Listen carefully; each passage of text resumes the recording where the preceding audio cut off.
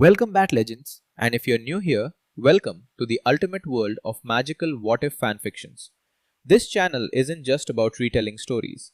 Here, we explore alternate destinies, power awakenings, and the darkest secrets of the wizarding world that were never revealed. Quick note before we begin. Every story on this channel is originally written, creatively edited, and reimagined purely for storytelling and entertainment purposes. So each video delivers a fresh experience.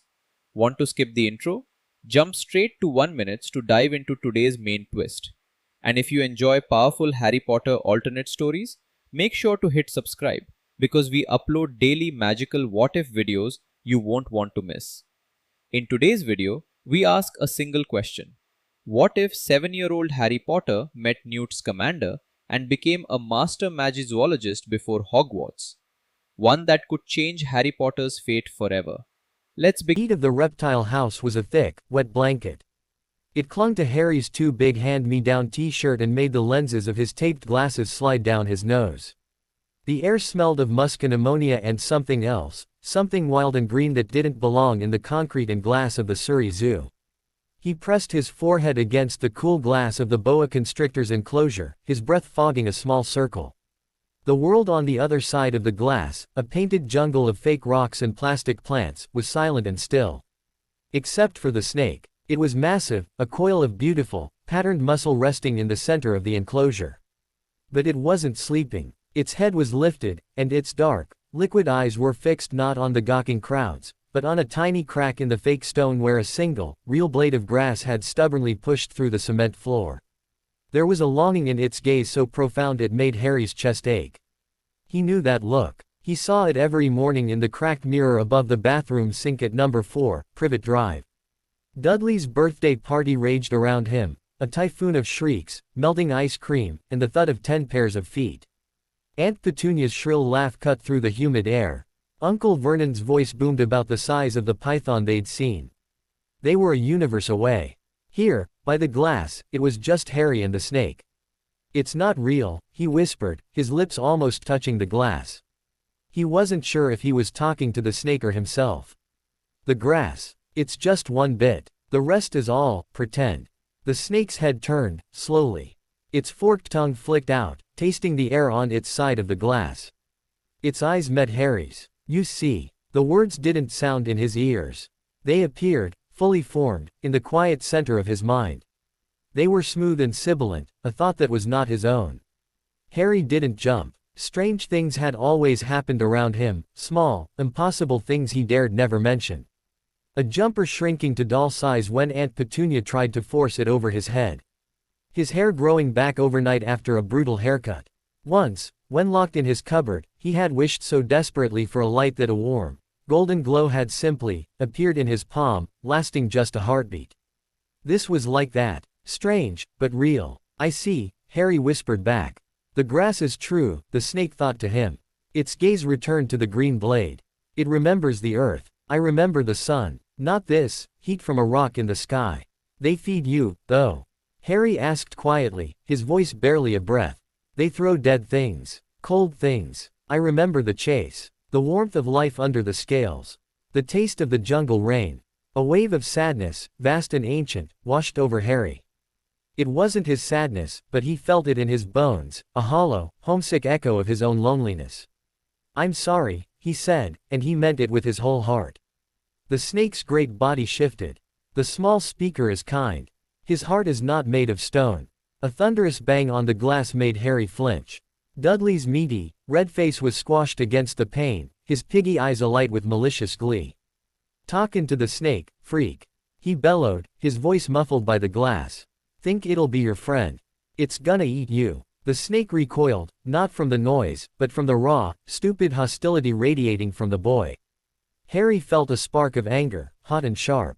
It wasn't the usual dull, accepting ache. This was a flame. "Leave it alone," he thought fiercely. "He's just loud and mean. He doesn't understand." The glass under Dudley's hands wavered. It didn't shatter. It simply ceased to be. One moment it was a solid barrier, the next, it was empty air. Dudley, leaning his full weight against it, gave a comical yelp and toppled forward, landing with a thud on the fake jungle floor right at the boa constrictor's tail. Chasm. A woman screamed. Uncle Vernon roared. The snake moved with a speed that belied its size. It didn't strike at Dudley, who was now wailing in terror. It raised its head, tasting the sudden rush of free air, the distant, tantalizing scent of real trees carried on a breeze from the zoo's parkland. Thank you, Speaker. The thought was a rush of pure, unfettered joy. The great serpent surged forward, a river of gleaming scales, slipping past the paralyzed Dudley and out into the open walkway of the reptile house. People fell back, screaming, as it flowed between them with serene, powerful grace, heading straight for the wide-open exit door. Harry stood frozen, a statue amidst the panic. He watched the snake's tail disappear into the sunlight. A wild, fierce happiness bloomed in his chest. He did it. He set it free. Then the hand closed on his shoulder like a vice. The car ride home was a silent, vibrating tomb. Uncle Vernon's knuckles were white on the steering wheel. Aunt Petunia kept making small, sharp sounds like a tea kettle about to explode. Dudley, traumatized and furious, had been given a large chocolate bar and was now glaring at Harry from the front seat, his beady eyes promising unimaginable retribution. No supper. That was a given. A week in his cupboard, at least. Maybe more. Harry sat in the dark, curled on his thin mattress, listening to the distant sounds of the television. The happiness had curdled into a cold, hard knot of fear in his stomach. But beneath the fear, like that blade of grass in the cement, was a stubborn, undeniable truth. He had spoken to a snake. It had spoken back. He had made glass vanish. He had done magic. The word, never before formed so clearly in his mind, hung in the dusty air of the cupboard. Magic. Hours later, long after the house had fallen into a creaking, groaning sleep, the punishment began. Not the expected beating or shouting. Something worse. Uncle Vernon's bulk filled the doorway to the cupboard, blocking the sliver of light from the hall. Out, he grunted, his voice low and dangerous. Harry scrambled to his feet, his heart hammering against his ribs. They didn't go to the kitchen or the living room. Vernon led him to the back garden, under the sickly yellow glow of the security light. In the center of the lawn lay Harry's few possessions, his broken toys, his few clothes, the picture of the smiling motorcycle man he'd secretly cut from a library book. Aunt Petunia stood beside them, a bottle of paraffin in her hand, her face a mask of pinched, righteous disgust. Freakishness, Vernon stated, his voice trembling with suppressed rage. Unnatural. We have tolerated it. We have fed it and housed it.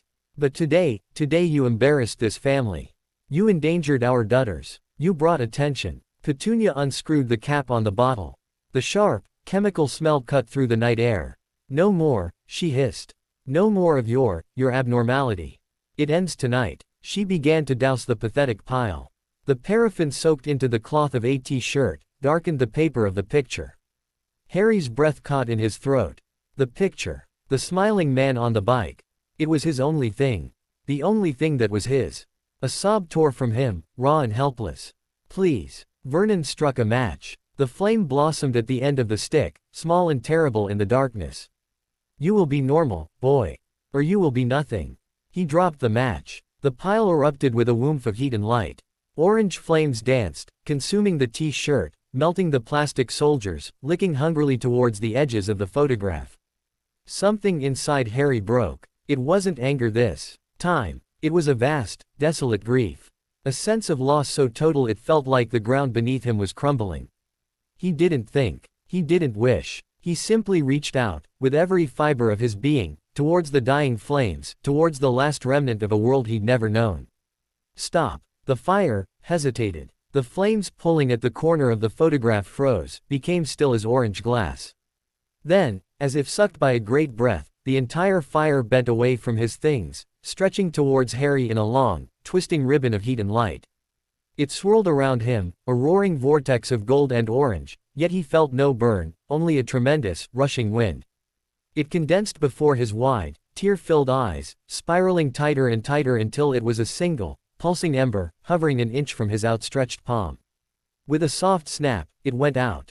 Silence. Deep, absolute silence, broken only by the ragged sound of Harry's breathing. The pile of his belongings was untouched. Not even smoke rose from them. The paraffin was gone. Aunt Petunia made a sound like a mouse being stepped on.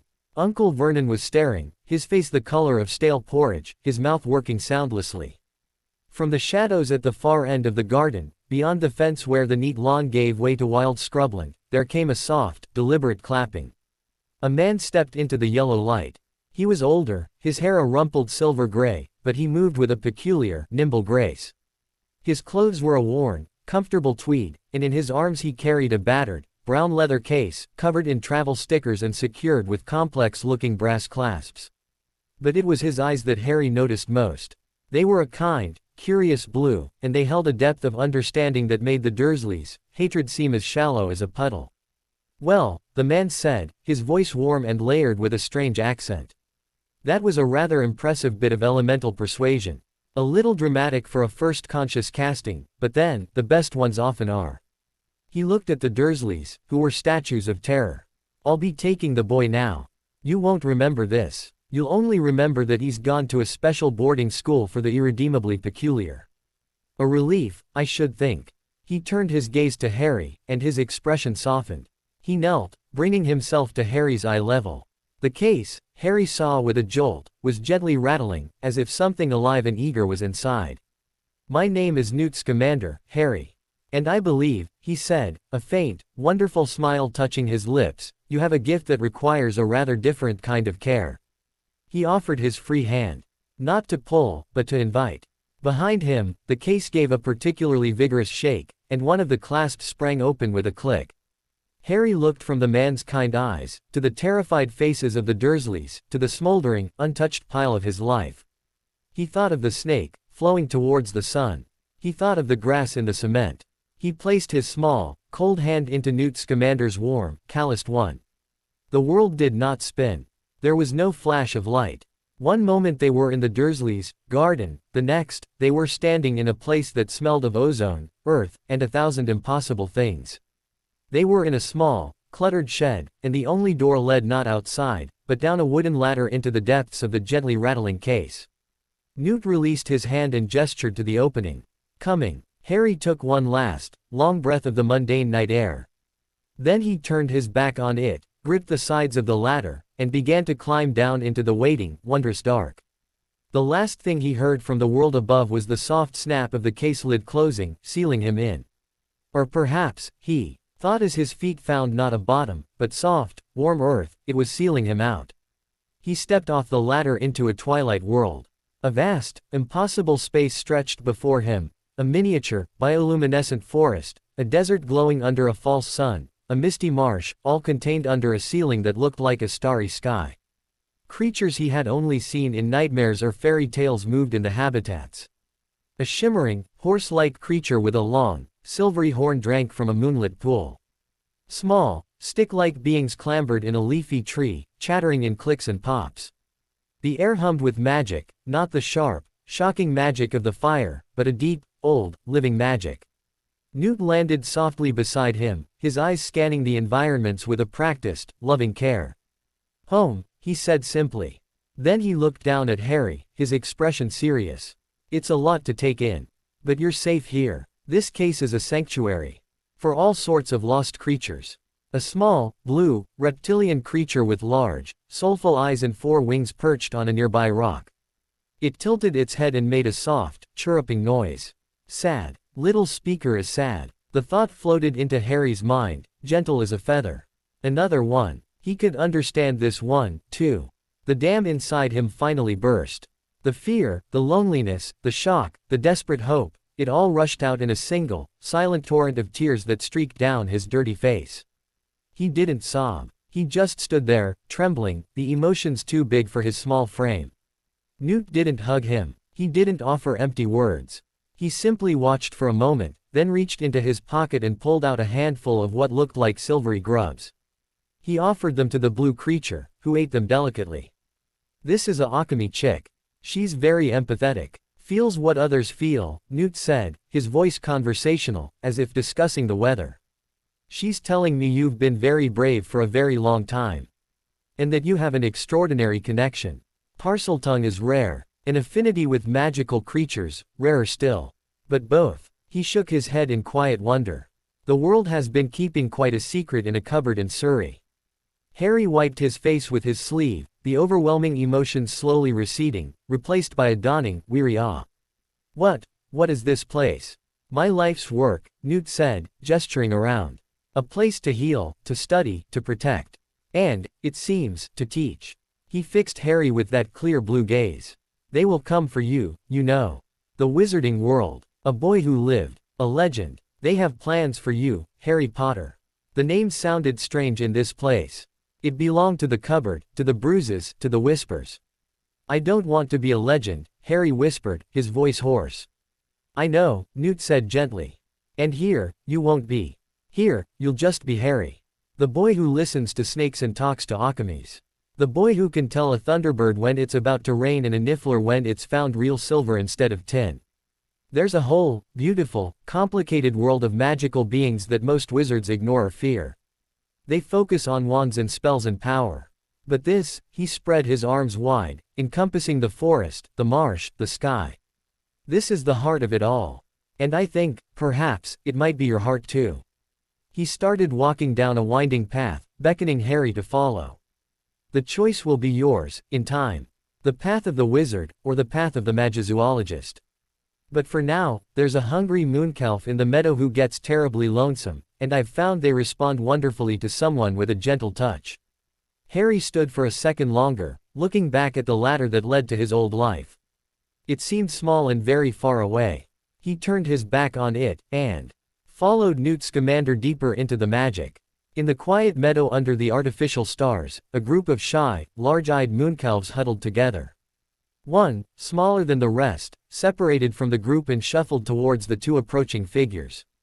It blinked its huge, pale eyes at Harry, let out a soft, melodic hum, and gently nudged his hand with its velvety nose. A feeling, not words this time, but a pure, simple emotion, curiosity, tinged with a gentle welcome, flowed from the creature into Harry. It was peace. It was belonging. For the first time in his 7 years of memory, Harry Potter smiled a true, unguarded smile. Above them, unseen by Harry, Newt Scamander watched the boy and the mooncalf, his own eyes suspiciously bright. He looked up towards the sky of his case, as if seeing through it to a world of politics and prophecies and looming war. They won't know what to do with you, he murmured, too low for Harry to hear. And that, my boy, might just be your greatest strength. In the pocket of his tweed coat, a folded, official-looking letter with a crest bearing a lion, an eagle, a badger, and a snake, began to glow with a faint, persistent heat. An invitation, 11 years early. A destiny, waiting. But down in the case, surrounded by creatures, Harry simply sat in the soft grass, letting the mooncalf rest its head in his lap, its warm weight a solid, real comfort. The ghosts of cupboard shadows and the echoes of Vernon's rage faded, replaced by the hum of magical life.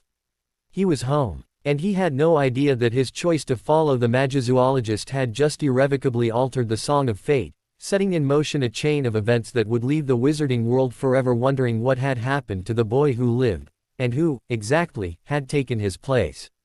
The darkness inside the case was not the oppressive black of the cupboard under the stairs.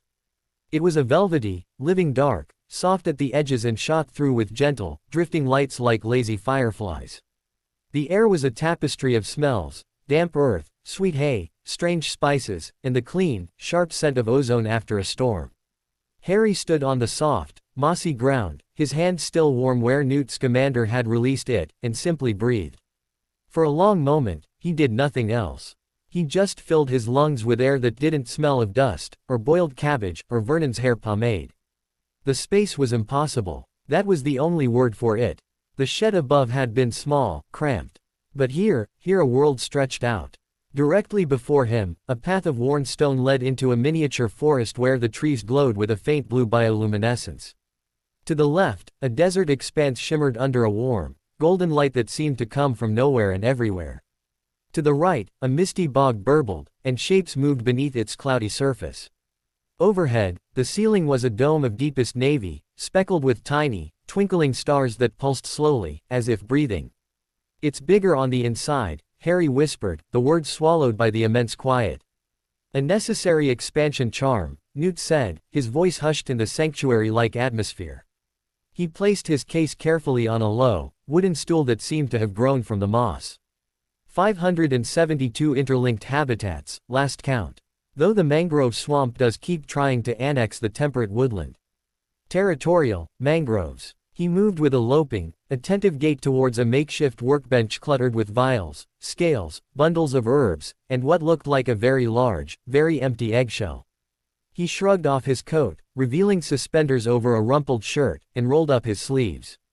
He belonged here, in this impossible place, as utterly as Vernon belonged behind a desk or Petunia in her pristine kitchen. Harry did not feel he belonged. He felt like a speck. A stunned, dirty speck in oversized clothes. The adrenaline that had carried him from the garden fire was fading, leaving a hollow, trembling exhaustion in its wake. The images of the last hour played behind his eyes. The vanishing glass, the coiling snake, the match falling, the fire bending to his will. Magic. The word echoed again, but now it felt less like a secret and more like a verdict. A soft chirrup came from his right. The small, blue, winged reptile, the Akami chick, Newt had called it, had fluttered from its rock to perch on the edge of the workbench. It cocked its head, its large, pupil-less eyes fixed on Harry. Lost. Little speaker is lost. The thought was a whisper in his mind, tinged not with pity, but with simple observation. It was true. He was utterly, completely lost. She's quite right, Newt said, not looking up as he measured a pinch of glittering powder into a mortar. It's a lot to process. Best not to try and process it all at once. Start with the ground under your feet. It's Welsh moss. Very resilient. Quite fond of Chopin if played on a celesta, but we haven't got one of those handy. Harry looked down. The moss was indeed soft and springy, a deep green threaded with silver. He wiggled his toes in his worn-out trainers. It felt real. Solid. Where are we? He asked, his voice small. Geographically. Still in Surrey. My case is currently leaning against your aunt's hydrangea bush, which I'm afraid may now have a slight inclination towards producing miniature hummingbirds. Temporally. It's just past midnight. Practically. Newt finally turned, wiping his hands on a cloth. We're in the one place in the world where you are currently meant to be. He said it with such unshakable conviction that Harry almost believed him. But, the Dursleys. The fire. They'll be looking for me. Newt's expression softened. They won't. I cast a rather strong confundus charm mixed with a memory modifier. They will have a perfectly logical, non-magical memory of a representative from St. Brutus's secure center for incurably criminal boys arriving to collect you for early admission. They will be relieved. They will tell the neighbors. And they will never think to look for you again. The finality of it should have been terrifying. It was a door slamming shut on his entire life. But the door had led to a cupboard. The silence that followed Newt's words was not filled with dread, but with a bewildering, empty sort of peace. Now, Newt said, clapping his hands together softly. Priorities. You're in shock. You need sugar. And something small and non-judgmental to focus on. He reached into a pocket and pulled out a slightly squashed bar of Honeydukes chocolate. Eat this. Then, we'll see to Dougal. He handed Harry the chocolate and walked towards the forest path. Harry stared at the brightly wrapped bar. He'd never had a whole chocolate bar to himself. He tore the wrapper carefully and took a small bite. The flavor was explosive, rich, sweet, with a hint of toffee and something that crackled faintly on his tongue. A warmth spread through his chest, unknotting some of the tightness. As he ate, following Newt at a distance, he took in more details.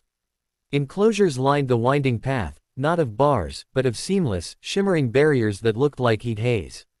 In one, a majestic creature with the body of a horse and an eagle's head and wings preened its silver feathers.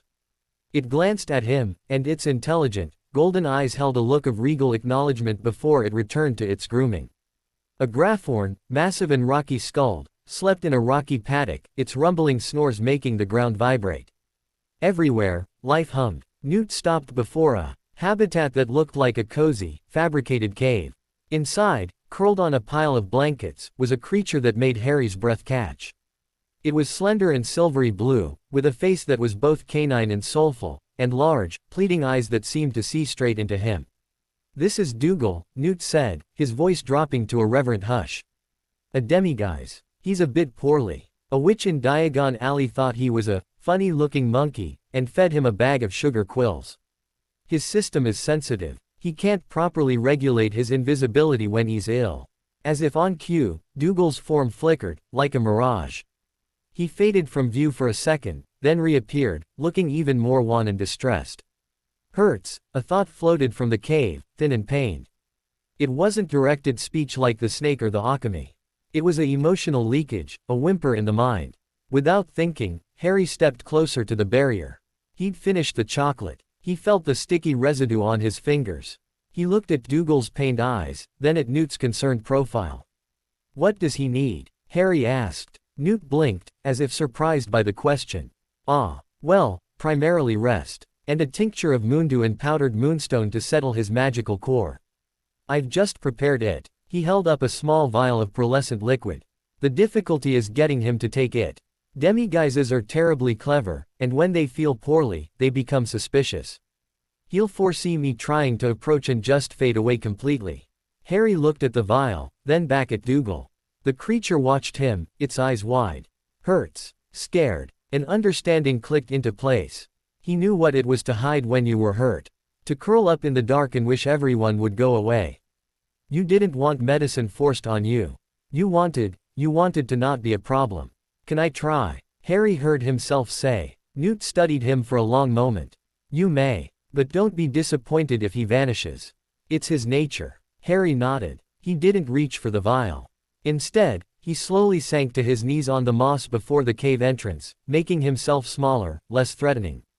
He didn't look directly into Dougal's eyes, but let his gaze soften, looking at the creature's general form. He thought not about the medicine, but about the feeling of the warm chocolate in his stomach, the softness of the moss, the quiet hum of the case.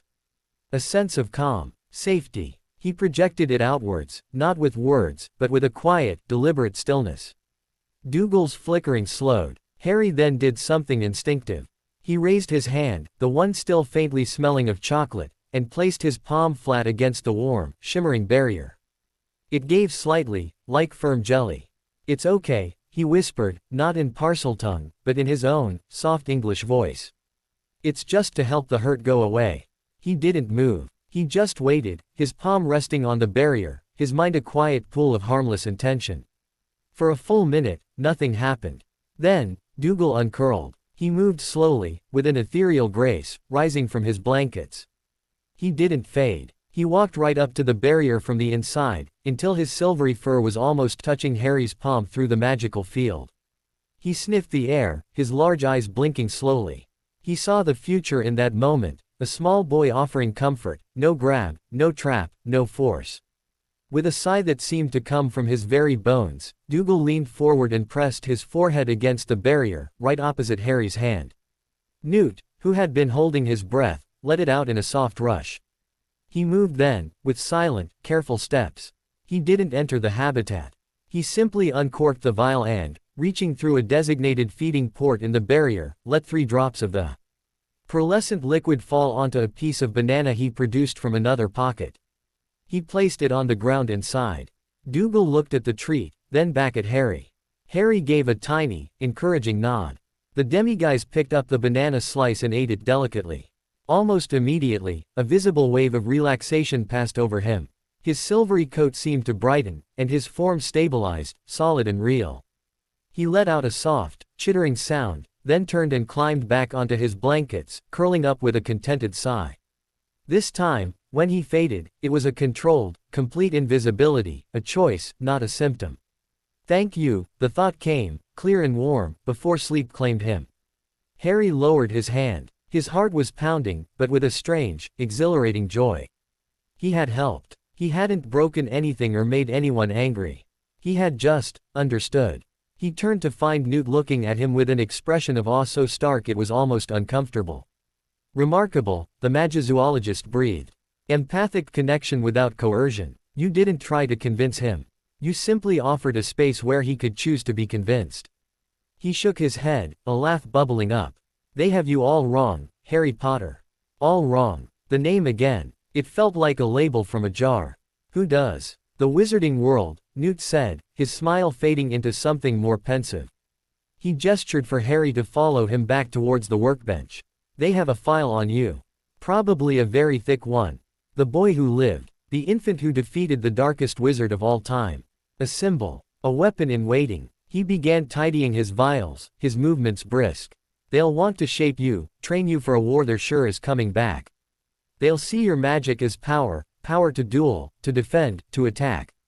He paused, looking Harry directly in the eyes. But magic isn't just a weapon. It's a language. The first language. The one everything living understands on some level. You've just spoken it, to a demiguise. You spoke it to a boa constrictor. That isn't power as they define it. That's kinship. Kinship. The word resonated in Harry's hollow places. He had never had kinship. What do you see when you look at me? Harry asked, the question torn from him. Newt considered. I see a child who has been treated like a creature in a cage. And I see a natural magizoologist. A seeker, not a fighter. A listener. The world is filled with people shouting spells. It has a desperate shortage of those who will listen to what magic itself is trying to say. He walked to a wall where a large, detailed map was pinned. It wasn't of any country Harry recognized. It was a swirling, magical map, showing moving constellations and shifting, biome-like patches. My offer is this, Harry. You can stay here, with me. Learn about this. He gestured around the case. Learn the language of creatures, the rhythm of magical ecosystems. Learn to heal, to protect, to understand. It will not be an easy path. It will be messy, and strange, and often overlooked. You won't be a hero in the story they want to tell. Harry looked at the map, at the glowing forest, at the now invisible Dougal. He thought of the prophecy Newt had mentioned, the war, the weight of a title he'd never chosen. The thought of more expectations, more people wanting something from him, made him feel sick. And the other path, he whispered. The other path leads to a school called Hogwarts, in time. To wand lore and transfiguration and the history of wizarding wars. To being Harry Potter, day in, day out. To being prepared for a confrontation with a shadow from your past. Newt's voice was gentle, but stark. That path needs brave wizards too. But it is not the only path. The choice hung in the air, as real and tangible as the moss underfoot. Harry was 7 years old. He was tired, he was scared, and he was more at home in this impossible suitcase than he had ever been in Privet Drive. He didn't have the words for a grand decision. So he used the only ones he had. Can I stay with Dougal for a little while? He asked. In case he wakes up. A profound tenderness crossed Newt Scamander's face. He understood. The choice wasn't being made with a declaration. It was being made with a quiet act of care. Of course, Newt said. I'll be just over here, mucking out the Niffler enclosure. They've been hoarding my teaspoons again. He moved away, leaving Harry alone in the soft glow of the habitat lights. Harry sat back down on the moss, drawing his knees to his chest. He watched the empty space where Dougal slept. The case sighed and settled around him, a living, breathing entity. For the first time in his life, the silence was not empty. It was full of potential. It was full of whispers he was just beginning to hear. He didn't know it then, but high above, in the world of hydrangea bushes and sleeping suburbs, the letter in Newt's coat pocket glowed once, fiercely, and then went dark, as if a circuit had been gently, irrevocably severed. A different future had been acknowledged. And deep in the Ministry of Magic, in a department filled with spinning orbs and dusty prophecies, one silvery sphere, labeled SPT to APWBD the Chosen One, flickered, its inner light clouding for a moment, as if the path it foretold had suddenly branched into a deep, uncharted forest. In the suitcase sky, Harry Potter, age 7, closed his eyes. Not in sleep, but in listening. And in the warm dark, he heard it, the gentle, rhythmic breathing of an invisible creature, trusting him enough to rest. It was the first true sound of his new life. The first few days in the case passed in a blur of quiet wonder and exhausting adjustment. Harry slept, at first, for what felt like years. Newt had conjured a small, comfortable bunk in a nook near the workbench, with walls of living willow that curved gently overhead. It felt like sleeping inside a nest. There were no locks, no spiders, unless you counted the friendly, crystal-bodied arachne that occasionally spun decorative, musical webs in the upper branches. Harry would lie awake, listening to the hum and chirr and rustle of the habitats, and feel a safety so profound it was almost disorienting. Newt did not overwhelm him. He gave him simple tasks. The bowtruckles in the forest habitat prefer woodlice, but you have to check they're not the iridescent ones from the marsh. Give those to the horklumps, they'll eat anything. Or, this is Moonkalf dung. Excellent fertilizer. Just scoop, don't inhale deeply. It was grounding, physical work. His hands, which had only known scrubbing and weeding, learned the gentle pressure needed to lift a sleeping puffskein, the precise angle to pour nutrient solution into a pitcher plant without startling the dirigible plum seedling growing inside. He learned the rhythms. The false sun in the desert dimmed to twilight at 7 p.m. The bioluminescent fungi in the forest brightened at night. The Akami chick, whom he'd started calling Ceres, would grow restless an hour before feeding time, her wings shimmering with anticipation. And he listened. The case was never silent. It spoke in 1,000 tongues. The chitter of bowtruckles was a rapid, clicking gossip. The low rumble of the grapphorn was a contented earthquake.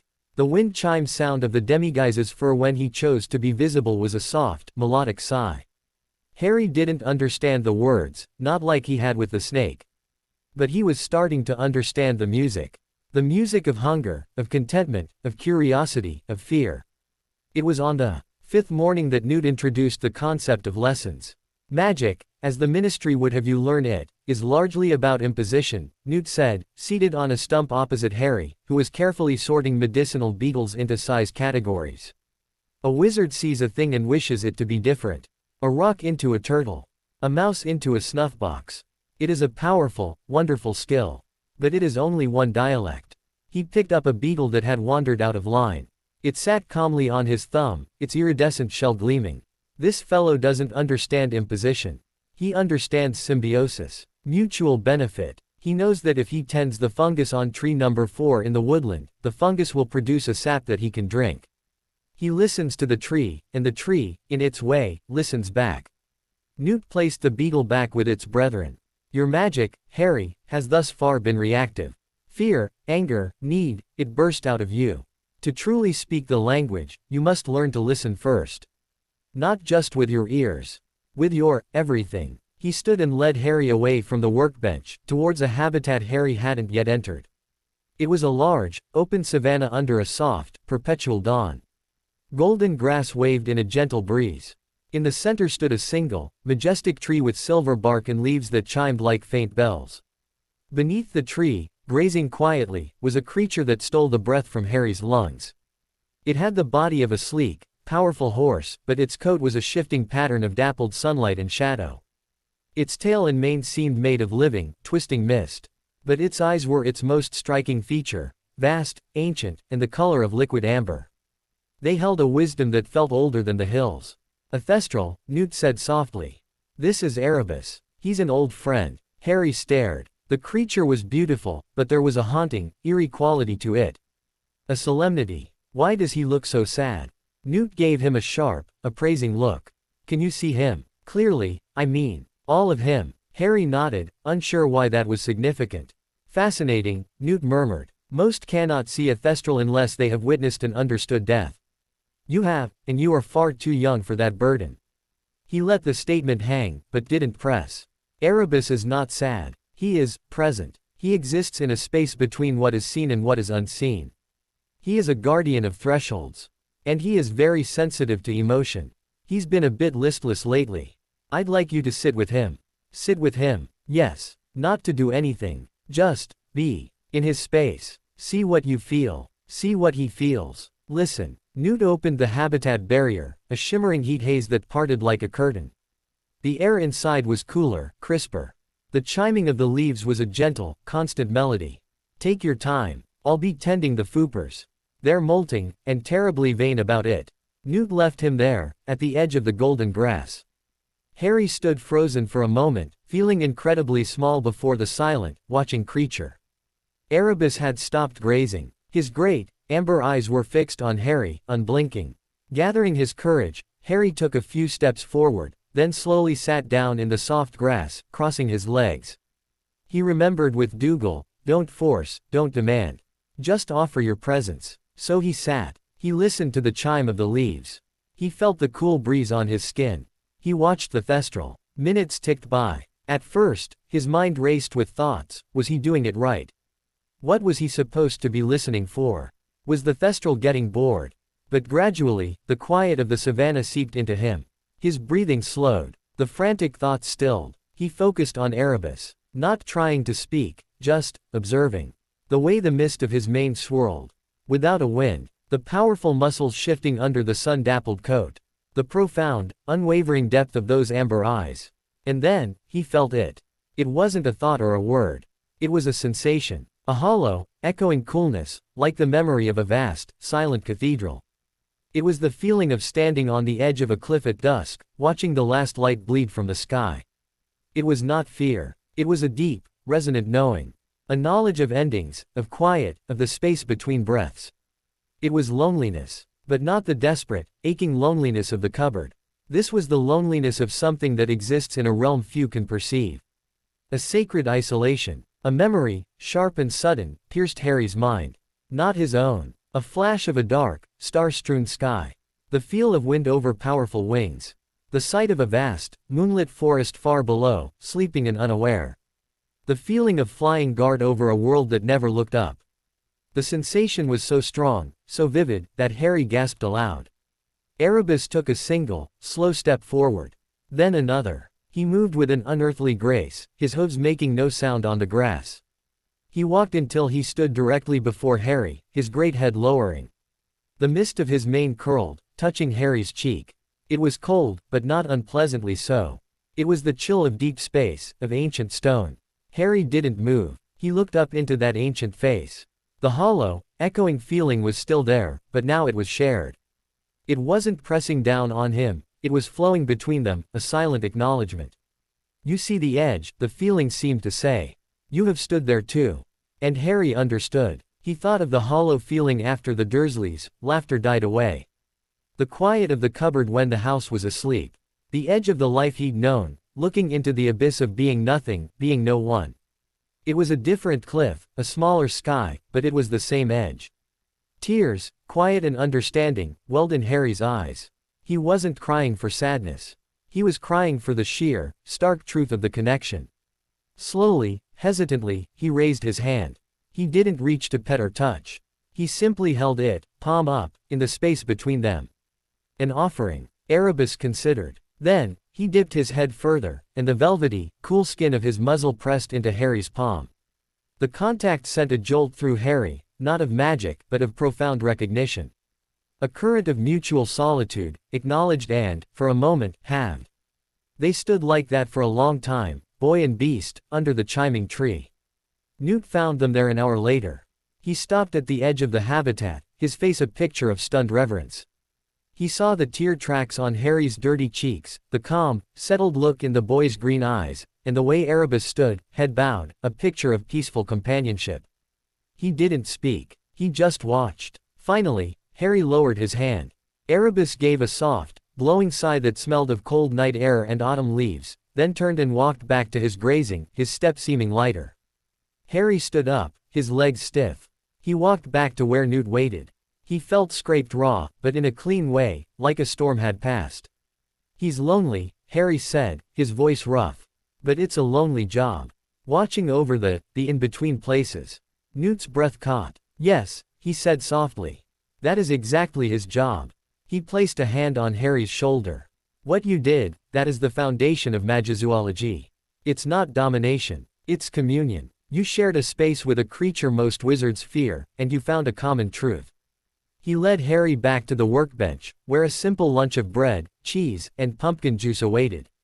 The magic you used today wasn't wand magic. It was heart magic, soul magic. It's untrainable by conventional means, but it can be deepened, honed. Can I learn to do it with everything? Harry asked, biting into the bread. It was the most delicious thing he'd ever tasted. In time, Newt said. It starts with the creatures. They are more pure in their magical essence. Less cluttered with thought and ego. They are the best teachers. For the next week, Harry's lessons continued in this vein. He sat with the nervous moonkelves, projecting calm until they would dance for him in the moonlight. He learned the difference between a hungry click and a threatened click from the bowtruckles. He helped Newt groom the Graphorn, his small hands working alongside Newt's, feeling the immense, patient power vibrating under the rocky hide. He was accumulating a vocabulary of feelings, of silent understandings. He also grew stronger. Regular meals, fresh air, and purposeful work filled out his thin frame. The constant, watchful fear in his eyes began to recede, replaced by a spark of curious intelligence. One evening, as Newt was repairing a harness for the Occamy who was growing at an astonishing rate, he brought up the outside world for the first time since Harry's arrival. "We cannot stay tucked away in Surrey forever," Newt said casually, threading a magical resilient thread. "The creatures need certain things, specific minerals, seasonal plants, that I must procure. And I have commitments. Observations for the ministry, though I try to keep those minimal." Harry felt a clutch of panic. Leaving the case meant the possibility of being seen, of being taken. "Will I have to go back out there?" "No," Newt said firmly. "You are under my protection. But I thought you might like to see a bit of the wizarding world. From a safe distance. We need more ingredients. I thought a trip to Diagon Alley might be in order." Diagon Alley. The words were magical in themselves. The place with the shops. The very one. "We'll go under glamours. Disguises. You'll stick close to me. It will be overwhelming, but it's important you know this world exists. That it's not all gardens and angry relatives." The plan was set for the next day. That night, however, the case had its own ideas. Harry was woken not by a sound, but by a shift in the feeling of the air. The usual peaceful hum was gone, replaced by a tense, staticky buzz. He sat up in his willow bunk. The magical stars above were dim. A low, distressed wail echoed from the direction of the marsh. He scrambled out, barefoot, just as Newt came hurrying from his own sleeping area, pulling on his coat. His face was alert, concerned. "What is it?" Harry whispered. "The Zoo," Newt said, his voice tight. "From the distress call, it's having a night terror. It's a Chinese creature, immensely powerful, tremendously gentle when calm. But when it panics," he didn't finish. He grabbed his case of emergency potions and tools. "Stay here, Harry. The barriers on its habitat are strong, but if it's truly agitated." But Harry was already moving, pulling on his own trainers. He couldn't explain it, but the wave of fear coming from the marsh wasn't just noise. It was a shriek of pure, unadulterated terror, the kind that shreds the mind. He couldn't stay behind. Newt saw the determination on his face and, after a brief internal struggle, nodded sharply. "Stay behind me. Do not, under any circumstances, cross the habitat barrier." They ran through the case, past sleeping creatures now stirring uneasily at the psychic disturbance. The marsh habitat was at the far end, a landscape of glowing lily pads and twisted, black trees. The barrier here was a visible, pulsing blue. Inside, the Zoo was a cyclone of destruction. It was a magnificent beast, larger than a tiger, with the flowing mane of a lion and 5 tufted tails that lashed like serpents. Its multicolored fur should have been glorious, but now it was puffed out in terror. It was shrieking, a sound that pierced the ears and the mind, as it flung itself against the far wall of the habitat, claws raking deep gouges in the enchanted earth. Its eyes, usually intelligent and kind, were wide, white-rimmed pools of sheer panic. "It's reliving its capture," Newt said grimly, shouting to be heard over the wails. "Poachers used Confringo curses. The sound of explosions sets it off. A storm must have passed overhead, the thunder." He was fumbling with his potion case, looking for a calming draft he could aerosolize. But the Zoo was moving too fast, a blur of color and violence. Harry stood frozen, not by fear of the creature, but by the torrent of its emotion. It was a tsunami of memories, flashes of net and spell light, the smell of burning fur, the roars of other trapped creatures, the crushing sense of confinement. It was drowning in the past. Newt raised a wand Harry hadn't seen him carry before. "I'll have to stun it. It's too dangerous." "No." The word was out of Harry's mouth before he could think. Stunning felt like violence. It felt like what the poachers had done. He stepped closer to the barrier, ignoring Newt's sharp warning. He didn't try to push through. He pressed his hands against the pulsing blue light and did the only thing he could think to do. He didn't try to send calm. Calm was a lie in the face of this terror. Instead, he opened himself up. He remembered his own moments of pure panic. The cupboard lock clicking, Vernon's raised hand, the feel of the glass at the Zoo just before it vanished. The heat of the fire. He remembered the feeling of being trapped, of screaming inside with no sound coming out. He took that feeling and he pushed it towards the Zoo, not as an attack, but as a signal. I know this feeling. You are not alone in it." The Zoo froze in mid-leap. It landed, muscles coiled, and its head snapped towards Harry. Its terrified wail cut off into a ragged, panting growl. Newt held his breath, wand still raised. Harry didn't look away from the creature's wild eyes. He let his own fear show, his own understanding of captivity. He poured out his memory of the first moment in the case, the feeling of space, of safety, of the lock being gone. This is not a trap, he thought, pushing the concept with all his might. This is the opposite of a trap. This is the sky. The Zulu took a shuddering step forward. Then another. It was still panting, its flanks heaving, but the mindless violence was gone from its eyes, replaced by a desperate, searching confusion. It padded right up to the barrier, until its face was inches from Harry's small hands, separated only by the shimmering blue light. It sniffed the air, its 5 tails drooping slightly. A low, heartbroken whine replaced the growl. Sky. The concept was fractured, half memory, half hope. Yes, Harry thought back, pouring every ounce of his certainty into the thought. He pictured Erebus flying under the stars. He pictured the open savanna. He pictured the top of the case, open to the real sun. Sky. Here. Safe. The Zulu stared at him.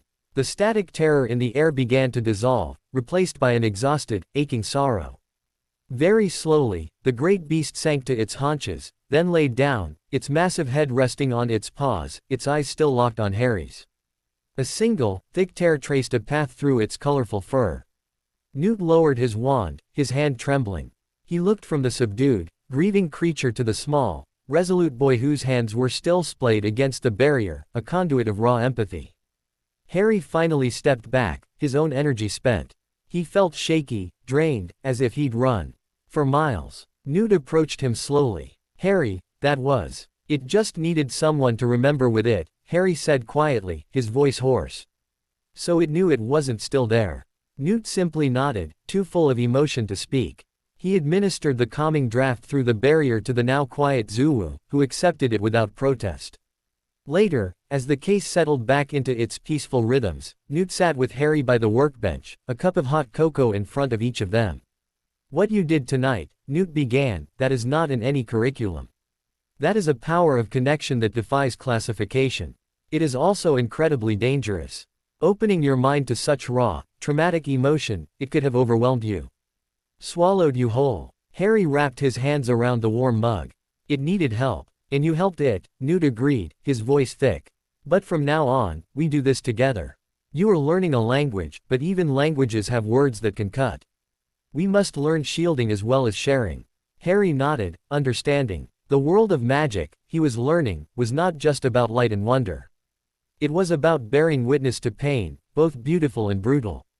About Diagon Alley tomorrow, Newt said, his expression turning serious. After tonight, I believe it is even more important you see it. You saw the terror of a creature captured by our world. Now you should see the wonder that world can also produce. The balance. He finished his cocoa. Get some sleep. Big day tomorrow. But as Harry lay in his bunk, sleep was slow to come. The Zulu's remembered fear still echoed faintly in his bones, a somber counterpoint to the usual lullaby of the case. He thought of the outside world, a place that could create both the sanctuary of this case and the poacher's curses. He was no longer just a boy hiding from relatives. He was becoming something else. A speaker, a listener, a bridge between the wild, magical heart of the world and the society that sought to control it. And tomorrow, he would step, disguised, into that society's brightest street. The thought thrilled and terrified him in equal measure. Above, in the real world, the moon passed behind a cloud, casting the quiet suburb into deeper shadow. Against the hydrangea bush, the battered leather case sat innocently. Inside, a boy and a menagerie of magical beings slept, while a wounded Zulu dreamed, for the first time in years, not of fire and nets, but of an endless, open sky. The journey outside would begin at dawn. The world outside the case was a bombardment. Sound was the first assault, a cacophony of honking cars, screeching brakes, and the overwhelming buzz of London. Then smell, exhaust fumes, greasy pavement, 100 different perfumes and foods, and underneath it all, the damp, stone scent of a city that had stood for millennia. Finally, sight, a relentless tide of people, more people than Harry had ever seen, flowing like a river around them, their faces set in expressions of hurry or blank detachment. Harry gripped Newt's hand tightly, his knuckles white. He'd been given a simple gray cap to pull low over his forehead and a pair of non-prescription glasses with plain lenses that Newt said would diffuse his distinctive eyes. He felt horribly exposed, a small, fragile boat on a roaring sea of mundanity. Newt, however, moved through the chaos with the calm assurance of a fish in familiar waters. He guided Harry with gentle tugs, his own gaze sharp behind his spectacles, not at the crowds, but at the architecture, the alleyways, the spaces between. Just a bit further, Newt murmured, his voice a steady anchor in the din. Remember, breathe. It's just another ecosystem. A rather noisy, polluted one. They turned off the main thoroughfare into a shabbier side street. The noise lessened marginally. Then, Newt stopped before a grubby-looking pub wedged between a bookshop and a record store. The sign above the door, creaking in the faint breeze, depicted a cracked, steaming cauldron. The leaky cauldron, Newt said. The gateway. The inside was a slap of contrast. It was dark, warm, and smelled of wood smoke, butterbeer, and something earthy like peat. The noise of London vanished, replaced by a low hum of conversation, the clink of glasses, and the crackle of a fire. Wizards and witches in robes and odd hats sat at tables, some reading newspapers whose pictures moved, others engaged in animated talk. A tabby cat slept on the bar. For a moment, no one looked up. Then, as Newt steered Harry towards the back wall, a few eyes flicked their way. Recognition, then dismissal. Newt Scamander was known, but he was also peripheral. The boy with him was just a blurry-faced child. Harry felt the scrutiny like a physical touch and shrank closer to Newt's side. The barman, a wizened old man named Tom with a kind smile and very few teeth, nodded at Newt. "Mr. Scamander. Back so soon. Didn't expect you till next month for the Bundaman shipment." "Unexpected procurement trip, Tom," Newt said cheerfully, but his grip on Harry's shoulder was protective. "Just passing through." They moved through the pub and out into a small, walled courtyard. It was filled with empty barrels and rubbish bins. The high walls were covered in grimy London brick. It looked like a dead end. Newt drew his wand. Harry watched, mesmerized. It wasn't like the Dursleys' stories, not a gaudy fairy wand. It was a simple, worn piece of wood, darker in some places, smooth from use. Newt tapped a specific brick, 3 up and 2 across from the bin. The brick began to quiver. It wriggled, then folded in on itself. The bricks around it rippled, sliding and rotating with a low, grating sound of stone on stone. An archway formed, widening, and through it poured a flood of color, sound, and a magic so dense Harry could taste it on his tongue like sherbet. Diagon Alley. It was a street from a dream, crooked and cobbled, winding out of sight. Shop fronts leaned at charmingly impossible angles, displaying cauldrons of all sizes, broomsticks that gleamed, telescopes that peered back at him, and robes that sewed themselves in windows. Owls fluttered from perch to perch, their hoots mingling with the chatter of the crowd. Wizards bustled about their business, their robes swishing, their faces alive with purpose. The air shimmered with 1,000 different magics, the ozone of recent apparition, the sweet scent of potions' ingredients, the warm smell of baking bread from a nearby cafe. Harry's senses, already overwhelmed, went into a kind of blissful overload. This wasn't the quiet, organic magic of the case. This was magic celebrated, magic made into commerce and culture. It was dazzling. "Steady on," Newt said softly, a smile touching his lips as he watched Harry's awestruck face. "It's a lot. Stick close. And remember, you're just my nephew, here to observe." They stepped through the arch, and the brick wall sealed itself shut behind them with a finality that made Harry jump. He was in. He was truly in the wizarding world. The first hour was a blur of wonders. They visited the apothecary, where Newt purchased bundles of strange herbs and vials of liquids that glowed with inner light. The smell was pungent and complex, and Harry found he could almost feel the properties, the soporific hum of the valerian root, the sharp, clarifying buzz of the peppermint essence. At a seed shop, Newt selected packets whose contents rattled or whispered, and Harry saw faint auras around some of them, a soft gold, a deep purple. No one gave them more than a passing glance. Newt was clearly a known, if eccentric, figure. Harry, in his cap and plain glasses, was invisible.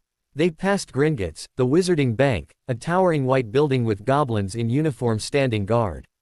Harry felt a cold, metallic taste in his mouth as he looked at it, a feeling of ancient, ruthless calculation, utterly different from the life magic of the creatures. Newt didn't go in. Another time, was all he said, his tone implying that time might be never. They passed Ollivander's, the wand shop. Its dusty window held a single, long box on a faded purple cushion. Harry felt a pull, a faint, musical vibration from within his own chest, as if something inside him was humming in resonance with the wands asleep inside. He stopped, staring. "Not today," Newt said gently, guiding him away. "A wand chooses the wizard, Harry. And when it does, it's a profound bond. But it's also a statement. It says, I am a wizard, in the traditional sense. There's no rush to make that statement." Harry understood. A wand would make him visible. To everyone. They were heading towards a quieter side alley where Newt said the best magical creature feed supplier was located when Harry saw it. Or rather, him. In the window of Flourish and Blott's bookshop was a towering display. A moving, smiling portrait of a man with a ridiculously flamboyant, lilac-colored turban and a nervous twitch in his eye was waving at passers-by. The banner above him read, Gilderoy Lockhart, signing copies of Magical Me, 2 p.m. today. But Harry wasn't looking at Lockhart. He was looking at the reflection in the glass. Behind him, across the busy street, partially obscured by a cart selling brass scales, a man was watching them. He was tall and thin, dressed in robes of black so deep they seemed to drink the light. His hair was dark and lank, framing a face that was pale and severe, with a hooked nose and eyes that were fixed, unblinking, on Newt and Harry. There was no curiosity in that gaze. It was assessment, calculation. A cold finger traced its way down Harry's spine. This was different from the casual glances in the leaky cauldron. This was a hunt. "Newt," Harry whispered, his voice barely audible. Newt, who had been examining a display of self-sharpening quills, followed Harry's gaze in the reflection. His body went very still for a fraction of a second, a predator sensing another.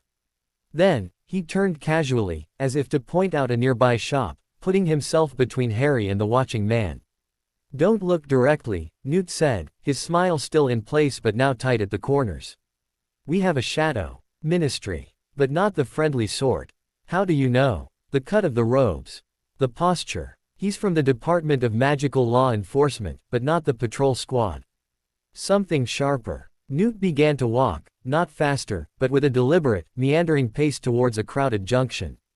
Likely an Auror. Or someone who wishes he was. They must have detected the untraceable underage magic from the garden. Or Mike Confundus' charm raised a flag. "They're looking for you." Fear, cold and slick, coiled in Harry's gut. They'd found him. They'd take him away. Send him back. Or worse, put him in a different kind of cupboard, one with wizards asking questions he couldn't answer. "What do? We lose him. And then we leave." Newt's voice was calm, but his eyes were scanning, planning. "The case is warded against all but the most invasive tracking spells. Once we're back inside, we're ghosts. But we need to get to a quiet place to descend." They turned down a narrower alley, Nocturne Alley, according to a rusted sign. The atmosphere changed instantly. The light dimmed. The shops here sold darker, shadier things, writhing objects in jars, unsettling books bound in what looked like skin. The few people here moved furtively, their faces hidden in hoods. The air felt greasy and cold.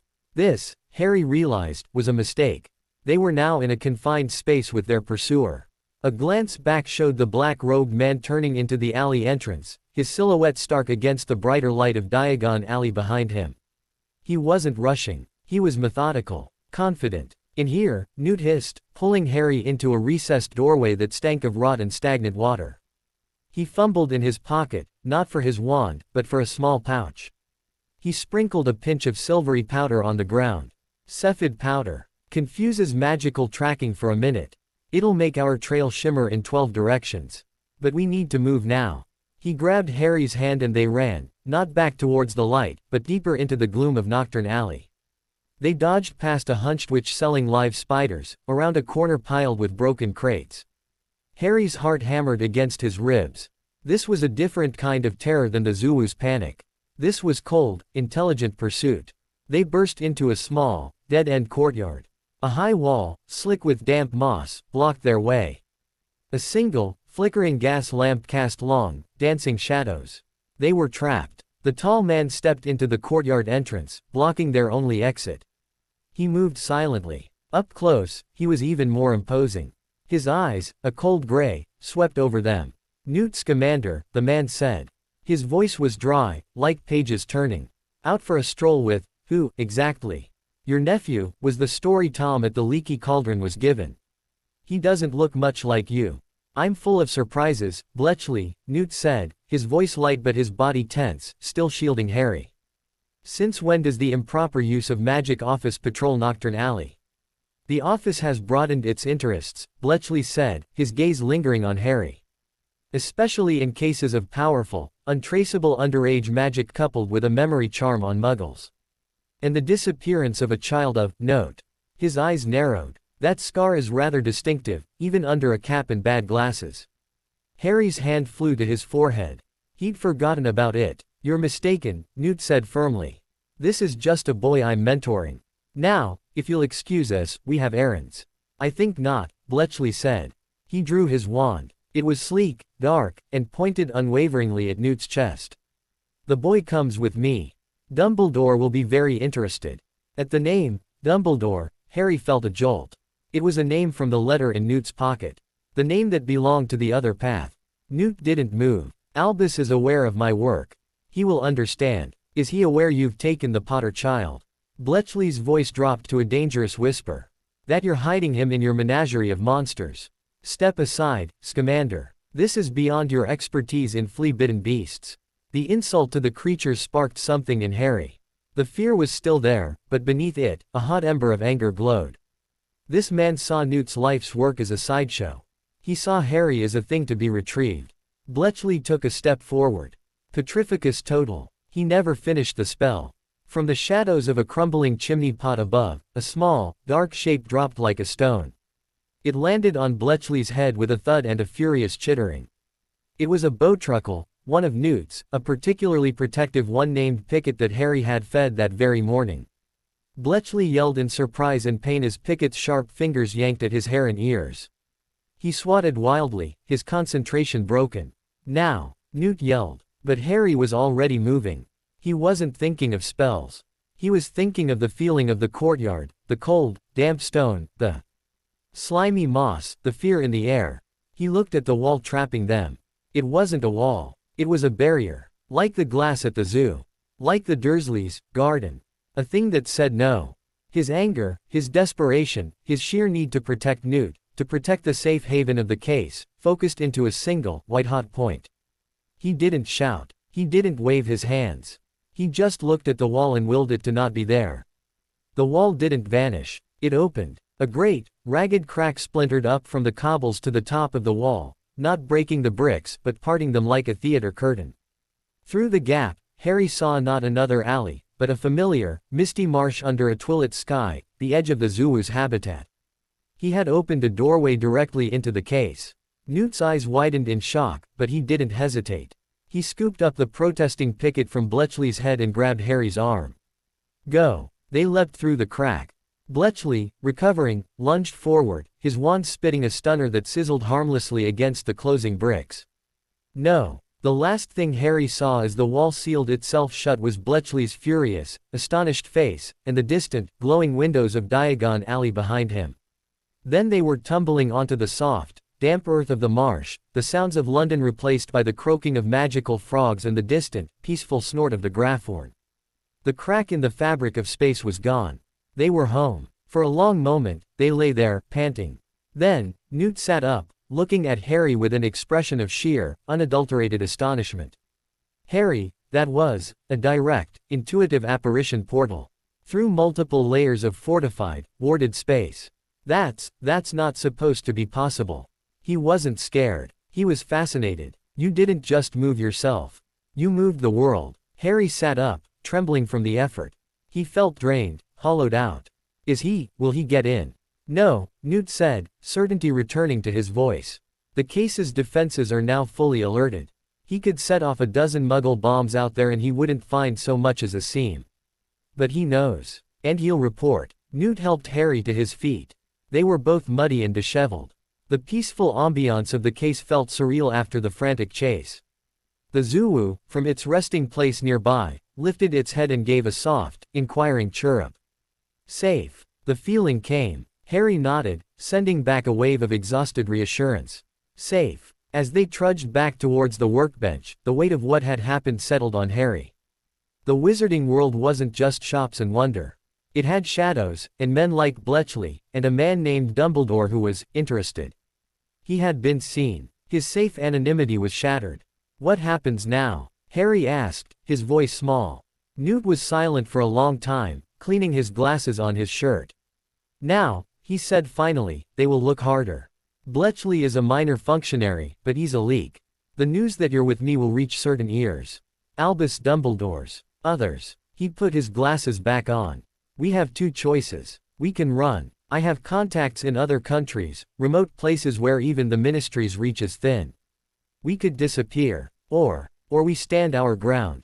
Newt looked at him, his blue eyes serious. We prove that you are exactly where you need to be. That this path is valid. That you are not a weapon in storage, but a student in training. It would mean, engaging. On our terms. Letting them see a fraction, to protect the whole. Harry thought of the towering white bank, the eager crowds around Lockhart, the cold eyes of Bletchley. He thought of the warm, trusting nudge of a mooncalf, the silent understanding of a Thestral, the grateful peace of a rescued Zulu. I don't want to run, Harry said, and he was surprised at the steel in his own voice. This is my home. They're my family. He gestured to the sleeping habitats around them. Newt's face softened into a proud, sad smile. Then we prepare, he said. Because they will come asking. And when they do, we must have an answer that is not just words. We must show them what a Magizoologist is. And what the boy who lived could become, if left to grow in the soil that suits him. That night, as Harry tried to sleep, the images of the day played behind his eyes. The brilliant wonder of Diagon Alley, and the chilling pursuit in the dark. The two faces of the world he was now part of. In his pocket, Newt felt the letter from Hogwarts heat up again, this time with a persistent, urgent burn. The lid of his case, up in the shed, gave a faint shiver, as if sensing probing magical tendrils brushing against its wards from the outside. They were safe, for now. But the walls, both brick and magical, had been tested. And Harry knew, with a certainty that settled deep in his bones, that his days of hidden, quiet learning were over. The world was at the door. And soon, he would have to decide how to answer. The marsh mud was cold and clingy. It seeped through Harry's trousers, a grounding, unpleasant sensation that pulled him back from the edge of a vast, ringing emptiness inside his head. He lay on his back, staring up at the fabricated twilight sky of the case, his chest heaving as if he'd run across all of London. Every part of him felt thin, stretched, like butter scraped over too much bread. Newt was kneeling beside him in an instant, his hands fluttering, unsure where to check for injury. Harry, can you hear me? Harry managed a weak nod. Speaking felt beyond him. His vision swam at the edges, the bioluminescent fungi in the nearby trees pulsing in a nauseating rhythm. Right. No moving just yet. Newt's voice was calm, but there was a sharp undercurrent of anxiety. He placed a hand on Harry's forehead, then his wrist, checking his pulse. His brow furrowed. Magical exhaustion. Profound. Your core isn't used to such a directed output. It's drawn on your own life energy. Like a car running on fumes after the petrol's gone. From somewhere, Newt produced a small, crystal phial filled with a viscous, gold liquid that seemed to contain its own soft light. Essence of phoenix tears. Incredibly potent. Just a drop. He carefully tipped a single, gleaming droplet onto Harry's tongue. The effect was instantaneous and strange. A wave of warmth flooded from his stomach outward, not fiery, but like the first gentle sunrise after a long, frozen night. The trembling in his limbs subsided. The hollow, scraped-out feeling remained, but it was no longer expanding. It was a settled emptiness, a room that had been cleared, not destroyed. What did I do? Harry croaked, his voice rough. Something magnificent and utterly terrifying, Newt said, helping him to sit up. He looked at the wall of the case where, moments before, a crack had opened to a London alley. It was now seamless, the moss and earth undisturbed. You didn't just apparate, which is moving yourself through space. You didn't just vanish an object.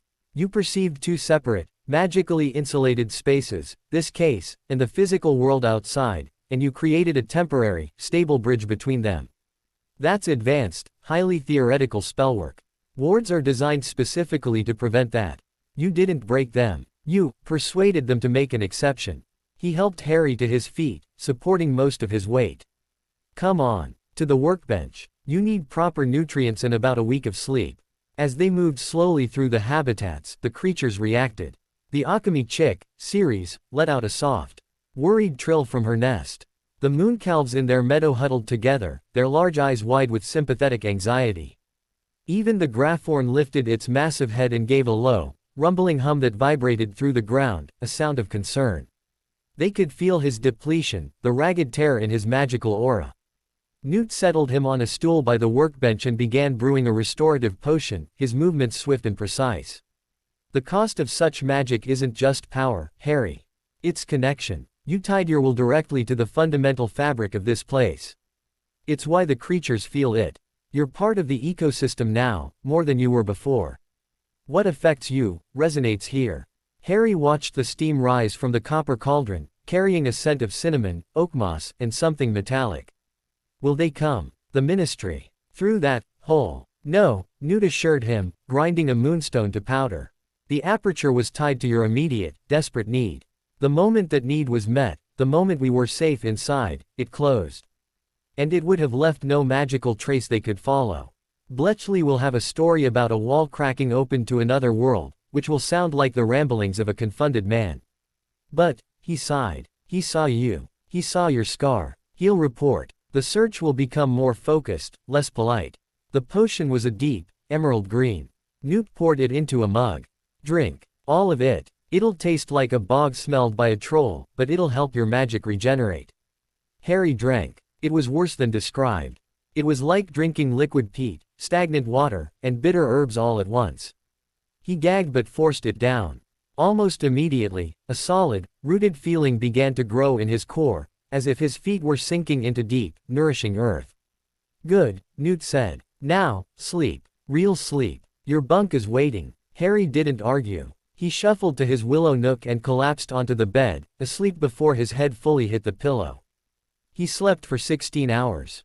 When he woke, the hollow feeling was still there, but it was a quiet space now, not a gaping wound.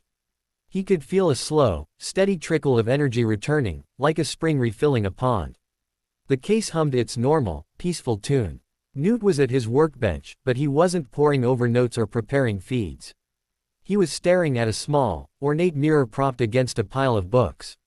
His expression was unreadable. Newt. Harry's voice was still a bit rough.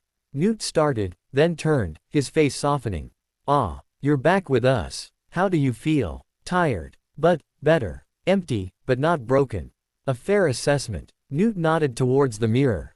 I've been contacted. By Albus Dumbledore. The name landed in the quiet space between them. Harry sat up slowly. The headmaster. The very same. It seems Bletchley's report, however incredulous it may have sounded, made its way up the chain. Albus has a unique network of intelligence. Newt picked up the mirror. This is a two-way communication device. He requested a conversation. About you. Fear, cold and familiar, prickled at Harry's neck. Are you going to send me away? No, Newt said, firm and immediate. That is not on the table. But we must talk to him. Ignoring Albus Dumbledore is like ignoring a tectonic plate. Eventually, you will feel the shift. It's better we control the conversation. He placed the mirror on the table between them. He'll be able to see you. And you him. Are you ready? Harry took a deep breath. He thought of Bletchley's cold eyes, the words, weapon in storage. He thought of the Zulu's trust, the Demiguise's quiet gratitude. He was not the boy from the cupboard anymore. He was Newt Scamander's apprentice. He nodded. Newt waved his wand over the mirror's surface and spoke. Clearly. Albus. We're ready. The glass shimmered, then cleared, not reflecting the room, but showing a different space entirely. A cluttered, circular office filled with whirring silver instruments, shelves of books, and a perch where a magnificent crimson and gold bird slept. Seated behind a large, claw-footed desk was Albus Dumbledore. Harry had seen pictures, blurry ones in the history books Newt sometimes left lying around. But the man in the mirror was more. His hair and beard were a silver waterfall, his half-moon spectacles perched on a crooked nose.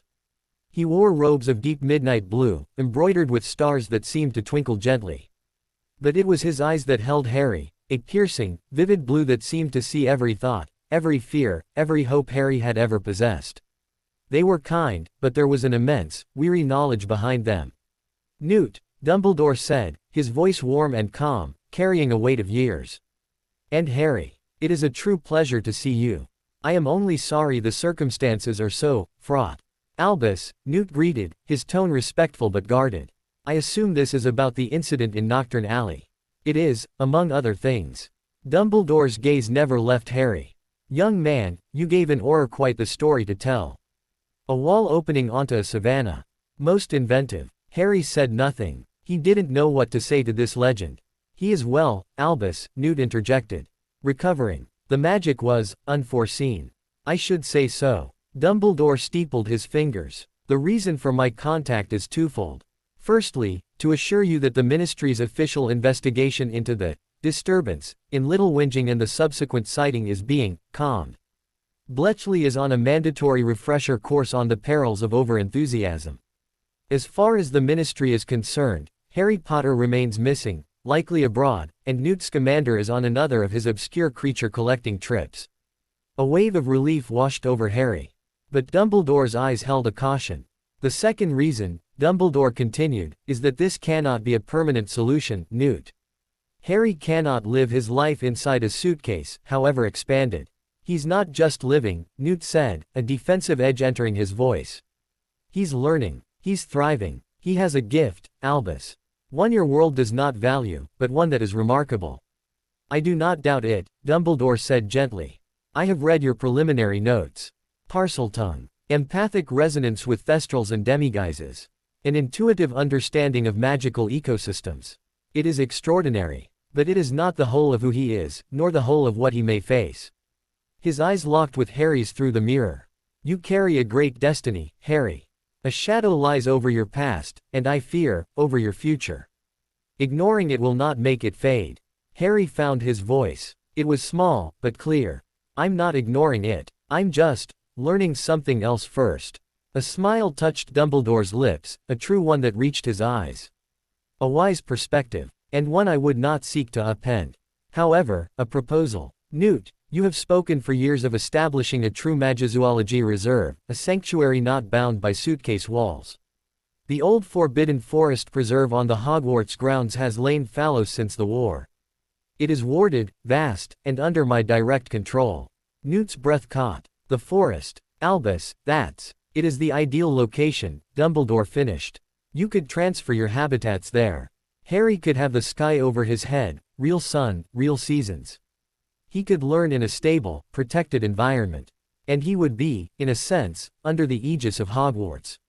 It would satisfy the Ministry's growing unease about an unregistered, powerful child being off-grid.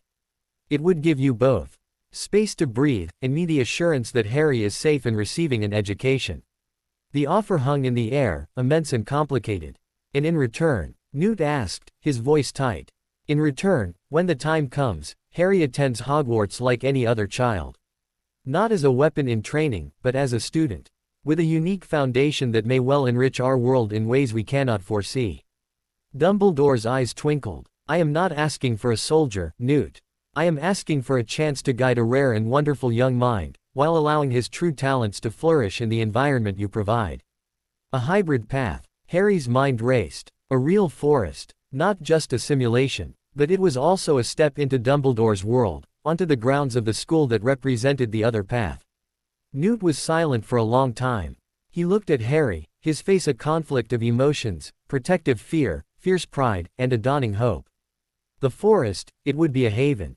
For all of them. The Graphorn could have a true mountain range. The Zoo could run for miles. "It is yours, if you want it," Dumbledore said softly. "Consider it a grant. From an old friend who believes in second chances for all beings, human and otherwise." Newt looked at Harry. "This is your life, Harry. The choice is yours. We can stay mobile, hidden. Or we can accept this offer, put down roots, and face the attention it will bring. There is risk in both." Harry thought of the ceiling of the case, however beautiful, always a ceiling. He thought of the Zoo dreaming of an open sky. He thought of the probing eyes of the Ministry, and the kind, knowing eyes of the old wizard in the mirror. Dumbledore wasn't demanding he be a hero. He was offering a bigger suitcase, with the promise of a school at the end of it. A chance to learn both languages, the language of wands and the language of creatures. He thought of the cost of the doorway he'd made, the terrifying emptiness it had left. He didn't want to live in fear of his own magic, or of men like Bletchley. He wanted to understand it. To grow it, in a place where he could see the sun. The creatures would like a real forest, Harry said quietly. Newt closed his eyes, a smile of resigned acceptance spreading across his face. He looked back at Dumbledore. We'll need a month to prepare the migration. The habitats are delicate. The stress of transfer. Take all the time you need, Dumbledore said, his tone one of clear relief and satisfaction. I will have the wards adjusted. The forest will be waiting. And Harry, I look forward to our first proper conversation. There is much I would like to learn about the boy who talks to Thestrals. The mirror's surface shimmered back to reflection. Silence filled the case, deeper than before. A decision had been made. Their world was about to change, again. Newt let out a long breath. Well, that's that. He looked around his life's work, the interconnected ecosystems in their enchanted bubble. We have a great deal of work to do. Transplanting an entire biome is not for the faint of heart. Will they be scared? Harry asked, thinking of the creatures. Some will, Newt admitted. Change is frightening, but we will do it together, slowly, carefully. And in the end, they will have earth, and wind, and sky. That is worth a little fear. He placed a hand on Harry's shoulder. And so will you. That night, as Harry lay in his bunk, the case felt different. It was no longer a sealed refuge against the world. It was a cocoon, preparing for a metamorphosis. The air itself seemed to buzz with a new potential, a whisper of coming pines and open air. In the savannah, Erebus the Thestral lifted his head and sniffed, as if catching a scent of a future forest on a non-existent wind. He gave a soft, approving snort. Growth, the feeling came to Harry, clear as a bell. And for the first time since the Dursleys' garden, Harry felt not like he was fleeing, or hiding, but like he was moving, purposefully, towards something. The path was still unclear, tangled with the roots of ancient trees and the shadows of a school castle. But it was a path under an open sky. The cost of the doorway had been high. But the door it had ultimately opened led not just to safety, but to a future. And as sleep took him, Harry dreamed not of walls, but of endless, whispering trees. The case became a symphony of careful chaos. The peaceful routine shattered, replaced by a meticulous, magical frenzy. Newt was a whirlwind of lists, diagrams, and complex calculations scratched onto parchment that threatened to bury the workbench. The air hummed with a different energy, not the calm pulse of contained life, but the vibrant, nervous thrum of impending change. Harry's education shifted dramatically. No longer just feeding and observing, he was now a crucial part of the most delicate operation of Newt's career, the migration of hundreds of magical ecosystems. The principle is sympathetic transference, Newt explained one morning, his finger tracing a glowing, three-dimensional schematic of the forbidden forest that floated above his notes. We cannot simply shrink the habitats and apparate them. The magic is woven into the very soil and air here. We must convince the ecosystems to want to move. To see the forest not as a disruption, but as an expansion. He handed Harry a large, clear crystal that felt warm to the touch. This is a heartstone. It absorbs and reflects emotional and magical signatures. Your job is to walk each habitat. Sit with the creatures. Feel the space. Pour your affection for it, your memory of its safety, into the stone. Then, we will plant these stones like seeds in corresponding locations in the forest. They will act as anchors, calling their counterparts home. It was a responsibility that took Harry's breath away. He was to become the emotional bridge for an entire world. He started with the creatures he knew best. In the savannah, he sat with Erebus. He held the heartstone in his lap and didn't try to force a feeling. He simply remembered. The first time he'd felt the Thestral's lonely resonance. The chill of his mist mane. The profound peace of their shared silence. The stone in his hands grew warmer, and a soft, amber light, the color of Erebus's eyes, began to pulse within its core. New earth, Erebus sent, his great head nodding. Old trees. The wind tastes different. There was curiosity, not fear. It's a bigger sky, Harry whispered aloud, pushing the concept of space, freedom, vastness into the stone. Next was the Demiguise, Dougal. The creature was now fully recovered, his invisibility a choice of playful shimmering. Harry found him curled in his favorite spot, already partially faded. Dougal's thoughts came as gentle, prophetic impressions. Tall shadows. Deep quiet. Good for hiding. A sense of approval flowed into the Heartstone, which glowed with a soft, pearlescent sheen. Each habitat was a new lesson in emotional translation. The Bowtruckle colony was a chattering cacophony of concern about woodlouse quality and tree sap viscosity. Harry had to project assurances of abundant, juicy bugs and strong, chiming trees. The Moonkalf meadow required feelings of deeper, softer soil for their burrows and a brighter, truer moon to dance under. The Graphorn's rocky paddock needed the promise of real mountain stone to scratch against and echoing canyons for its snores. The most challenging was the Zoo. The magnificent beast had grown calmer, but it was still skittish, its trauma a shallow pool beneath a thin layer of ice. When Harry entered its marsh habitat with the Heartstone, it watched him from across the water, its 5 tails twitching nervously. Speaker, it thought, the concept edged with wariness. The air buzzes. The ground dreams of moving. It's not a trap, Harry said softly, sitting at the water's edge. He placed the stone beside him. It's a door. To a place with no walls at all. A forest so big you could run for days and not see the end. Where the sky touches the trees. He closed his eyes and didn't just remember the Zoo's panic. He remembered its longing. The image it had shared of flying over an endless moonlit forest. He poured that longing back, amplified it, combined it with his own memories of the case's ceiling, a beautiful, but finite, sky. He showed it an image of dappled sunlight through a real canopy, of the scent of pine and decay, of the thunder of its own paws on endless, soft earth. He felt the Zoo approach. It moved silently, its colorful fur reflected in the still water. It stopped a few feet away, and its great head lowered to sniff the Heartstone. The crystal flared with a brilliant, cascading rainbow of light. The Zoo let out a soft, rumbling purr. Run, it thought, a single, powerful word infused with yearning. Run free. When Harry emerged, the stone was almost too hot to hold, blazing with inner fire. Newt's work was more technical, but no less profound. He was brewing stabilizing solutions by the gallon, concoctions that would hold the magical integrity of each habitat in stasis during the move. He designed and sewed enormous, enchanted tarps, portable environments, that could be unfurled over a section of land and, with the correct ritual, encourage the local magic to remember the configuration of the habitat it was about to receive. It's like preparing a transplant, Newt muttered, his fingers flying as he stitched runic patterns onto a tarp large enough to cover a small lake. The new location must be prepared to accept the new magic, or it will reject it. The forest is old and wild. It must be persuaded to adopt these new ecosystems as its own. A week into the preparations, a new element arrived. With a soft pop, a house elf appeared in the center of the workbench area. It was small, its large eyes like luminous tennis balls, dressed in a neat pillowcase embroidered with the Hogwarts crest. Newt didn't startle. Ah, Dobby, is it? The elf nodded vigorously, its ears flapping.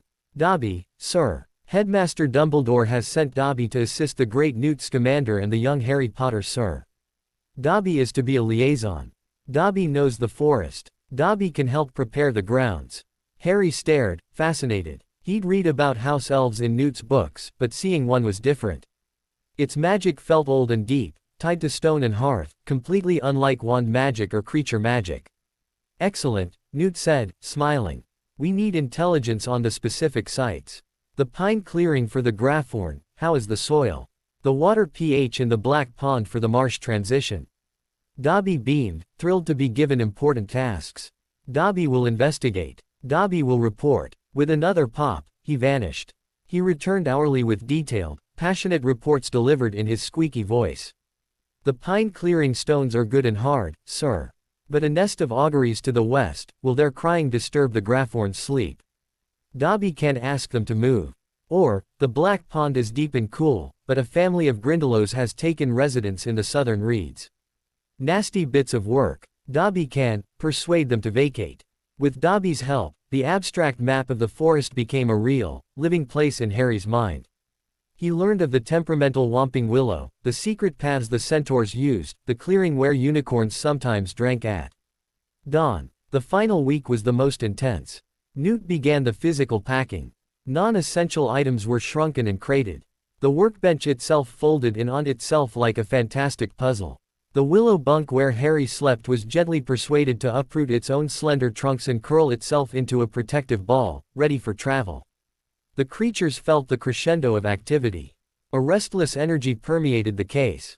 The Akame chick, Ceres, had grown to the size of a large dog, her serpentine body coiled in her nest, her wings shimmering with anxious iridescence. Newt spent hours with her, speaking in low tones, promising her a vast, open aviary in the forest where she could finally stretch her wings to their full span.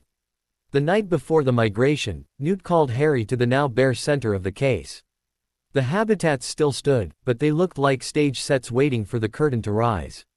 "Tomorrow," Newt said, his face etched with fatigue and excitement, "we will perform the grand transference. It will require all of my skill, all of Dobby's knowledge of the land, and, Harry, all of your connection. The heartstones must be planted at the exact moment I begin the incantation. You will be our anchor in the forest. Dobby will take you to each location. You must place the stone, and then, call. With everything you are. Call the magic home." He handed Harry a leather satchel. Inside, nestled in individual padded slots, were the 7 heartstones. Each glowed with its unique signature: amber, pearl, rainbow, soft blue, deep green, violet, and a swirling gray. Holding the bag, Harry felt the collective heartbeat of the case thrum against his side. What if I can't do it?" Harry asked, the weight of it suddenly crushing. Newt knelt before him. "You already have. This is just the final whisper. You've spent weeks building this conversation. Tomorrow, you simply say, 'Hello,' in a new place." He placed his hands on Harry's shoulders. "I have trusted you with my life's work, Harry. Not because you are the boy who lived, but because you are the boy who listens. Trust yourself now." Sleep was impossible. Harry lay next to his balled-up willow bunk, the satchel clasped to his chest. He could feel the creatures, restless in their habitats. He sent out a slow, steady pulse of reassurance, like a lullaby. Soon you will be home." Just before dawn, Dobby appeared with a soft crack. "It is time, Harry Potter, sir. The forest is waiting. The headmaster has cleared the perimeter. The stars are right." Newt gave Harry one last, firm nod. "See you on the other side." Dobby's small, strong hand gripped Harry's. There was a sensation of immense pressure, of being sucked through a very tight, dark tube, and then cold, fresh air rushed into Harry's lungs. The smell was overwhelming: damp earth, pine needles, decaying leaves, and the cold, clean scent of a Scottish morning. He stumbled, and Dobby steadied him. They were standing at the edge of the forbidden forest. Before them, ancient trees rose like cathedral pillars, their canopy a tangled roof against a pre-dawn sky tinged with violet and gray. Mist clung to the gnarled roots and drifted in phantom waves between the trunks. It was vast. It was ancient. It was alive with a wild, untamed magic that made the case seem like a carefully composed sonnet. This was a roaring symphony. "The first stone, Harry Potter, sir," Dobby whispered, pointing to a small, natural clearing where the pine trees gave way to soft grass and a sunbeam was just beginning to pierce the mist. "For the savannah and the noble Thestral." Harry's heart hammered. He walked into the clearing, the frosty grass crunching under his shoes. He knelt, digging a small hole with his hands in the rich, dark soil. He pulled out the amber heartstone. It pulsed warmly, like a captive sun. He placed it in the earth, covered it, and pressed his palms flat over the spot. He closed his eyes. He didn't shout. He didn't strain. He thought of Erebus. He poured the memory of the chiming tree, the golden grass, the feeling of shared solitude into the ground. He imagined it here, in this clearing, under this real, vast sky. "Come home," he whispered in his mind. A vibration, deep in the earth, answered. Dobby grabbed his hand. Pop! They were at the edge of a dark, still pond, surrounded by twisted black trees. The Grindylow pool. Harry planted the pearlescent stone for Dougal, pushing feelings of quiet shadows and safe hiding places. Pop! A rocky outcrop for the Graphorn. Harry planted the deep green stone, sending impressions of mountain strength and echoing slumber. Pop! Pop! Pop! With each stone planted, Harry felt a thread of connection snap taut between this forest and the suitcase far away in Surrey. He was weaving a web of longing, a lattice of invitation. The final stone was the rainbow one, for the Zulu.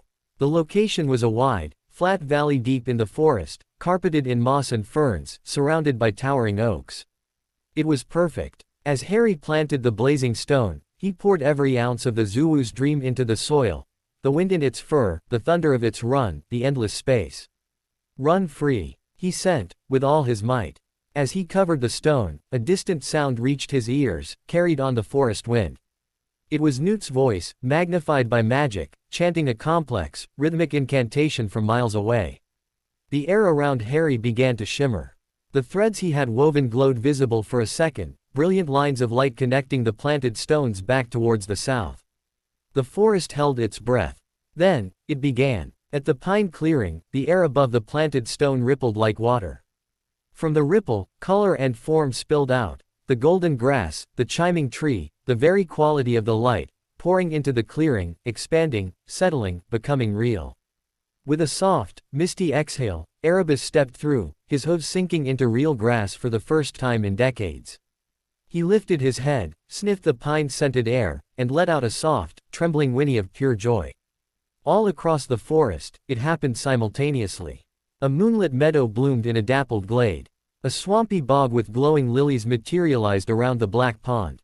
A miniature, bioluminescent forest sprouted amidst a stand of elder trees.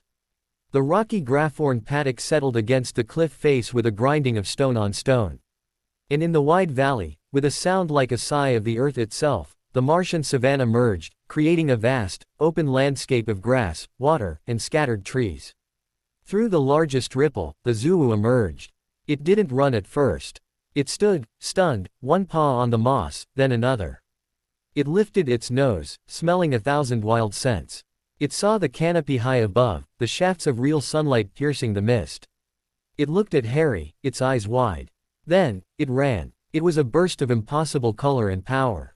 It streaked across the valley, its 5 tails streaming behind it like banners, a roar of sheer, unfettered elation tearing from its throat. It ran for the joy of running, for the space, for the freedom. It was home. Harry stood at the edge of the valley, tears streaming down his face, his chest bursting with a happiness so fierce it hurt. Dobby popped away and returned with Newt. The Magizoologist appeared, looking disheveled and pale with effort, but his eyes were blazing with triumph. He saw the Zoowoo running, saw Erebus cantering in his clearing, saw the new, familiar landscapes nestled seamlessly within the ancient forest. He walked to Harry and stood beside him, watching the Zoowoo's celebration. He didn't say anything. He just put a hand on Harry's shoulder and squeezed. The sun broke fully over the horizon, painting the forest in golden green. The case was empty, a shell soon to be packed away. But its heart now beat in a dozen places across these wild acres. A majestic, red-gold bird with a long, sweeping tail came gliding silently through the trees and alighted on a rock near them. It was Dumbledore's phoenix, Fox. It looked at the newly settled habitats, at the running Zoowoo, and then at Harry. It opened its beak and sang. The song was not sound, but magic made audible. It was a song of welcome, of healing, of deep roots taking hold. It washed over the forest, and Harry felt the last threads of anxiety, the last resistance of the old woods, melt away. The adoption was complete. As the final note faded, Newt let out a long, satisfied breath. "Well then," he said, his voice thick with emotion. "Shall we go and see about building a proper shed? One with a door that leads outside." Harry looked around at his new, boundless home, at the creatures exploring their real, wild world, at the phoenix glowing in the dawn light. He picked up the now empty satchel. For the first time, he was not in a refuge, or a transition. He was in a place that was both sanctuary and kingdom. The path was no longer about moving towards or away. It was about growing where he was planted. He took a deep breath of forest air, turned to Newt, and smiled. "Yes," said Harry Potter. "Let's go home." The first morning in the forest was a symphony of new sounds. The distant hoot of an owl, the chitter of mundane squirrels, the rustle of leaves in a wind that had no ceiling to stop it. Harry lay in a makeshift hammock strung between 2 pine trees near their new, half-built cabin, and just listened. The air was cold and sharp in his lungs, scented with pine resin and the rich, dark smell of soil that had never known a concrete slab. The cabin was Newt's priority, a sturdy, wooden structure with a large, covered porch that looked out over the newly settled habitats. But today, the building could wait. Today was for exploration, for introductions of a different kind. The forest has its own residents, Newt said over a breakfast of eggs cooked on a magical, smokeless fire. We are guests here. It's important we pay our respects and establish understanding. The centaurs are the most prominent. Proud. Territorial. They watch the stars and red omens. They will have noted our arrival.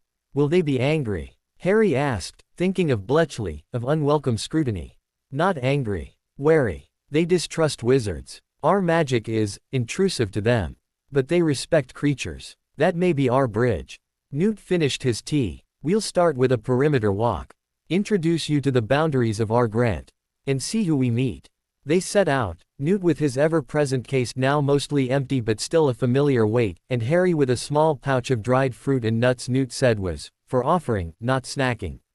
The forest was deeper and darker than it had seemed from the clearing. The sunlight filtered down in dusty, shifting columns. The ground was a thick carpet of centuries of fallen leaves and soft moss. Harry felt the difference immediately. In the case, every magical pulse had been identifiable, belonging to a known creature. Here, magic was a background hum, a vibration in the roots of the trees, a whisper on the wind. It was wild and unclassified. He could feel pockets of intense energy, a patch of silvery blue flowers that glowed faintly, a ring of mushrooms that exhaled a sparkling, drowsy pollen, a stream whose water chimed like glass as it flowed over stones. They reached the edge of the valley where the Zoo now lived. From a ridge, they saw it sleeping peacefully in a patch of sun, its colorful sides rising and falling steadily. It looked, for the first time, utterly at ease. It accepted the offering, Newt murmured, pointing to the carcass of a large, wild stag at the edge of the grass. Hunted by its own power. That's a good sign. It sees this as its territory now. As they moved on, Harry began to feel eyes on him. Not threatening, but observing. He caught glimpses of movement in the undergrowth, a flash of brilliant white, the sinuous curve of a scaled tail. Once, he looked up and met the large, solemn eyes of a creature like a smoke-gray horse with a single, spiraling horn on its brow. A unicorn. It held his gaze for a long, breathless moment before melting silently into the trees. Pure, a thought came, not from the unicorn, but from the forest itself, a consensus of the ancient magic around them. The young speaker is pure of heart. The approval washed over him like a cool, clear stream. Newt hadn't seen it. He was examining a peculiar, gouged mark on a tree trunk. Acromantula. No, too high. Something else. The feeling of being watched intensified. Then, from between the trees ahead, figures emerged. They were centaurs. 4 of them. They had the lower bodies of powerful, chestnut-colored stallions and the torsos, arms, and heads of men with fierce, intelligent faces. They were armed with bows, and their expressions were stern, unreadable. They moved with a silence that belied their size, surrounding Newt and Harry without seeming to hurry. Newt slowly raised his empty hands in a gesture of peace. "Greetings," he said, his voice respectful. "I am Newt Scamander. This is Harry, my apprentice. We thank you for allowing us to share this space." The lead centaur, older than the others with a graying beard and a broad chest, studied them. His eyes were a dark, stormy blue. "We do not allow, wizard. The forest decides who walks her paths. We only interpret her will. I am Ronan." His voice was deep, resonant, like stone grinding against stone. "You have brought strange magics. Beasts of far-off lands. You have woven them into the old tapestry. The pattern is altered. We mean no harm," Newt said. "Only to give sanctuary." "Harm is rarely meant," said another, younger centaur, his face more severe. "Yet it comes, on 2 legs or 4. I am Bane." The stars whisper of conflict around the foal. His piercing gaze fixed on Harry. "He carries a shadow of human wars." Harry stood his ground, though his heart was pounding.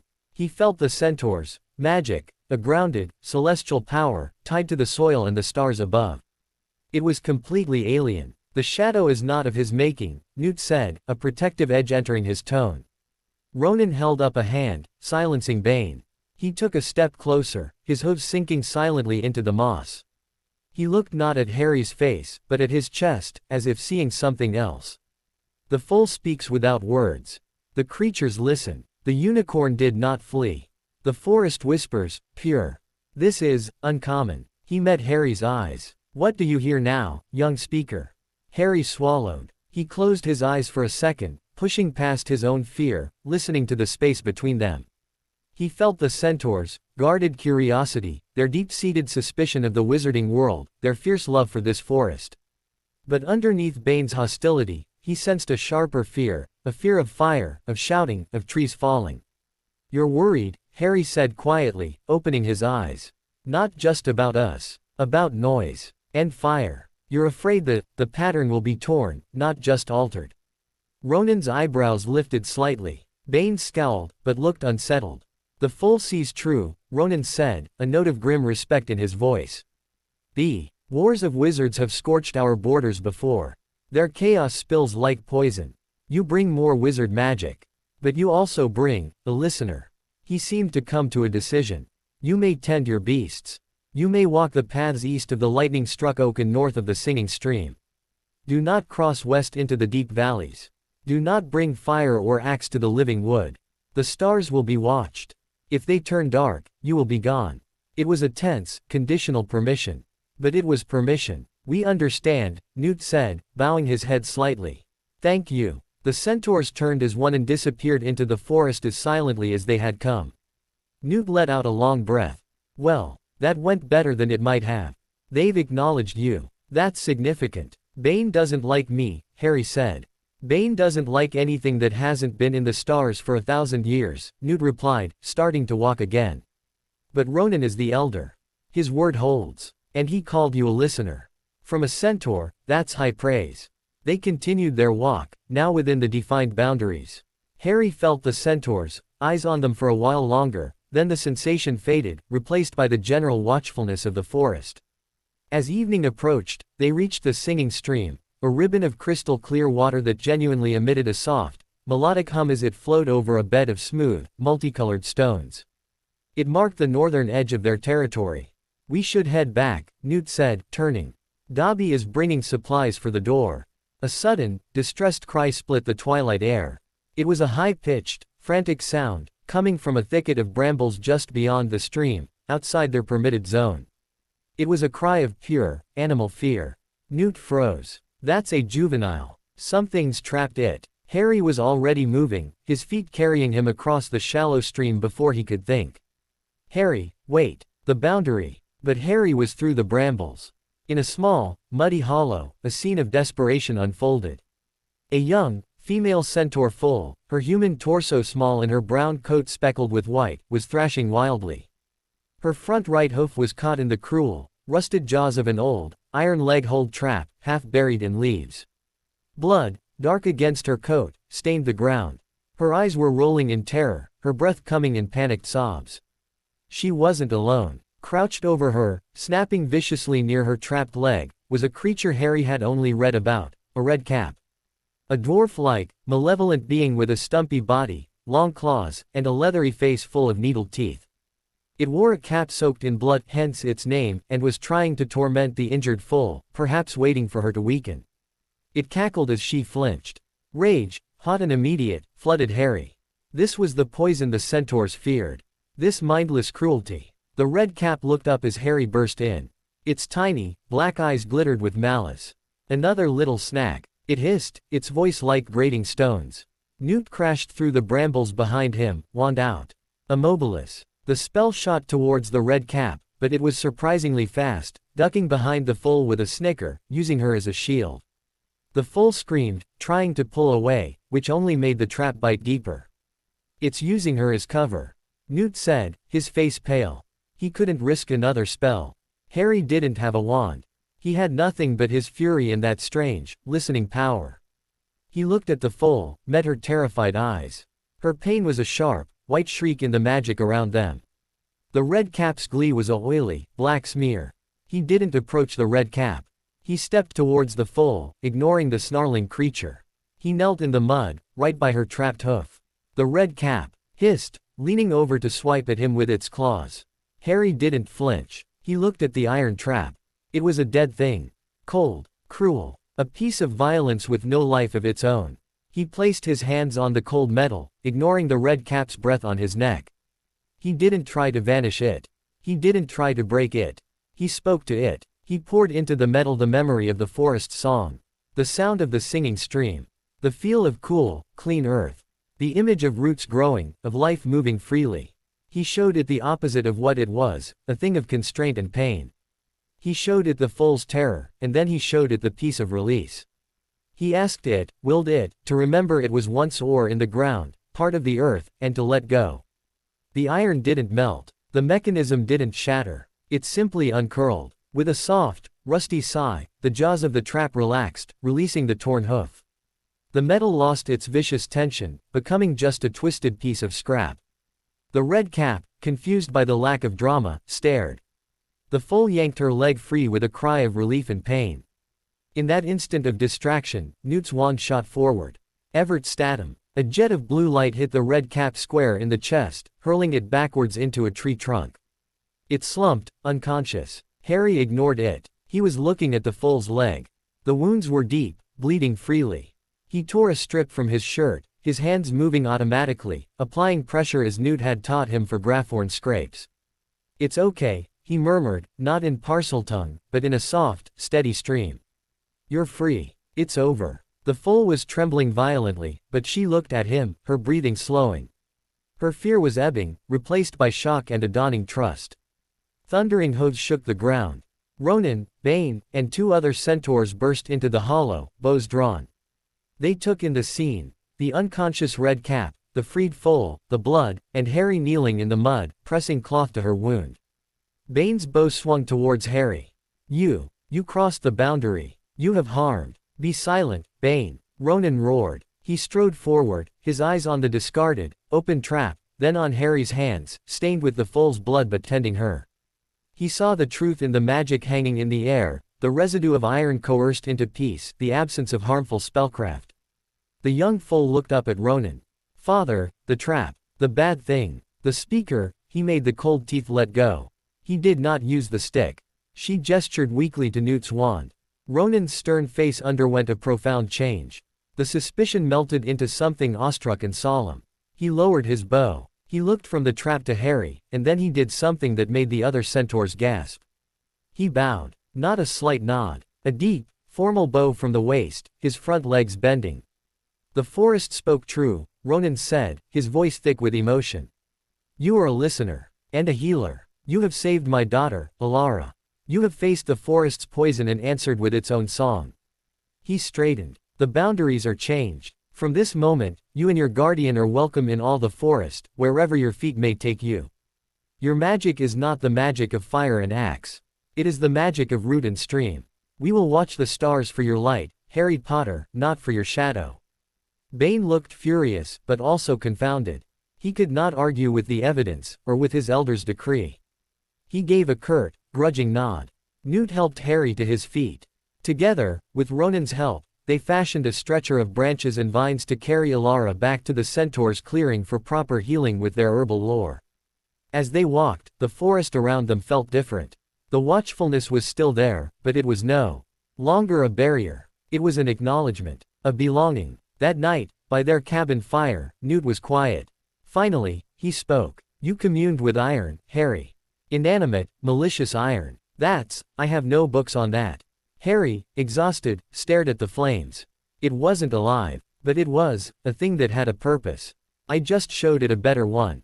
Newt shook his head in wonder. "You're rewriting the lexicon. And you've just earned the trust of the most reclusive beings in Britain. Do you understand what that means?" Harry looked out the open door, into the dark, living forest. He could feel the creatures in their habitats, sleeping peacefully. He could feel the distant, steady pulse of the centaurs' camp. He could feel the forest itself, a great, slumbering consciousness. "It means," Harry said softly, "that this is really home now." High above, through a gap in the trees, a single, bright star seemed to pulse in the velvet sky.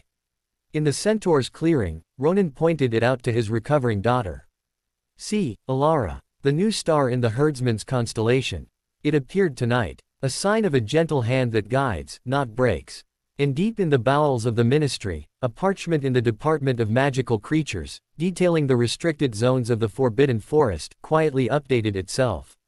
The area marked, Scamander Grant, shimmered and expanded, its borders dissolving into a simple, unprecedented note, subject to the will of the forest and its wardens. The message was clear. Harry Potter was no longer just a missing child or a ward of Newt Scamander. He was becoming a part of the land itself. And the land had just risen to defend its own. The change in the forest was not marked by ceremony, but by a subtle, pervasive shift in its fabric. The trees seemed to stand a little less densely on the paths Harry now walked. Sunlight found new ways to dapple the forest floor where before there had been deep shadow. It was as if the woods themselves were exhaling, a tension released that Harry hadn't fully perceived until it was gone. Alara's recovery became a daily ritual. Every morning after chores, Harry would cross the singing stream, now just a landmark, not a boundary, with a pouch of Newt's Brew's healing paste and a satchel of treats, crisp apples and sugar lumps Newt had gotten from Hogsmeade.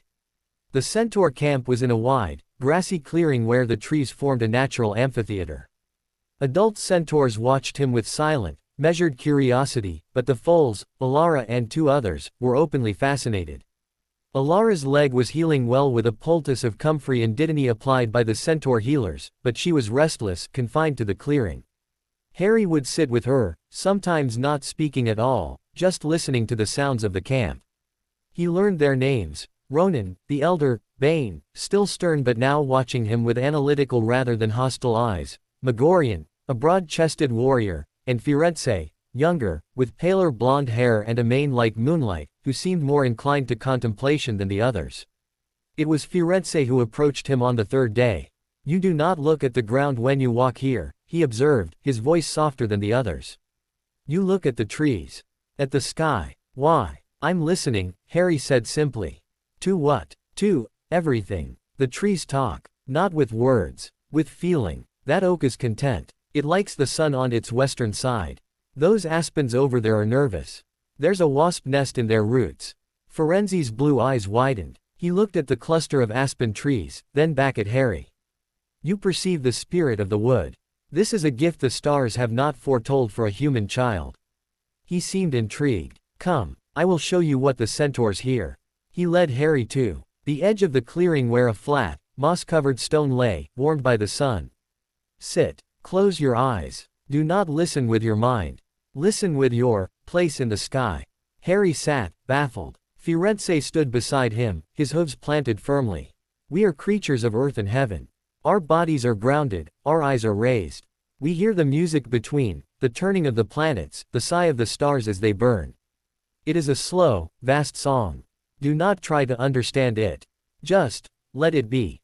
Harry closed his eyes. He tried to quiet his thoughts, to push away the immediate sensations of the forest. It was hard. He heard a beetle scurrying under a leaf, the distant cry of a hawk, Alara's light laugh. Then he thought of what Firenze said, your place in the sky. He imagined himself not as a boy on a rock, but as a small point on a vast, turning sphere. He thought of the Earth spinning, orbiting a sun that was itself moving through a galaxy. A faint, deep hum vibrated at the edge of his perception. It was not a sound. It was a feeling of immense, rhythmic motion. A slow, cosmic heartbeat. For a fleeting second, he felt terribly small and utterly connected at the same time. A sense of profound peace, laced with terrifying grandeur, washed over him. He opened his eyes, gasping slightly. Firenze was watching him, a faint smile on his face. "You felt it. It was big," Harry managed. "It is the truth of things," Firenze said. "Wizards look at the stars and see dots to connect, or sources of power. We look at them and see our older, wiser brothers. Their journey is our map. Your magic, it is of the earth, of the living things. But to hear the stars too. This is a rare harmony." From that day, Firenze became an occasional, quiet teacher. He showed Harry how to find north by the feel of the magnetic pulse in ancient stones, how to predict weather shifts by the taste of the wind and the pressure in his ears. Not magic, but a refined, ancestral awareness. Harry learned to distinguish between the forest's daily rhythms and the deeper, slower tides influenced by the moon and planets. Meanwhile, Newt was in his element. With the centaurs, blessing, he began to expand. He didn't just tend the transplanted habitats, he started gentle integration projects. He introduced a family of harmless, fungus-tending pigrebans to the centaurs, clearing to help aerate the soil. He guided the shy mooncalves to a new, larger meadow where their dances wouldn't disturb the centaurs, stargazing. The trust Harry had forged opened doors Newt had never dreamed possible. One afternoon, a week after the incident with the trap, Ronan approached Harry as he was checking on Alara. The elder centaur's expression was gravely formal. "The herd has spoken," Ronan announced. "Your actions have shown your heart. Your understanding grows. It is time you saw the heart of the forest. There is a place we show only to our own, and to those the stars have marked as guardians." Bane, standing nearby, snorted but didn't object. He merely watched, his arms crossed. Firenze stepped forward. "I will take him." Newt, who was mending a fence near the Graphorn's new range, looked up with concern but also pride. He gave a slow nod. "Bring him back before moonrise." Firenze knelt. "Climb on my back, Harry Potter. The way is not for two legs." A thrill of nerves and excitement shot through Harry. He'd never ridden a horse, let alone a centaur. He scrambled up, holding onto Firenze's human torso. The centaur's back was warm and solid, the muscles shifting powerfully under his coat. "Hold on," Firenze said, and then they were moving. It was not a run, but a swift, smooth canter that ate up the ground. The forest became a blur of green and brown.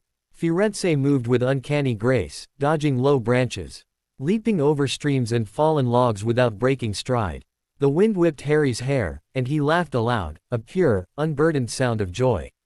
This was freedom of a different kind, speed and power shared. They traveled deep into the western valleys, past territories Newt had marked as unknown. The trees grew older, larger, their trunks white as houses. The air grew cooler, quieter. Finally, Firenze slowed to a walk and then stopped before what appeared to be a solid wall of ivy covering a rock face. "The Grove of the Ancients," Firenze whispered, his voice full of reverence. He reached out and parted the ivy. It wasn't clinging to rock, it was a curtain. Behind it was an opening, a cave mouth leading into a gentle, downward slope. Dismounting, Firenze led the way inside.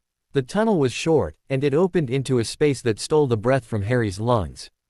It was a vast, hidden grotto open to the sky. In the center was a still, black pool, its surface like polished obsidian, reflecting the circle of sky above. Around the pool grew trees unlike any Harry had seen. One had bark that shimmered like mother of pearl, another's leaves were pure silver, tinkling softly in the breeze. In the center of the pool, on a small island of moss, grew a single, slender tree with golden bark and leaves that seemed woven from light itself. But it was the creatures that made Harry's heart stop. Unicorns, not just one or two, but a small herd, drank at the water's edge. Their coats glowed in the dappled light. A Thestral, older and larger than Erebus, stood silently in the shadows, guardian-like. Winged creatures that looked like small, feathered serpents roosted in the silver-leaved tree. The air thrummed with a magic so ancient and potent it felt thick, like honey. "This is a wellspring," Firenze murmured. "A place where the magic of the world pools close to the surface. The creatures here are the oldest, the purest. They are the forest's memory." Harry stepped forward, drawn by the golden tree. As he neared the pool's edge, the unicorns didn't flee. They watched him, their deep, violet eyes calm. The lead stallion, his horn like a spiral of moonlight, dipped his head in acknowledgement. From the island, the golden tree shivered. A single leaf detached. It didn't fall, it drifted, riding on a non-existent breeze, across the black water until it landed, light as a kiss, in Harry's open palm. It was warm. A feeling flooded through him, not words, but images. He saw the forest as a sapling. He saw wizards in rough robes, living in harmony with the trees. He saw the first centaur foal taking its steps. He saw wars and fires, and the grove shrinking, hiding. He saw centuries pass like breaths. And he saw himself, a small, green-eyed boy, standing by the pool. A thread of gold in the long, dark tapestry. The leaf dissolved into motes of light that sank into his skin. A sense of immense responsibility settled on his small shoulders, but it was not a burden. It was a purpose, as natural as a tree growing towards the sun. He was a keeper of this secret. A guardian of the whisper. "The tree has given you a leaf," Firenze said, awe in his voice. "It has accepted you. No wizard has been thus honored in 1,000 years." Harry looked at his hand, then at the grove. "Why me?" "You do not take," Firenze said simply. "You listen. You protect. The forest knows its own." They stayed until the light began to turn the color of apricots. As they left, the Thestral guardian spread its wings in a silent salute.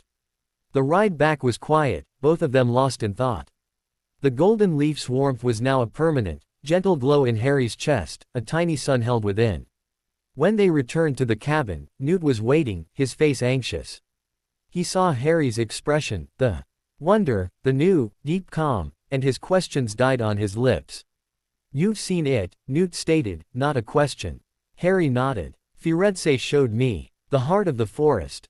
Newt sank onto a stool, looking suddenly old and very humble. "I have spent my life seeking magical creatures. And I never knew, I never dared hope." He looked at Harry with something like reverence. "You have been given a trust I will never know. You must protect it." "I will," Harry said, and the words were a vow. That night, under a sky dusted with stars, Harry sat outside the cabin. He could feel the golden leaf's warmth, a steady pulse in time with his heartbeat. He could feel the distant, sleeping presence of the grove. He could feel the orbits of the planets, a faint echo of the music Firenze had taught him to hear. He was not just a Magizoologist's apprentice. He was not just the boy who lived. He was becoming something else. A bridge between worlds. A listener to earth and sky. High above, the herdsman's constellation seemed to shine a little brighter. In the centaur camp, Ronan pointed it out to the gathered herd. "See," he said, his voice carrying on the night wind. "The new star holds its place. It is fixed. Our calculations were correct. It is not an omen of conflict. It is a point of balance." Bane, looking at the same stars, grunted. "Balance is fragile. The darkness in the human world has not vanished. It gathers. A star, however bright, can be eclipsed. But for now, in the heart of the forest, under the watchful eyes of ancient trees and older magic, a small boy sat, a living secret growing inside him. The path ahead was still shrouded in the mists of the future, but the ground under his feet was solid, sacred, and alive. He was home. And he was, in a way he was only beginning to understand, the forest's chosen son. The warmth of the golden leaf was not a physical heat, but a constant, gentle pressure against Harry's sternum, a reminder like a hand resting on his shoulder. It pulsed in time with the deep, slow rhythms he was learning to hear, the turn of the seasons in the sap of the trees, the tidal pull of the moon on the forest's magical water tables. It made him more aware, more attuned. He could now tell if a bowtruckle was annoyed or merely thoughtful from 50 yards away. He could feel the graphorn's contented rumble through the soles of his feet. But with sensitivity came a new vulnerability. The forest's pains were his pains. A week after the visit to the grove, Harry woke with a sharp, stinging ache behind his eyes and a metallic taste of alarm in his mouth. It wasn't his own. He sat up in his bunk in the now finished cabin, his heart thumping. The feeling was coming from the west, from the deep valleys beyond the centaur territories. It was a distress signal, but not from a creature he knew. This was wilder, older, and laced with a fierce, protective fury. He pulled on his clothes and burst outside. Newt was already on the porch, a steaming mug in his hand, staring westward with a deep frown. His magical sensitivity was different, more academic, but he could feel the disturbance too. "Something's wrong," Harry said, breathless. "Very wrong," Newt agreed. "A seismic magical upset. Not an attack, more like a collapse. An illness in the land itself." They didn't need to discuss it. They grabbed their gear, Newt his potion case and wand, Harry his satchel of basic remedies and the now ever-present sense of the golden leaf, and set off at a run. The centaurs were already gathered at the edge of their clearing, looking westward, their faces grim. Ronan intercepted them. "You feel it." "What is it?" Newt asked. "The Guardian is sick," Ronan said, his stormy eyes dark with worry. "It has been the warden of the deep valleys since before my grandfather's time. If it falls." "What Guardian?" Harry asked. "Come," Ronan said simply. He and Firenze fell into step beside them, leading the way at a swift trot. Bane and two others followed, bows at the ready. As they traveled deeper than Harry had ever been, the forest changed. The trees grew gnarled and twisted into fantastical shapes, draped with curtains of gray moss. The light grew dim, filtered through a perpetual, greenish haze. The air grew heavy and still, and the usual sounds of life fell away, replaced by an eerie silence. The distress pulse grew stronger, a throbbing headache at the base of Harry's skull. They emerged into a valley that looked like a battleground from a war between giants. The ground was torn and churned. Dozens of trees lay uprooted, not by wind, but by what looked like massive claws. In the center of the devastation stood the Guardian. Harry's breath caught. It was a dragon, but unlike any dragon in Newt's books. It was smaller than he'd imagined a dragon to be, about the size of a large elephant, but its form was sinuous and lean, built for agility in dense forest, not open sky. Its scales were the color of moss and shadow, perfect camouflage, and patterns like lichen and bark swirled across its hide. Great, leaf-shaped frills ran down its spine and tail, and its wings were leathery and vast, folded tightly against its body. Its head was crested with bony, antler-like protrusions woven with living ivy.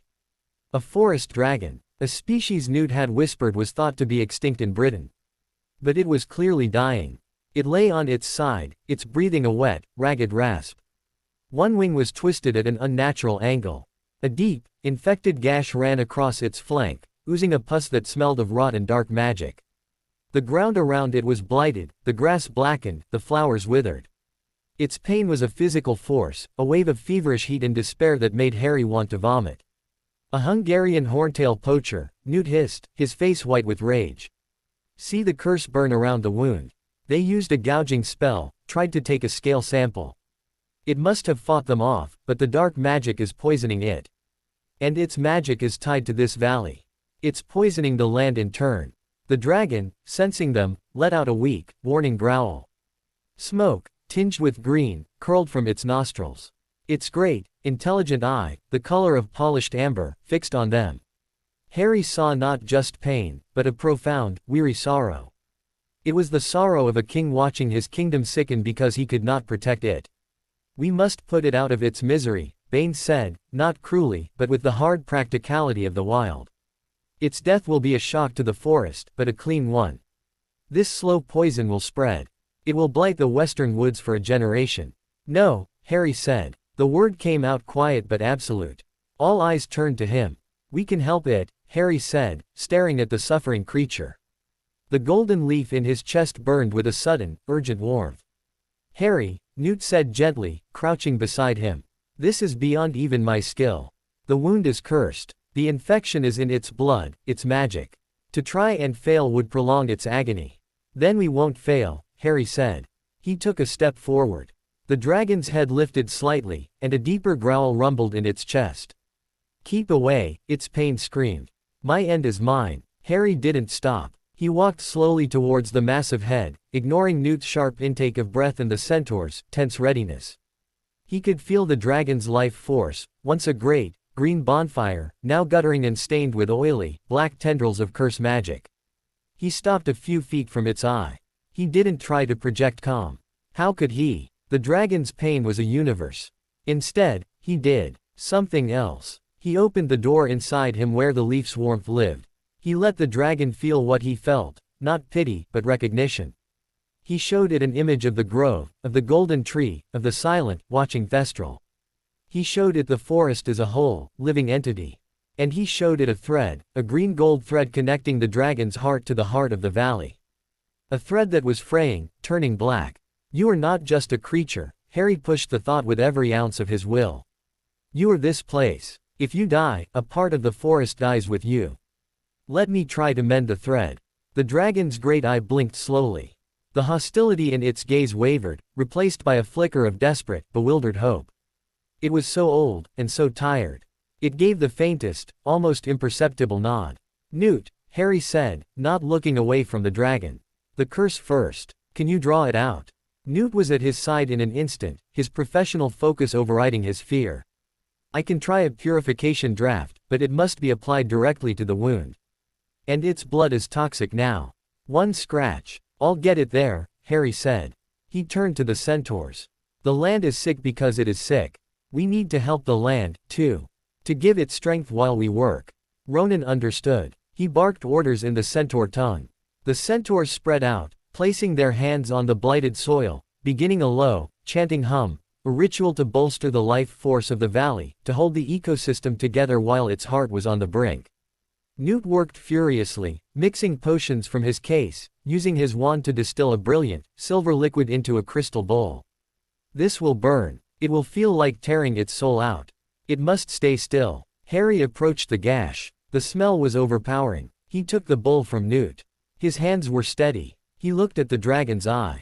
This will hurt. But hurt is not the end. Trust me. He poured the silver potion onto the cursed wound. The dragon's body convulsed. A roar of agony tore from its throat, a sound that shook the very trees. Black, smoking tendrils of dark magic writhed out of the gash like serpents, dissipating with horrible shrieks in the air. The dragon thrashed, its tail slamming into the ground, its good wing flapping weakly. Hold it! Newt yelled, but it was impossible. Harry didn't back away. As the dragon's head swung near him in its pain, he did the only thing he could think of.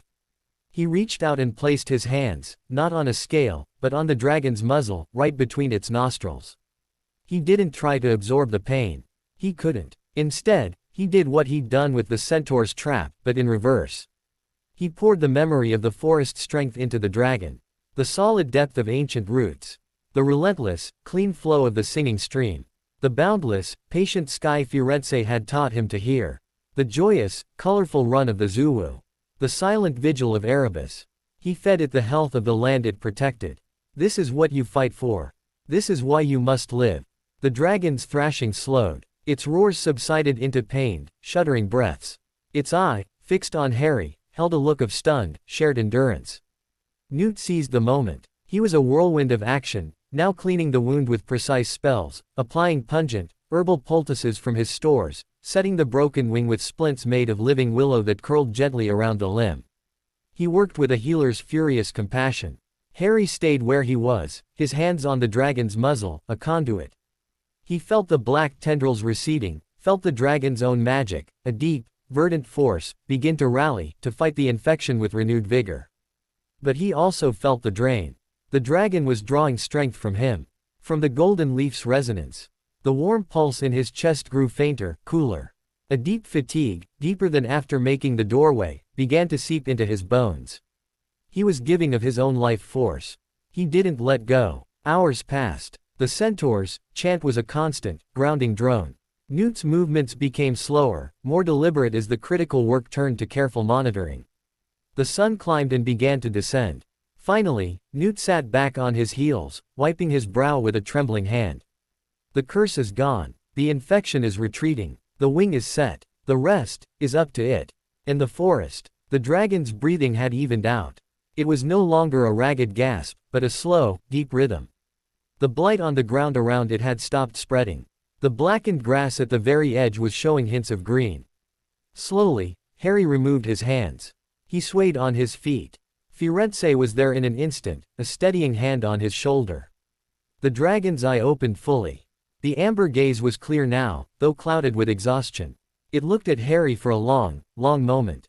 Then, it did something that made Newt gasp aloud. It exhaled, not smoke, but a soft, shimmering mist that smelled of rain on fresh leaves and warm stone. The mist enveloped Harry. Where it touched his skin, his fatigue lessened. The cold void left by the expended energy filled with a gentle, green warmth. The golden leaf's pulse steadied, stronger than before, now harmonized with a new, deep note, the dragon's signature. The mist coalesced on Harry's left forearm. When it cleared, a mark remained, not a scar, but a living tattoo. A delicate, perfect depiction of the forest dragon, coiled in a protective circle, its colors shifting subtly from moss green to bark brown, as if alive under his skin. A mark of kinship. A guardian's bond. The dragon gave one last, slow blink, a gesture of profound gratitude, and then let its head rest on the ground, falling into a true, healing sleep. The tension shattered. The centaurs lowered their hands, their chant fading. The valley was silent, but the silence was no longer sickly. It was the silence of recovery, of held breath before a new beginning. Ronan walked over, looking from the sleeping dragon to the mark on Harry's arm. His face was etched with a respect so deep it bordered on awe. You did not just heal a creature, Harry Potter. You healed a ley line. You have forged a bond with the guardian of the Western Wood. The forest will remember this. Bane approached. He looked at the mark, then at Harry's pale, determined face. He said nothing, but he gave a bow, deeper than Ronan's had been, before turning and disappearing into the trees. Newt put an arm around Harry, pulling him close. You foolish, brilliant, extraordinary boy, he whispered, his voice choked. As they walked back in the twilight, Harry felt the new mark tingling on his arm. It didn't feel like a brand. It felt like a conversation. A silent, steady presence at the edge of his awareness. He could feel the dragon's deep, sleeping magic, a new anchor in the vast network of the forest. He had passed a trial he hadn't known he was taking. He was no longer just a listener, or a student. The mark proved it. He was a guardian now. Recognized by the oldest magic of all. That night, in the cabin, Newt documented everything with a quill that flew across the parchment on its own. This will change magizoology forever, Harry. A voluntary, non-predatory bond with a mature forest dragon, it's unheard of. Harry lay in his bunk, tracing the coiled dragon on his forearm. It shifted slightly under his touch, a contented, sleeping motion. He thought of the dragon, sorrow, its weariness. He thought of the poachers. The outside world, with its greed and its dark curses, had reached even here, into the deepest sanctuary. It was a warning. His peaceful life in the forest was not an escape from the wider wizarding world. It was a front line. The golden leaf glowed warmly in his chest. The dragon mark pulsed on his arm.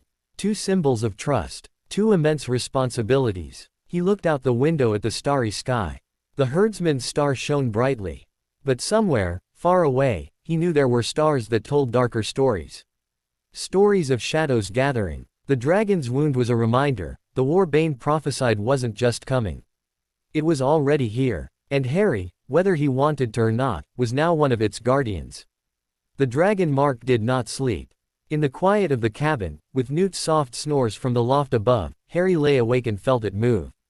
It was a slow, subtle shifting, the whisper of scales against his skin, the faintest pulse of heat that mirrored the sleeping giant's breath miles away in the wounded valley.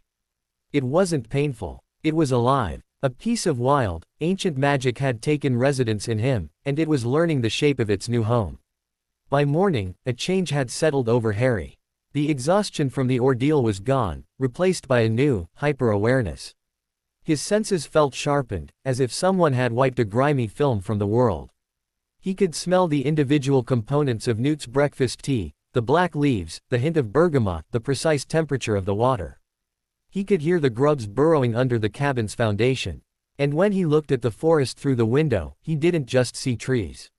He saw layers. The vibrant, urgent green of new growth, the steady, deep green of mature wood, the weary, silver green of the ancient ones.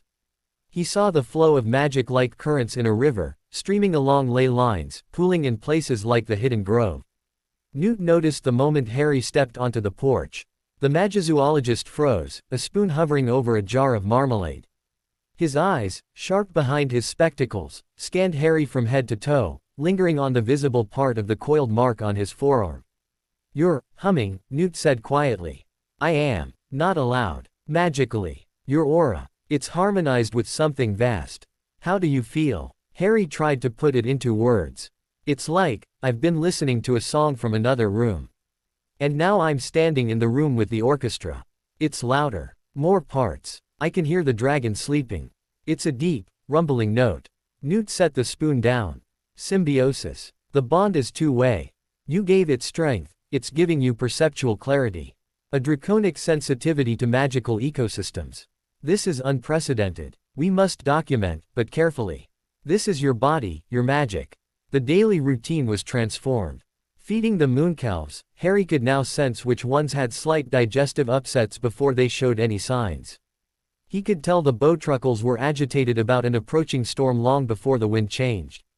When he visited Erebus, the Thestral didn't just acknowledge him, it dipped its head lower, its misty mane curling towards the mark on Harry's arm with something like recognition between ancient guardians. The centaurs treated him with a new, solemn formality. Where before there had been wary acceptance, now there was deference. They saw the mark not as a scar, but as a sigil of office. Firenze sought him out more often, not to teach, but to discuss.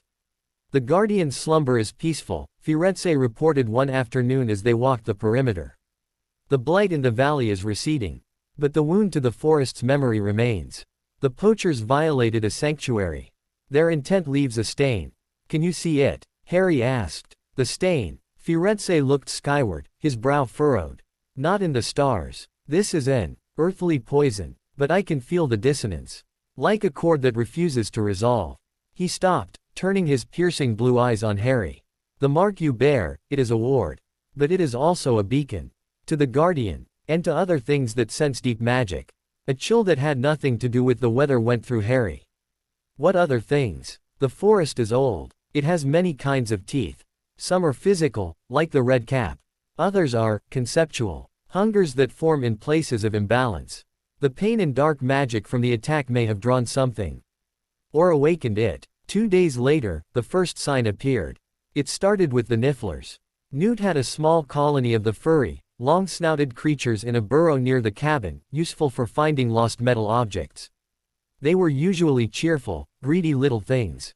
But Harry found them huddled in the dark of their burrow, their usual luster gone, their noses quivering not in search of gold, but in fear. The treasure they had piled in the corner, buttons, coins, Newt's missing teaspoon, lay ignored. They're spooked, Newt murmured, kneeling at the entrance. Not by a predator. By a lack. A lack of what? Shiny things, Newt said, but he looked troubled. Metaphorically. Joy. Certainty. Nifflers are attracted to the gleam of desire fulfilled.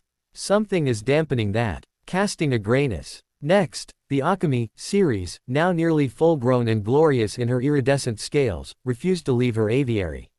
She coiled in her nest, her wings tucked tight, making a soft, keening sound. The feeling Harry got from her was one of profound sulliedness, as if the air itself had been dirtied. The forest's usual chorus of sounds grew subdued. The birdsong was thinner. The leaves rustled with a drier, more anxious tone. Harry tried to listen, to push his new senses outwards. The dragon mark on his arm warmed, acting like a tuning fork. He could feel the healthy, vibrant magic of their immediate area, the transplanted habitats pulsing strongly. But beyond, in the deeper woods, especially to the north, he sensed a patch of nothing. Not darkness, but a draining absence. A place where magical resonance went to die, leaving behind a cold, silent static. He described it to Newt that evening. Newt's face grew grim. A devourer. Or the birth of one. It's a magical phenomenon, not a creature. It forms in spots where a great deal of negative emotion or destructive magic has concentrated, battlefields, sites of ritual murder, or places where a deeply magical being has been brutally wounded. It's a psychic scar that starts feeding on the ambient magic around it, growing like a tumor. If it's not healed or contained, it will expand, slowly leaching the life and magic from the forest until it's a dead zone. The Dragon's Valley, Harry said, his stomach clenching. The epicenter, yes. But the devourer wouldn't form right on the wound. It would form where the runoff of that pain pooled. Likely downhill, following the magical ley lines. Newt was already pulling on his coat. We have to find it. And we have to try to heal the land's memory before it solidifies. How do you heal a memory? With a better one, Newt said, his eyes landing on Harry. With a powerful, countervailing magic of protection and healing. The bond you share with the Guardian, it might be the key. But it will be dangerous. A devourer feeds on magic. It will try to drain you. They set out at first light, heading north from the Dragon's Valley, following the cold, silent pull Harry felt. The further they went, the more the forest felt wrong. Colors were muted. Sounds were hollow. The very air felt thin, tasteless. It was as if they were walking into a fading photograph. They found it in a small, rocky basin where a stream should have been. But the stream bed was dry and cracked. The trees around the basin were bare, not dead, but in a state of gray, silent suspension, their leaves hanging like ash. In the center of the basin was the source of the emptiness. It wasn't a thing to see, but a thing to not see. A sphere of absolute stillness, about the size of a barrel, where light seemed to bend dully away and no sound could penetrate. The ground around it was bleached of color. It's young, Newt whispered, a mix of horror and scientific fascination in his voice. Still forming. But it's growing. Can you feel it pulling? Harry could. It was a faint, insistent tug on his own magical core, like a cold vacuum. The dragon mark on his arm flared with a protective heat, resisting.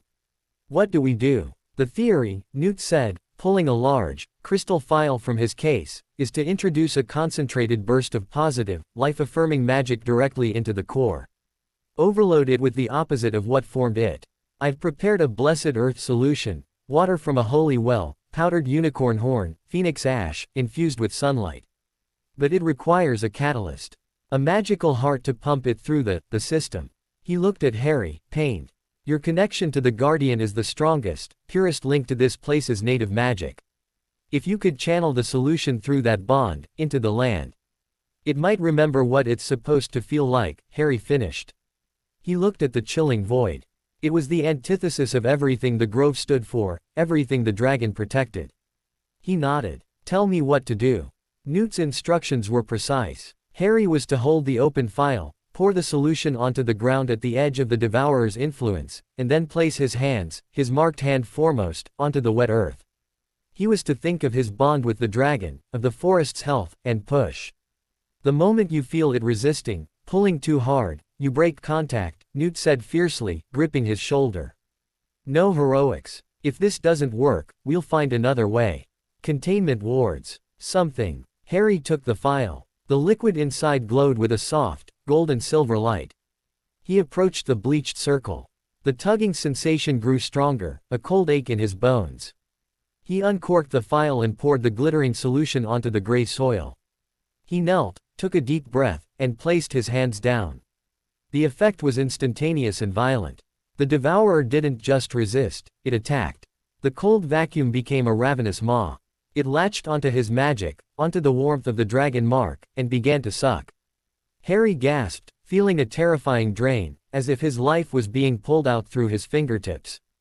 The golden light of the solution flickered, dimming as the Devourer tried to consume it too. Panic threatened to swamp him.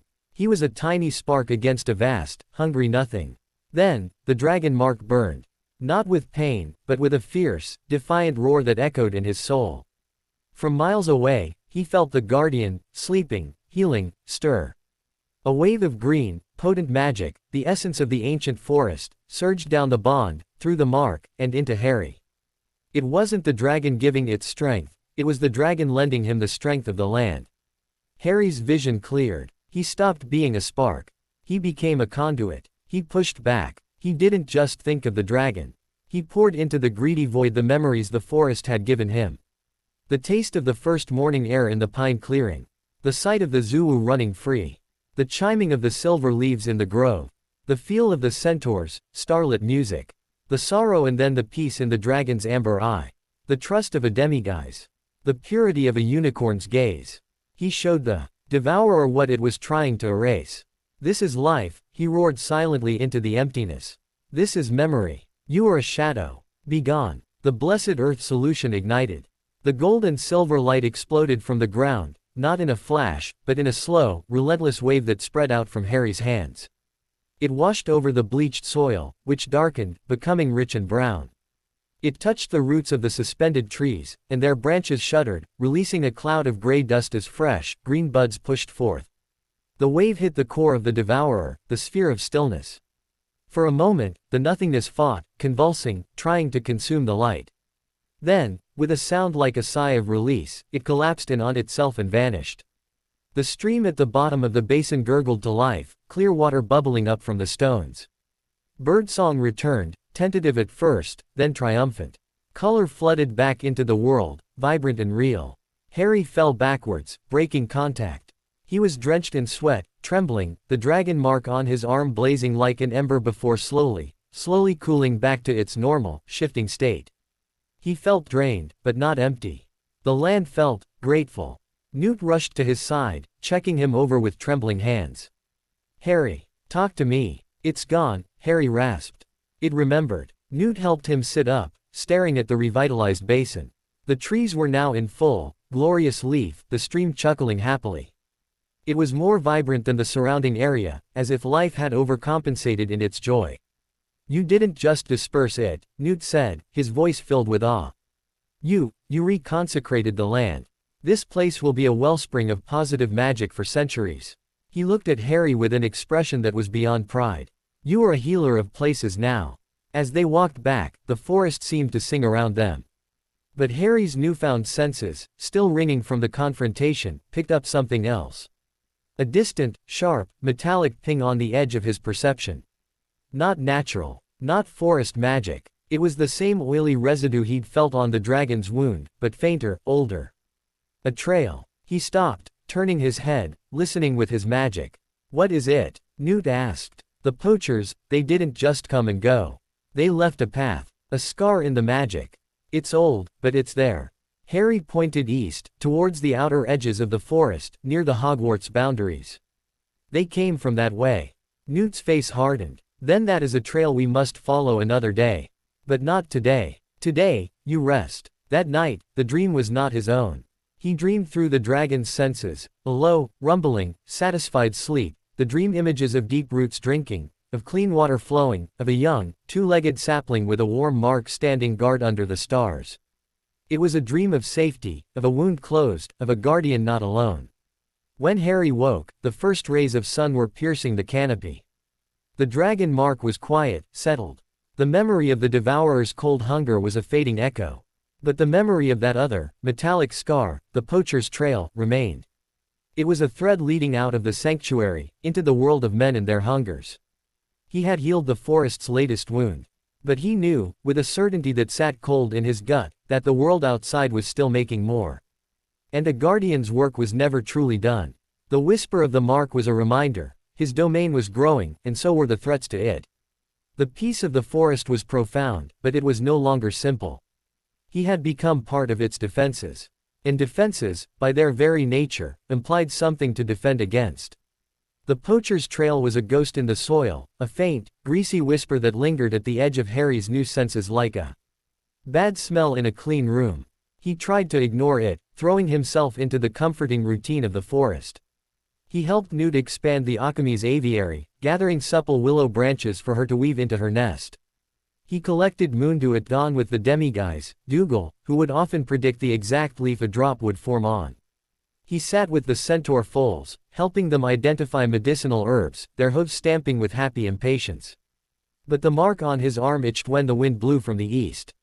A week after dispelling the devourer, Newt broached the subject. They were inventorying potion supplies in the cabin's new, cluttered storeroom.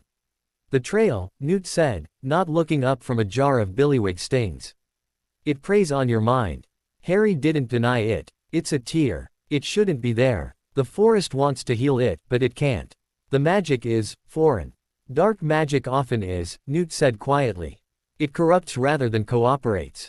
Ignoring it won't make it fade. It will just fester, a different kind of poison. He finally met Harry's gaze. We need to know what we're dealing with. Not to confront. To understand. To protect the borders. So, 2 days later, with the centaurs, knowledge and a supply of defensive potions, they began to follow the scar. It was not a physical trail of broken branches or footprints. It was a path of absence. Where the trail went, the natural magic was muted, scared away. Flowers bowed their heads. Insects were scarce. It was a corridor of quiet, leading inexorably towards the eastern edge of the forbidden forest, where the ancient trees began to thin, giving way to the more managed woods bordering Hogwarts grounds. The trail ended not at a road or a camp, but at a tree. It was an ancient, lightning-blasted oak, half dead, its trunk split and blackened. But the scar wasn't from lightning. At its base, gouged into the roots with a blade or a claw, was a symbol. It made Harry's eyes water to look at it, a crude, angular eye with a slitted pupil, surrounded by jagged lines. A marker, Newt whispered, his face pale. He didn't touch it. A dark mark of a different kind. Not you know whose. This is older. More, professional. What does it mean? It means this wasn't random poaching. This was a targeted acquisition by someone who knows how to track deeply magical creatures and leave no traceable spell behind. This symbol, I've seen it in old ministry files. It's associated with a black market guild. The Claws of Avarice. They deal in rare magical body parts, dragon heartstrings, griffin feathers, Occamy eggs, and forest dragon scales. They're curse breakers, trappers, and assassins rolled into one. Ruthless. A cold knot formed in Harry's stomach. They were after the guardian.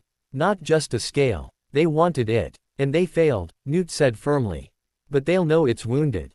They may come back. Or they may have other targets. He straightened, looking around the silent, sickly wood. We need to strengthen the perimeter. And we need to warn the others. Others. The forest's other rare inhabitants. The unicorn herd. The family of hippogriffs that nests near the mountains. They are all potential targets. For the next fortnight, the forest became a fortress in the making. Newt, with a focus Harry had never seen, began weaving complex, non-intrusive ward schemes. These weren't the sharp, repelling barriers of typical wizardry. They were gentle, persuasive magics, illusions of barren ground, feelings of unease to deter the curious, and complex, notice me not, charms that would make a poacher's eyes simply slide away from the protected clearings. Harry's role was crucial. He acted as a living touchstone, his bond with the forest helping Newt's magic to sink into the land without resistance. To become one with the grass and stone. They visited the unicorn glade. The silver-maned stallion remembered Harry. When Newt explained the danger, the unicorns didn't flee. They listened, their heads held high, then bowed in agreement. They would move deeper, to the grove, for a time. The trust was humbling. They found the Hippogriff Eyrie, a cliff face dotted with nests. The proud creatures, eagle-headed and horse-bodied, were initially hostile, stamping and shrieking. But Harry, slowly bowing and not breaking eye contact as Newt had taught him, felt their fierce, wild minds. He showed them, through images and feelings, the wounded dragon, the greasy trail, the symbol. He showed them the safety of the warded areas. The lead hippogriff, a magnificent steel-gray beast named Tempest, finally bowed back. A pact was formed. It was exhausting, vital work. Harry fell into bed each night feeling the forest's new, delicate web of protective magic like a second skin.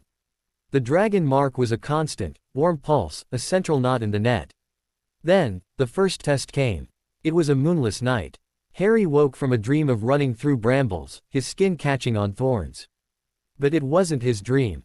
It was the Zoowoo's. A spike of sharp, chemical fear shot through the bond he shared with all the creatures under his care. He was on his feet and at the window in an instant. Newt was already there, silhouetted in the dark, peering east. The wards at the old oak, Newt murmured. Someone's probing them. Gently. Professionally. They didn't light a lamp. They moved through the sleeping cabin, pulling on coats over their pajamas. Newt slung his case over his shoulder, its contents now mostly defensive. Harry's heart hammered against his ribs, but his mind was eerily clear, listening to the forest's nocturnal chorus. A hush had fallen over the eastern sector. The creatures were hiding. They moved silently, shadows among shadows. Newt's wand was out, held low. Harry carried no weapon, but his senses were stretched taut, reading the flow of magic like a hound on a scent. They reached a ridge overlooking the blasted oak. Two figures moved below, dressed in dark, non-reflective leathers. They weren't wearing robes. They moved with a predatory, efficient grace. One held a complex brass device that whirred softly, its needles twitching, a ward detector.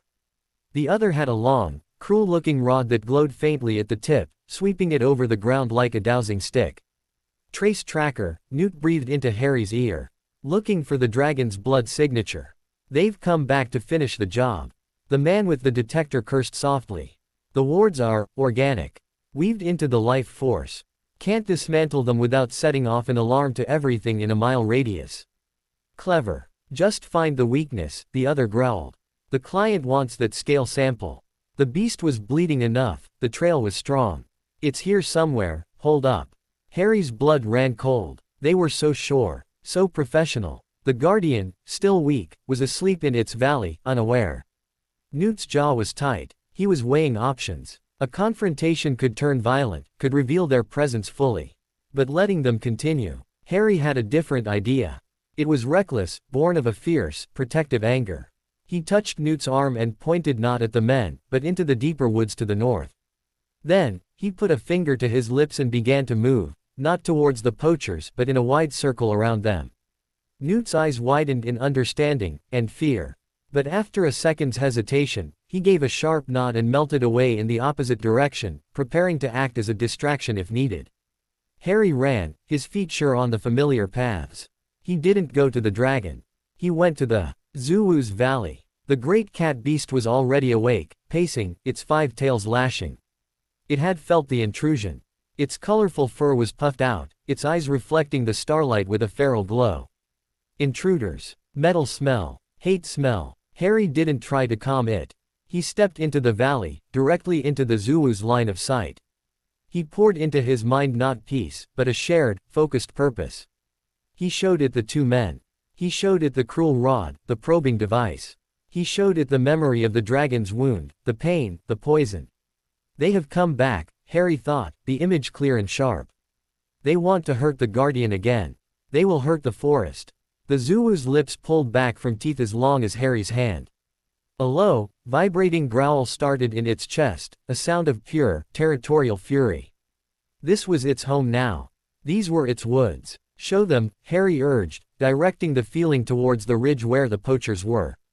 Show them this forest has teeth. The Zoowoo needed no further encouragement. It turned, a ripple of powerful muscle, and vanished into the trees with a speed that was breathtaking. It moved like a silent, multicolored typhoon. Harry followed at a distance, his own heart in his throat. He reached the ridge just in time to see it. The two poachers had found a faint stress point in the wards, a place where a badger's set had slightly disrupted the magical flow. They were preparing a delicate, surgical curse to widen the gap without triggering the alarm. There was a sound like a giant intake of breath from the forest. Then the Zoowoo erupted from the darkness. It didn't roar. It was utterly silent, a phantom of fury. It hit the man with the trace tracker first, a massive paw swiping the rod and sending it spinning into the undergrowth. The man yelled, stumbling back, fumbling for his wand. The second poacher was faster. He spun, his wand flashing. Confringo. A blast of orange light shot towards the Zoowoo. The creature, with preternatural agility, contorted in midair, the curse sizzling past to explode harmlessly against a rock. It landed and charged. Chaos erupted. Blasting curses lit up the night. The Zoowoo was a blur, using the trees as cover, its movements unpredictable. It wasn't trying to kill them, Harry realized. It was hurting them, terrorizing them. It smashed their equipment. It snapped its jaws inches from their faces, hurting them back towards the forest's edge. Newt appeared on the opposite side, his wand sending up showers of bright, loud sparks, not attacks, but disorienting flares of light and sound, adding to the panic. The poachers, professionals though they were unprepared for this. They were used to prey that fled or fought with predictable magic. They were not prepared for a tactical assault by a creature of legend, aided by the very forest itself. A vine, stirred by Newt's magic, tripped one. A sudden, echoing shriek from a summoned Fooper now safely in Newt's case made the other clap his hands over his ears. Fall back. One screamed. It's an ambush. The place is defended. They broke and ran, scrambling through the undergrowth, abandoning their gear. The Zoowoo pursued them to the very boundary, stopping at the edge of the trees. It let out one final, earth-shaking roar that carried pure, primal warning into the night. Then, it was silent. The forest held its breath. Slowly, the normal night sounds returned, crickets, the hoot of an owl. Newt and Harry converged on the site. The poachers were gone, leaving behind the smashed ward detector, the broken trace tracker, and the smell of fear and spent gunpowder. The Zoowoo patted back, its fury spent. It came to Harry and nudged him gently with its head, a gesture of solidarity. Gone. Our home. Well done, Newt said. His voice shaky with adrenaline. He looked at the Zoowoo with immense respect. That was effective non-lethal defense. They won't be back this way in a hurry. But as he examined the abandoned gear, his expression grew grim again. He picked up a piece of the trace tracker. On its underside, etched into the brass, was the same jagged eye symbol. They're not just a guild, Newt said quietly. They're a company. Well-funded, well-equipped. This is advanced alchemy combined with curse breaking. They won't give up on a prize like a forest dragon. They'll just come back better prepared. Or they'll change targets. He looked at Harry, and then at the watchful, panting Zoowoo. We've won a battle. Not the war. We've shown them the forest fights back. But we've also shown our hand. They gathered the broken gear and retreated to the cabin as the first gray light of dawn touched the sky. The immediate threat was over, but the air felt heavier. Harry sat on the porch, the Zoowoo lying at his feet like a gigantic, colorful guard dog. He stroked its warm fur, feeling the steady, powerful heartbeat. The dragon mark was quiet. He had helped defend his home. He had used his connection not just to heal, but to protect. It felt right. But Newt's words echoed. We've shown our hand. The claws of avarice knew the forest was no longer an undefended larder. They would adapt. The outside world's hunger had sharp teeth and a long memory. Harry looked east, towards the emerging dawn. Somewhere out there, men with symbols etched on their tools were planning. And here, in the deepening green of the forbidden forest, a boy with a dragon on his arm and a menagerie at his side was preparing to meet them. The peace was over. A different kind of season was beginning. A season of watchfulness, of hidden fortifications, of silent, understanding looks between guardian and beast. The sanctuary was now a fortress. And Harry Potter, at 8 years old, was one of its chief sentinels. The sun rose, casting long, defiant shadows through the trees. The victory over the poachers left a metallic taste in the air, a residue of adrenaline that took days to dissipate. The forest itself seemed to hold its breath, the usual cacophony of life subdued into a watchful quiet. The Zouwu, christened Aurelius by Newt for its golden flashes when it ran, became a near-constant shadow at the edge of the clearing, its 5 tails serving as living periscopes scanning the treeline. Harry's senses, still finely tuned from the dragon mark, twitched at every unfamiliar bird call, every crack of a branch that didn't fit the rhythm of the wood. Newt threw himself into a new project, early warning systems. These weren't crude alarms, but delicate, living networks. He cultivated a patch of screaming mushrooms near the eastern border, their silent caps ready to emit an ear-piercing shriek if trodden upon by booted feet. He enlisted a colony of auguries, their mournful cries normally predicting rain, and through a complex series of treats and gentle persuasion, trained them to deliver a specific, urgent warble at the sight of human silhouettes moving against the sunrise. The forest was becoming a sentient fortress, and Harry was its nervous system. But the strain of constant vigilance was a weight. Harry began to have trouble sleeping. Not from nightmares, but from an overwhelming influx of feeling. Lying in his bunk, he'd be inundated with the Graphorn's deep, seismic dreams of mountain passes, the Occamy's restless desire for a mate, the 1,000 tiny anxieties of the Bowtruckle colony about sap consistency. It was too much. The dragon mark, meant to be a connection, sometimes felt like a floodgate he couldn't close. One afternoon, seeking a reprieve from the noise, Harry wandered away from the fortified habitats. He followed the singing stream until its melody was the only sound in his head, pushing past the places he knew, into a damp, forgotten gully where the sun rarely reached. Here, the air was cool and still. Thick, emerald moss covered every stone and fallen log, and the only magic was the slow, patient magic of decay and regrowth. It was a place of silence. He found a flat rock covered in velvety moss and sat, closing his eyes, simply breathing. He tried to quiet the internal chorus, to be just a boy on a rock. Slowly, the sharp edges of his awareness softened. The dragon mark's pulse faded to a distant, gentle thrum. His fingers absently traced patterns in the moss. It was incredibly deep and soft, centuries of growth layered upon itself. As he pressed his palm into it, a strange thing happened. The usual whisper of plant life, simple feelings of phototropism, moisture absorption, was absent. Instead, there was a memory. Not a thought, but an imprint, like a fossil in the earth. A wave of profound, gut-wrenching sorrow, so old it had turned smooth as a river stone. Beneath it, a flicker of fierce, protective love. And an image, startlingly clear, not of trees, but of stone walls. A window. The silhouette of a woman with long, dark hair, her back turned, her shoulders shaking with silent tears. Harry jerked his hand back as if burned. The moss held no malice, only the echo. He stared at his palm. This was new. This wasn't listening to a living creature. This was hearing the ghost of an emotion left in the very fabric of a place. Hesitantly, he reached out again, not with his hand, but with his mind, directing the sensitivity the mark granted him downwards, into the layers of time held in the spongy green mat. The sorrow was the strongest note, but there were others. The crisp scent of lemon drops. The warmth of a hearth. The vibration of deep, rumbling laughter. And always, the stone walls, the window, the figure of the woman. Then, a new sensation, the joyful, gurgling laugh of a baby. The feeling of tiny, starfish fingers gripping a larger one. A man's voice, warm and teasing, "Look at those eyes, Lils. He's got your stubbornness already." Lils. The word echoed in the hollow of Harry's mind. A nickname, an endearment. The sorrow in the moss sharpened, laced with a new, terrifying flavor, panic, and then a blinding, green light. He snatched his hand away, his heart hammering. He was breathing hard, cold sweat on his brow. The images, the feelings, were fading, but their aftershock trembled through him. He knew, with a certainty that bypassed thought, that what he had felt was not some random emotional spillage. It was a memory of this place, yes, but not the forests. Someone had stood here, long ago, pouring their heartbreak into the ground. Someone connected to a baby, to a woman with dark hair, to a man with a warm laugh.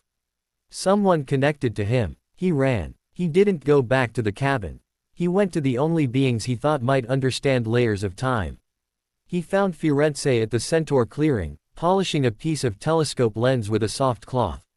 The young centaur took one look at Harry's pale, stricken face and dismissed the other foals with a flick of his hand. "You have walked in the past," Firenze stated, his blue eyes seeing too much. "The moss, in the deep gully.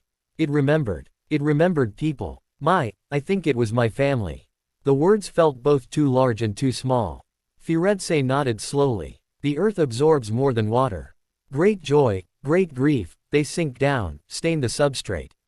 Most never hear it. Your magic, it listens to life. And what is memory but the ghost of life?" He gestured for Harry to follow.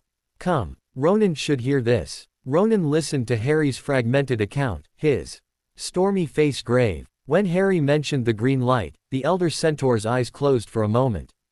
"The gully you speak of," Ronan said, his voice low. "It is not a natural part of the forest. It is a wound. An old one. It was once the edge of a wizard's dwelling, long ago, before the forest claimed the land back after a great fire. The stones you felt were its foundations. A dwelling. Who lived there? That, the stars do not say. But if your blood's memory woke in that soil," Ronan exchanged a heavy look with Firenze. "It is a pull of heritage. The land recognizes its own, even through tragedy." That night, Harry told Newt. He described the sensations, the snippets of sound and feeling, the devastating green light. Newt's face, usually so animated, went very still. He set down the diricol feather he was mending. "Lily," Newt said softly. "Your mother's name was Lily. And James, your father, he had a laugh that could fill a room. They lived in a cottage, hidden. Godric's Hollow." He took a deep breath. "The forest has grown and shifted over centuries. It is not impossible that the edges of what was once Godric's Hollow now brush our deeper reaches. That gully, it might have been their garden. The place where your mother, where she might have gone to grieve, or to think, before." He didn't finish. He didn't need to. The green light. The killing curse. Harry felt the world tilt. This abstract tragedy, the story of the boy who lived, had just planted roots in his forest. The ghost in the moss had a name. It was his mother's sorrow. His father's laughter was a real sound that had once bounced off real stones that were now buried under his feet. "I want to know more," Harry said, his voice surprisingly steady. "I want to hear it properly. Not just echoes." Newt looked alarmed. "Harry, traumatic memories, they can be a poison. To deliberately immerse yourself. It's not poison. It's them. It's all I have." Harry met his gaze, green eyes blazing with a need that was older than he was. "You taught me to listen to everything. Even the hard things. The Zulu's terror. The dragon's pain. This is just another kind of pain. And it's mine." Newt saw the resolve. He sighed, a sound of surrender. "We must be careful. We do not dive in. We wade. And we do it together. With anchors." Their preparation took days. Newt researched psychic resonance and memory imprints. He prepared a strong calming draft in a vial of a silvery substance called ancherweed essence, designed to tether the drinker's consciousness to the present.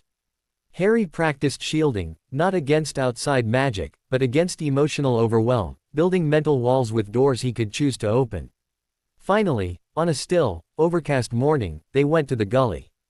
Newt had brought a foldable camp stool and a blanket. He made Harry drink the ancherweed essence, which tasted of cold iron and mint, and had him hold a smooth, warm holly stone Newt said was excellent for grounding.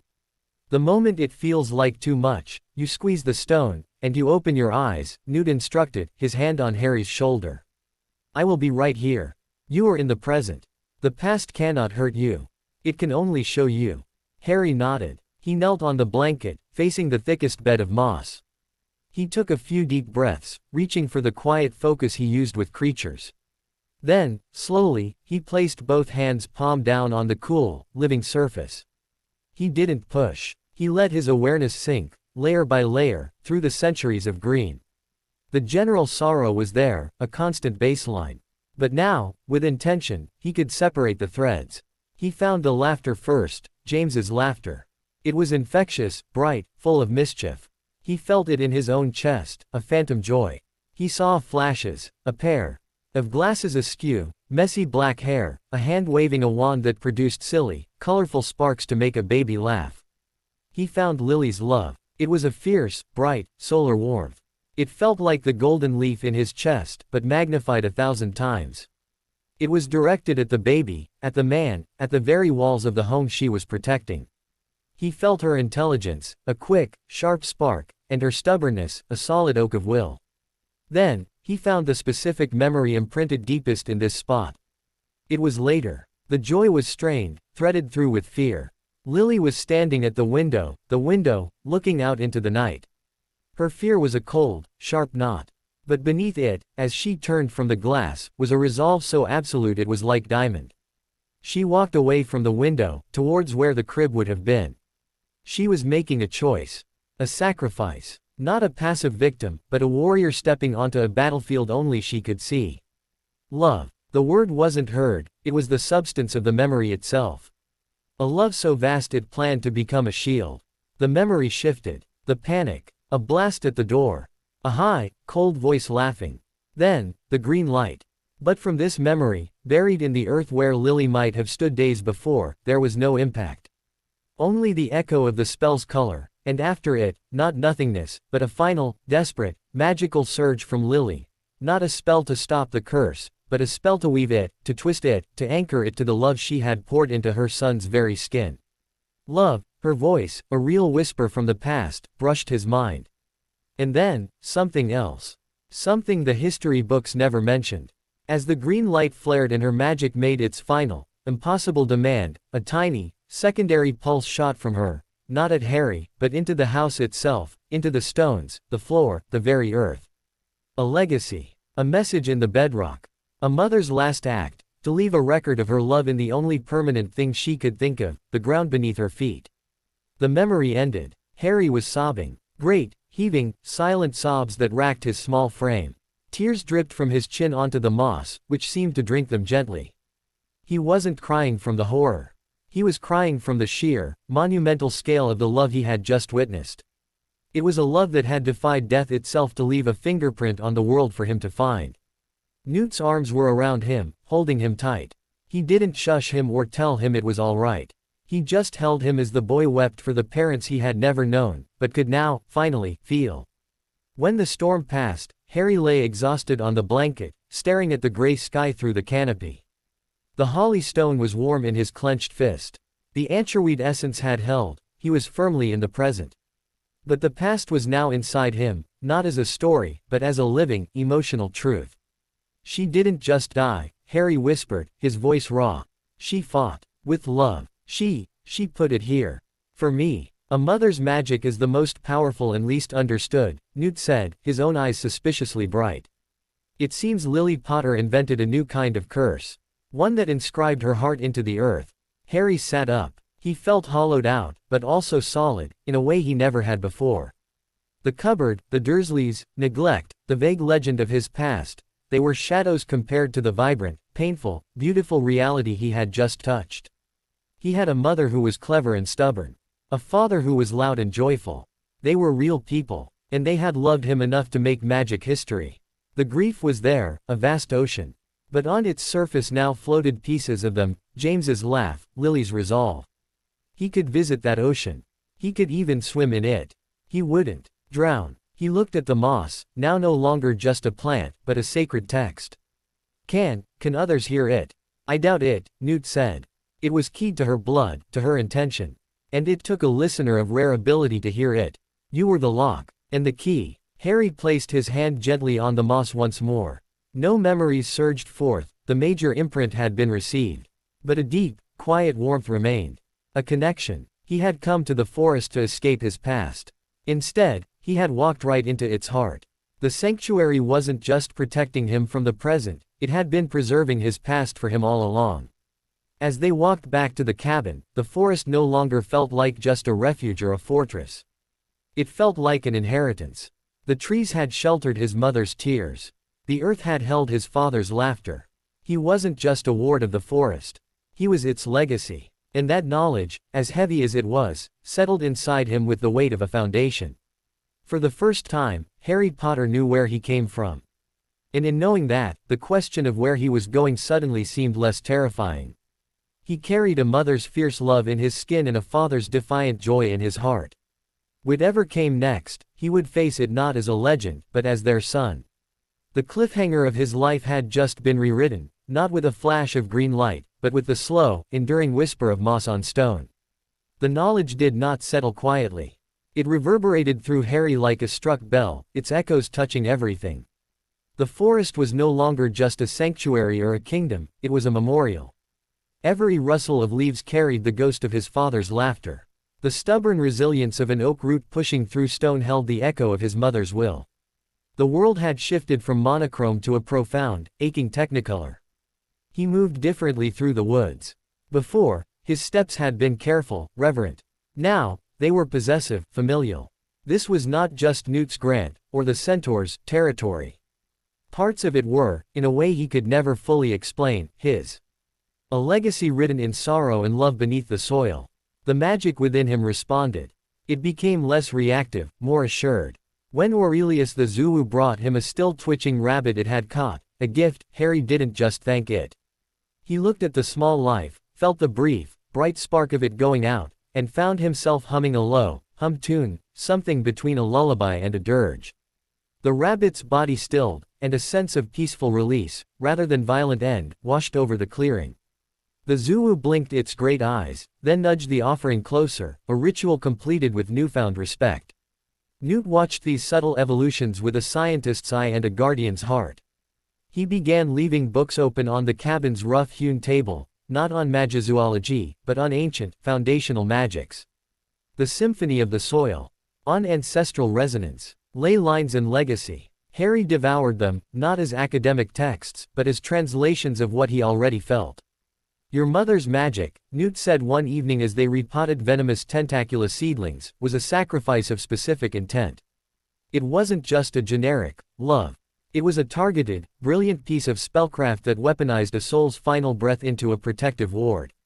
What you're touching in the earth is the fallout of that detonation. The radiation of pure, sacrificial magic. It's no wonder you resonate with it. You are the living focus of the original spell.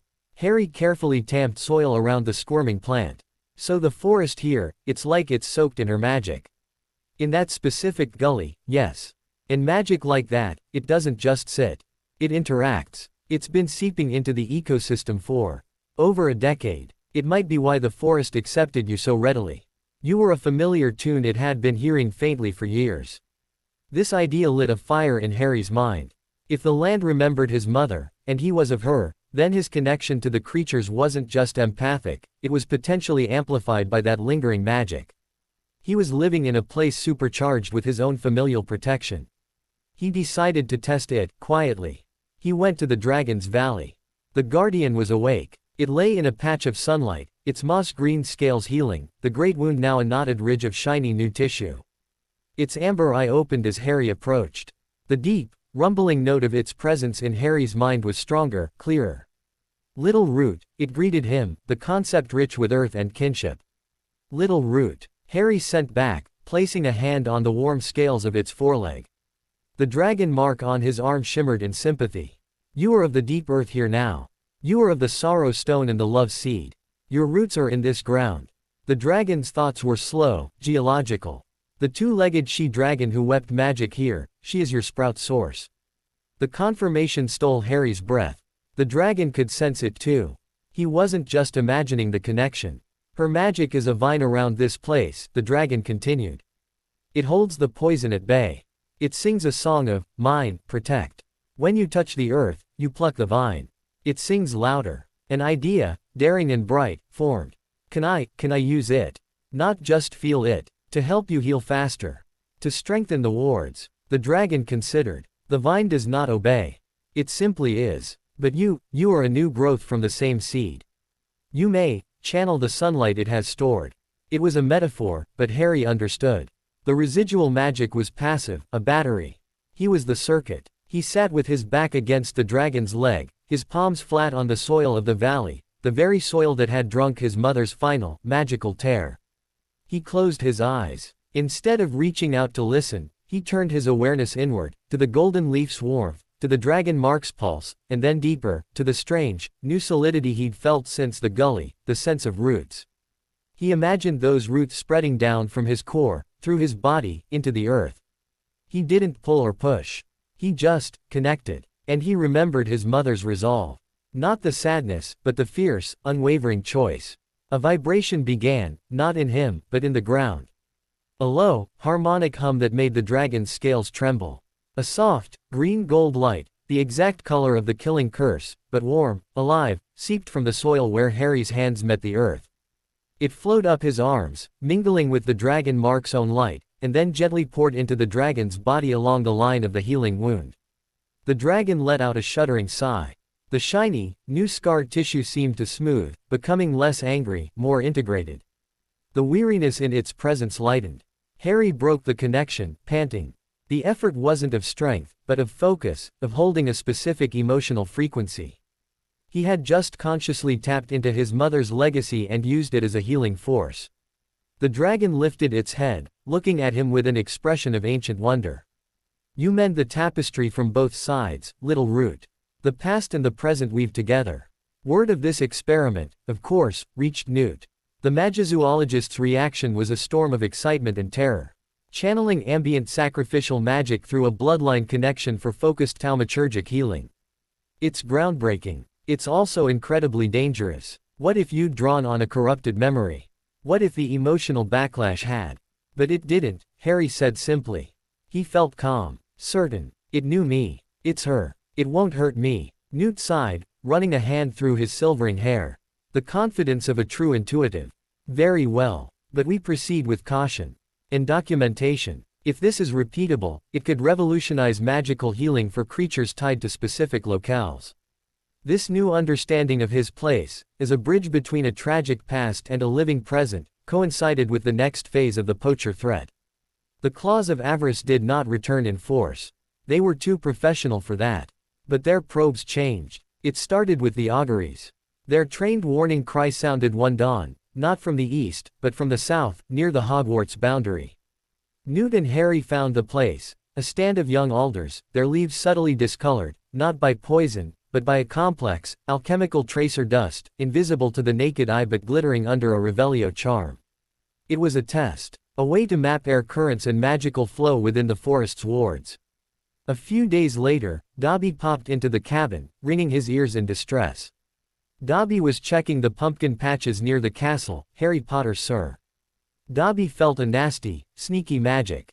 A tiny pebble sea. It was looking at the forest, taking pictures in its little head. A scrying stone, left by the castle walls, aimed at their territory. The poachers were no longer trying to break in. They were studying. They were learning the rhythms of the defenses, the patterns of the creatures, the ebb and flow of the magic. They were looking for the weak point, the predictable habit, the moment of inattention. It was a cold, intelligent threat that required a cold, intelligent response. Harry called a council. It gathered in the Centaur clearing at dusk. Newt, Ronan, Bane, Firenze, and Harry. Aurelius the Zulu lay like a great, colorful sphinx at the edge of the firelight, and high in a nearby pine, the Occamy, Ceres, watched with unblinking eyes. They are learning us, Harry stated, his young voice clear in the twilight. We cannot just be stronger. We must be unpredictable. We must teach them the wrong lessons. Ronan nodded, his face grave. The stars speak of deception. Of mirrors facing mirrors. We can use the forest itself, Firenze offered. Create false trails. Illusions of creature activity where there is none. Let them waste their efforts. Newt's eyes gleamed. We can make the wards migratory. Shift their focal points randomly. Make the safe paths dangerous and the dangerous paths safe on a schedule only we know. Bane, who had been silent, spoke, his voice a low growl. We must also strike back. Not at their bodies, but at their confidence. We must show them that their understanding is a lie we have built for them. They devised a plan. It was a work of art, a symphony of misdirection. Harry and the centaurs began creating ghost herds. Using combinations of simple light charms, amplified by Harry's ability to imbue them with convincing emotional signatures, a trickle of unicorn pride, a flash of hippogriff territoriality, they projected illusions of rare creatures moving in the southern, less protected sectors at night. They left false tracks, magically altered deer hoofprints that shimmered with faint unicorn magic, molted feathers from common owls enchanted to smell of griffin. Newt, with Dobby's help, made the wards dance. The screaming mushroom patch moved overnight. The feeling of unease meant to deter intruders from the Dragon's Valley would suddenly be found emanating from a harmless badger set a mile away. And Harry, with his deep-root connection, performed the most subtle act of all. He spent hours sitting at the forest's edge, near the scrying stone's location, gently leaking a magical signature. But not his own. He projected the slow, deep, sickly resonance of the wounded dragon, making it seem weaker, more vulnerable. Its location seemingly shifted to a different, heavily warded valley. He was baiting a trap with the poacher's own desired prize. Weeks passed. The auguries gave occasional, confused cries as they detected the false tracer dust on the ghost herds. The scrying stone, they knew, was watching the wrong places. The climax came on a night of steady, whispering rain. The alarm wasn't from the auguries or the mushrooms. It came from the land itself. Harry, asleep, felt it through his roots, a sharp, surgical snip on the southern perimeter. Not a brute force attack, but a precise, temporary nullification of a ward segment. The poachers had taken the bait. They were moving in, heading for the false dragon lair. It was time for Bane's lesson. The strike team was smaller this time, just 3 figures, clad in magic-dampening leathers, moving with lethal silence through the rain. They avoided the ghost herds, ignored the shifting wards. They were focused, heading straight for the valley where Harry had projected the dragon's feigned weakness.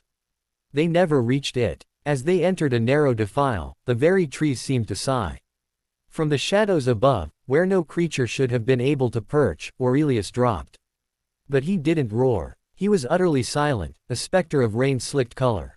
He landed behind them, blocking their retreat. Before they could turn, the ground in front of them erupted. It wasn't ground at all, but a cleverly charmed net of moss and leaves, thrown up by a team of bowtruckles directed by Newt's wand. It wrapped around the lead poacher, binding his arms. From the sides, centaur arrows thudded into the trees, not hitting the men, but pinning their cloaks to the trunks. A precise, terrifying display of accuracy. The poachers froze, trapped, surrounded by enemies they couldn't see in the dark, rain-lashed woods. Then, Harry stepped into the open. He held no wand. He was just a small, rain-drenched boy, the dragon mark on his arm faintly visible. He looked at the stunned, furious faces of the professional hunters. He didn't speak to them. He spoke to the forest. He placed a hand on the trunk of a great beech tree and pushed a single, clear concept into the land, amplified by his mother's lingering magic, by his own rooted certainty.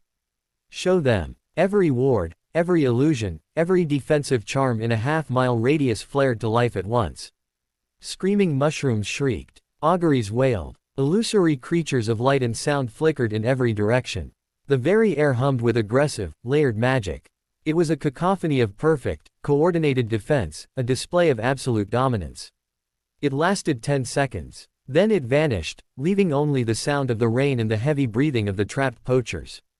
Harry looked at them, his green eyes reflecting the faint, dying magic light. His voice, when it came, was quiet but carried in the sudden silence. You understand nothing about this forest. You see prey. We see family. You see wards. We see a living will. Leave. Tell your claws that the heart of this wood is protected by more than magic. It is protected by a memory that fights back. He nodded to Newt. With a flick of his wand, Newt released the net, freed the cloaks. The centaur arrows withdrew from the trees as if pulled by invisible strings. The poachers didn't hesitate. They fled, their professionalism shattered, their confidence in their data utterly destroyed. They had been outthought, outmaneuvered, and humiliated by a child and a menagerie. As the sounds of their retreat faded, the forest's true inhabitants emerged from the shadows. The centaurs, Aurelius, Newt, and the creatures gathered around Harry. In the clearing, there was no celebration, only a deep, solid satisfaction. Ronan placed a hand on Harry's shoulder. You have given them a story to tell. A story of a forest that is not a resource, but a mind. A story of a guardian who is not a boy, but a force of nature. Fear of the unknown is more potent than fear of the known. Harry stood in the rain, feeling the earth firm under his feet, the roots of his heritage deep in the soil, the network of trust and protection woven around him. He had defended his home not with the power of a prophecy, but with the cunning of a guardian, the love of a son, and the united will of a family he had built. The poachers would likely still come back, in some other form. The wider world with its shadows still loomed. But Harry Potter, the little root, knew something they did not. He was not standing on ground. He was standing with it. And together, they were far stronger than any claw of avarice could ever comprehend. The rain washed over the forest, cleansing away the traces of the confrontation. High above, hidden by clouds, the stars turned in their slow, inevitable dance. But down in the wet, living dark, a new constellation of loyalty and power had just declared itself.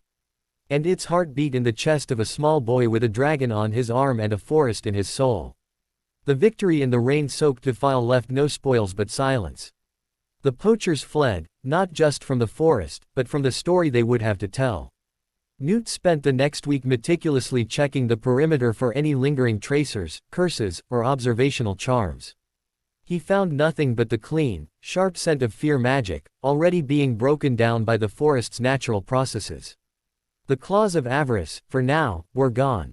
In the quiet that followed, Harry's new understanding of himself, as a root in the soil of his mother's magic, began to quietly transform his daily work. He no longer just fed the mooncalves, he could sense which patches of clover they had grazed yesterday and instinctively guided them to a fresh, nutrient-rich patch. He didn't just repair the Demiguise's favorite hammock, he wove the branches with a rhythm that echoed the creature's own peaceful dreams, making it more comfortable than ever. The dragon mark remained, a quiet companion. It warmed when he passed particularly ancient trees, as if in greeting, and it thrummed softly in time with the guardian's deep, sleeping breaths miles away. It was a badge of office, but also a reminder of the cost of protection. It was during one of his now habitual walks to the memory-rich gully that he found the stone. He wasn't seeking it. He had come to simply sit in the quiet echo of his parents, to feel the solidity of that connection on a day when the forest's usual chorus felt overwhelming. As he brushed aside a thick curtain of ivy to enter the secluded spot, his foot stubbed against something hard and angular, half buried in the loam. He knelt and dug with his hands. It wasn't a natural rock. It was a corner of worked masonry, gray and weathered, about the size of a bread loaf. With effort, he pried it from the earth's grip. It was a fragment, perhaps from a windowsill or a doorframe, its edges rounded by time and fire. One face was smooth, the other was charred black and bore the faint, pitted scars of spell impacts. Holding it sent a jolt through him, different from the moss. The moss held soft, emotional imprints. This stone held a snapshots. Hard, bright flashes of violence, frozen in its crystalline structure like insects in amber.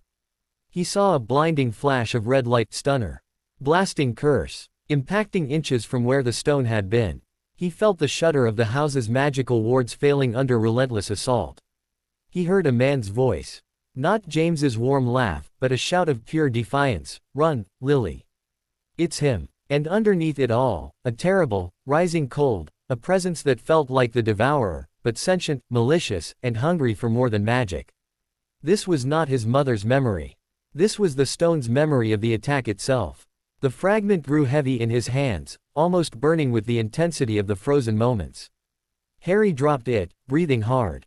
This was too sharp, too loud. It was history's scream, not its whisper. He left the stone where it lay but couldn't forget it. It was a piece of his past, yes, but a piece of the violence that had ended it. A fossil of the night that made him an orphan. Over the next few days, he found himself drawn back, circling the gully but not entering, as if the stone were a magnet and he was a compass needle oscillating between attraction and dread. Newt noticed his preoccupation. "You've found something else," he stated one evening, not looking up from his notes on Bowtruckle dialect variations. "A piece of the house. A stone. It remembers the fight." Newt's quill stilled. He looked up, his eyes serious. Objects can hold powerful imprints, especially from traumatic magical events. They are anchors for history, but they can also be anchors for pain. "You must be careful, Harry. Listening to a scream is different from listening to a sigh. I need to understand it," Harry said, his jaw set. "The moss is her. The stone is the other side. I can't just know one half. Then we approach it as scholars," Newt said, closing his book. "With safeguards. And we do not go alone into that memory." Their preparation was even more careful than for the moss.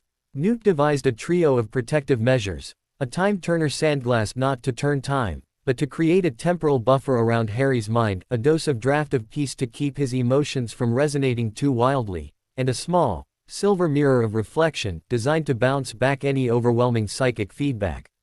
They returned to the gully at noon, when the sun was high and its light felt most present and sane. The stone lay where Harry had left it, looking innocuous. "Do not touch it," Newt instructed. "Sit near it. Use the tools. Listen from a distance first." Harry sat cross-legged before the stone. He took the draft of peace, feeling a cool detachment settle over his nerves. He activated the sandglass. A faint, shimmering hourglass-shaped bubble enveloped him, making the world seem slightly out of sync. Finally, he held up the mirror of reflection, aiming it at the stone.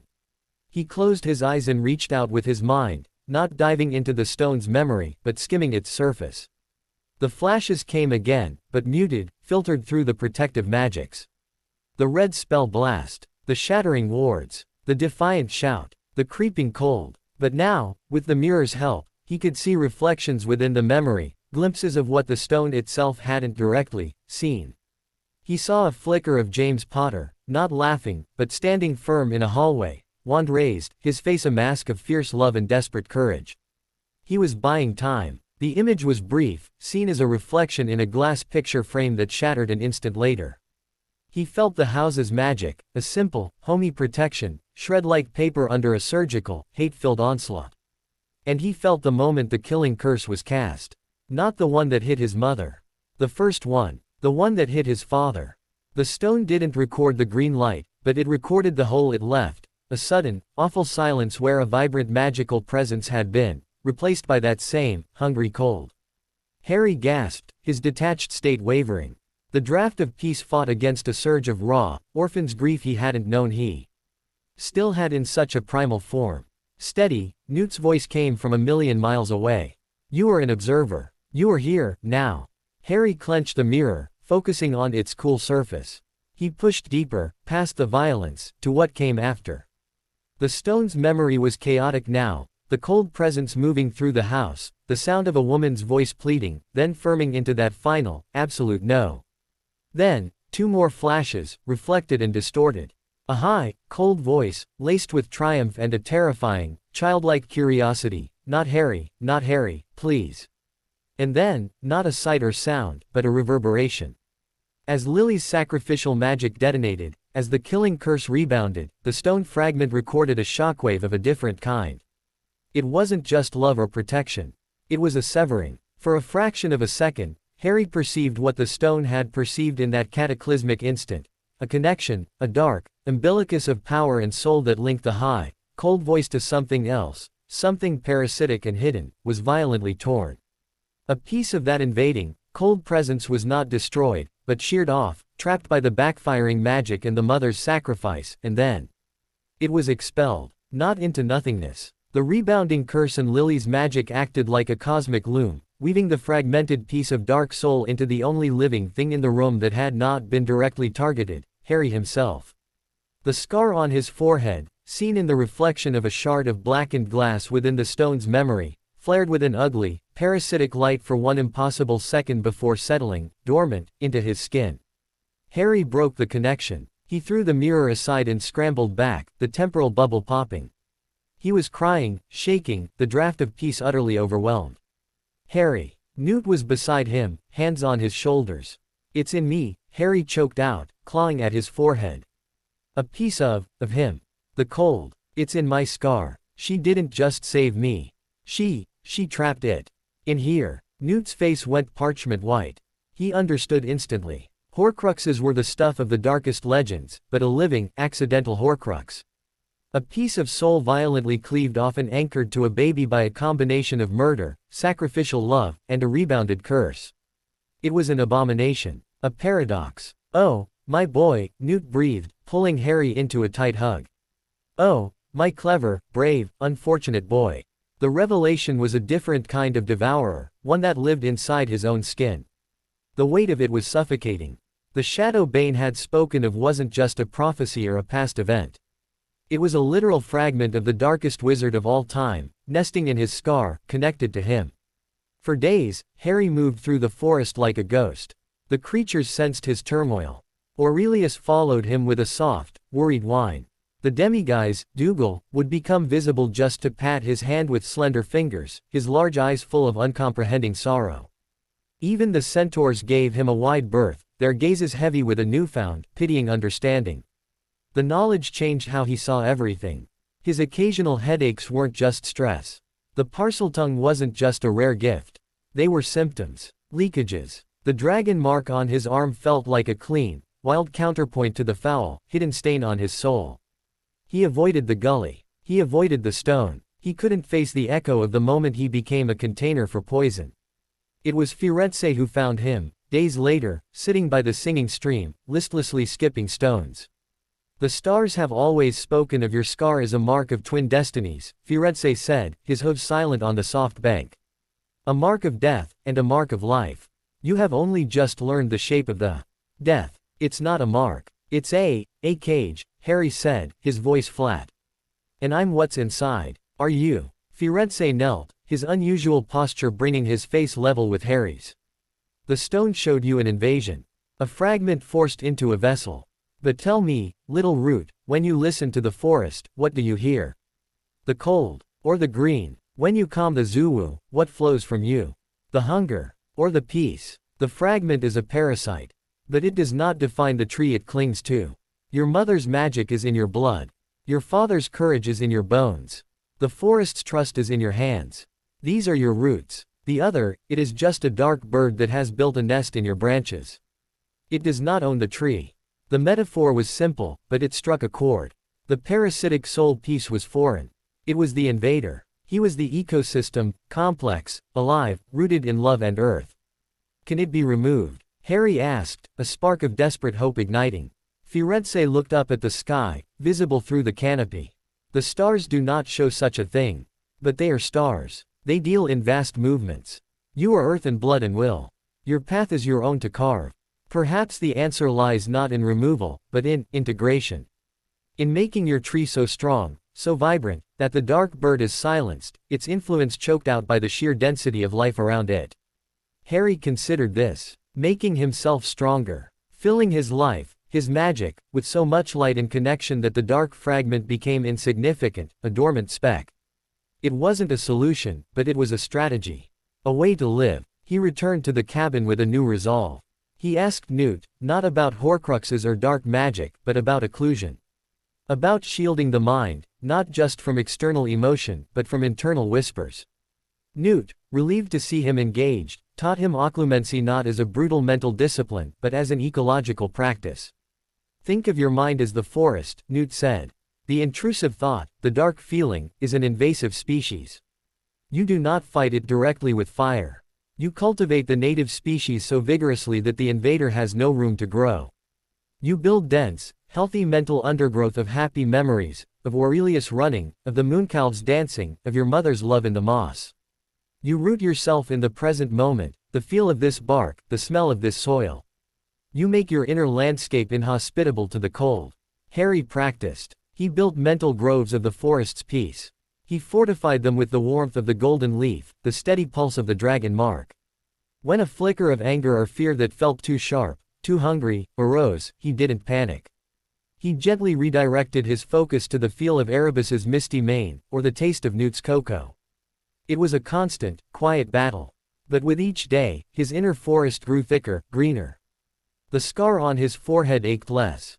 The nightmares of a high, cold laugh grew fainter, drowned out by the chorus of magical creatures and the deep, resonant hum of the living earth. He did not conquer the fragment.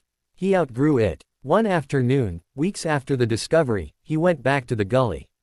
He did not touch the stone. He stood over it, looking down at the charred fragment of his past. You're just a piece of what broke, he said to it, his voice quiet but firm. I'm what grew back. He turned and walked away, not carrying the stone's weight, but carrying the strength of the roots he had chosen to cultivate. The echo in the stone was a record of an ending.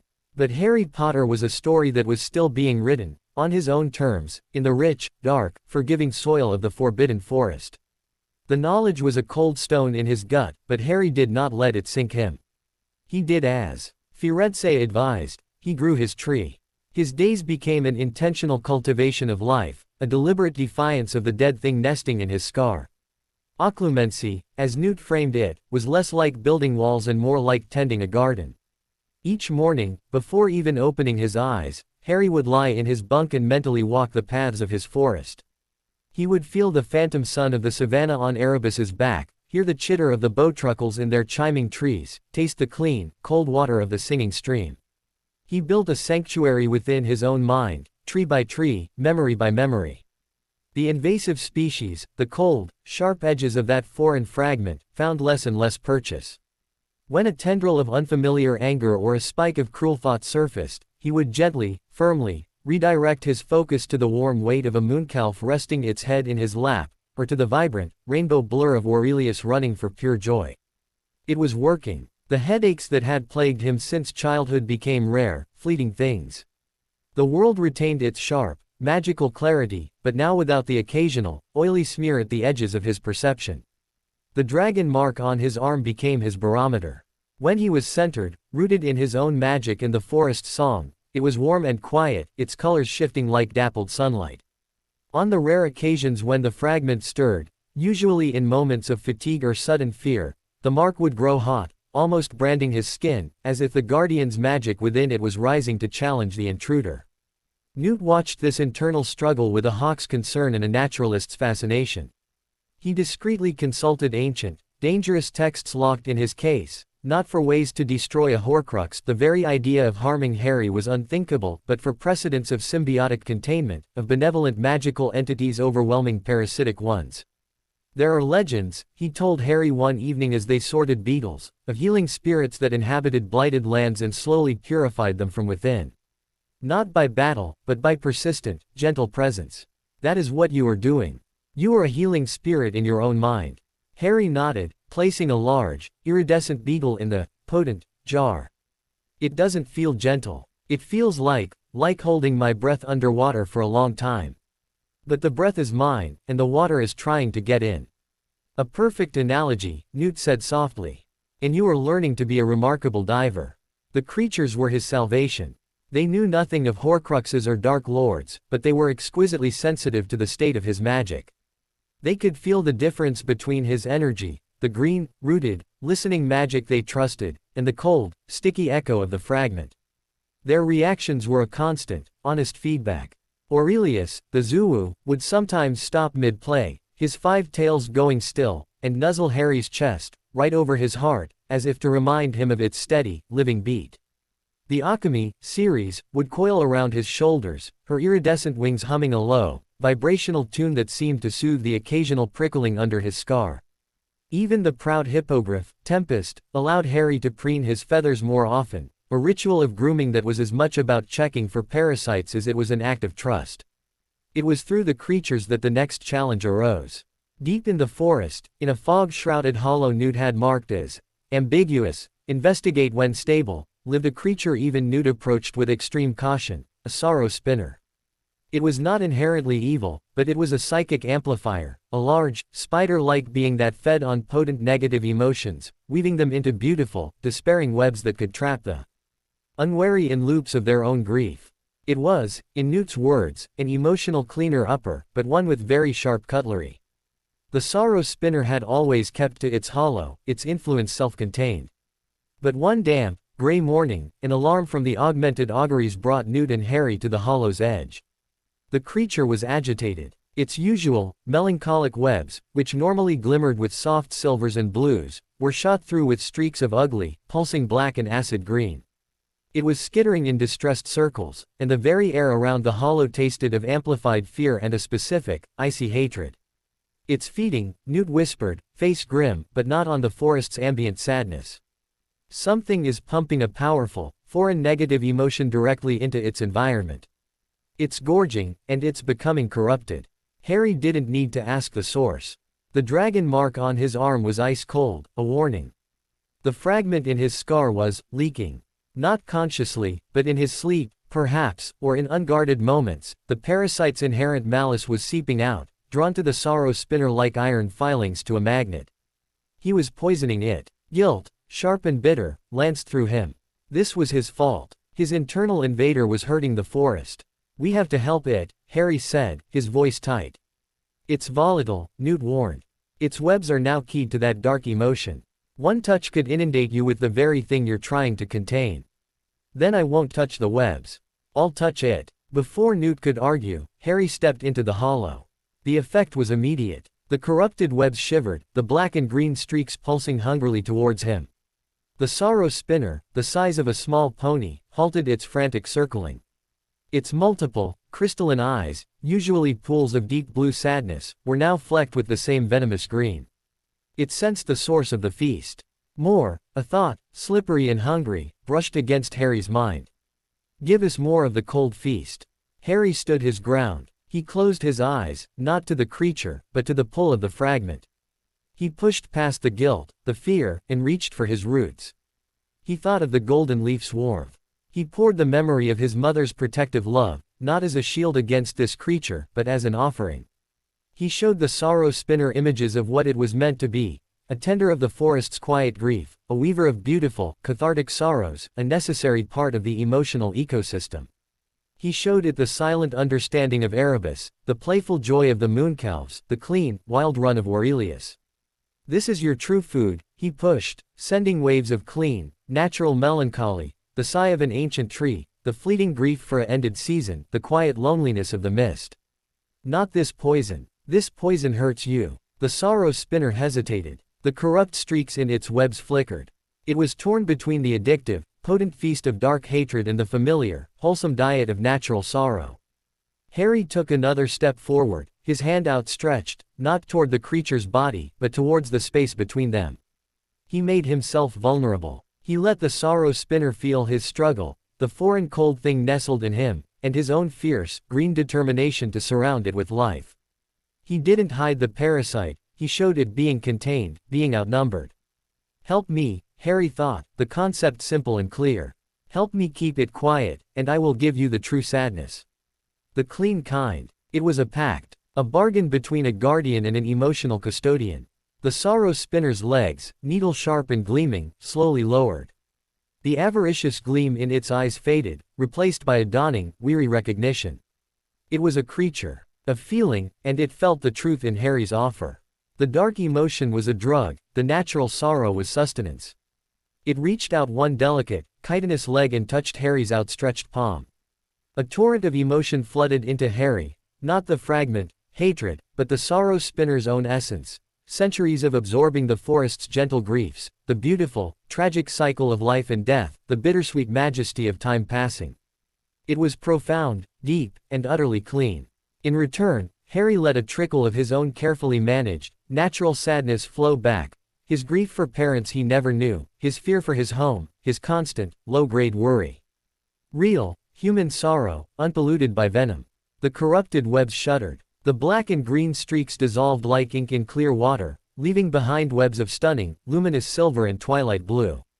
The hollow's air cleared, the taste of hatred replaced by the clean, damp scent of moss and introspection. The sorrow spinner withdrew its leg. It gave a soft, chiming click, then turned and began to methodically consume its own now purified webs, recycling the emotion back into its core. Its job was back on track. Harry stumbled back, into Newt's steadying grasp. He was emotionally wrung out, but the dragon mark on his arm was warm again. The fragment in his scar was silent, not gone, but seemingly, shamed into quiescence by the overwhelming, clean emotional exchange. You didn't fight it, Newt marveled, his voice hushed. You negotiated with it. You offered it a better deal. It's part of the forest, Harry said, leaning against him, exhausted. Even the parts that handle the dark feelings. I can't just reject it. I have to find a balance. The experience was a breakthrough. If he could make a pact with a sorrow spinner, he could manage the fragment within. He began to think of it not as a demon to be exorcised, but as a dangerously invasive species that had to be meticulously managed, contained by the healthier, stronger ecosystem of his own soul and his connections. He started a new practice. In his morning meditations, he would deliberately acknowledge the fragment's presence.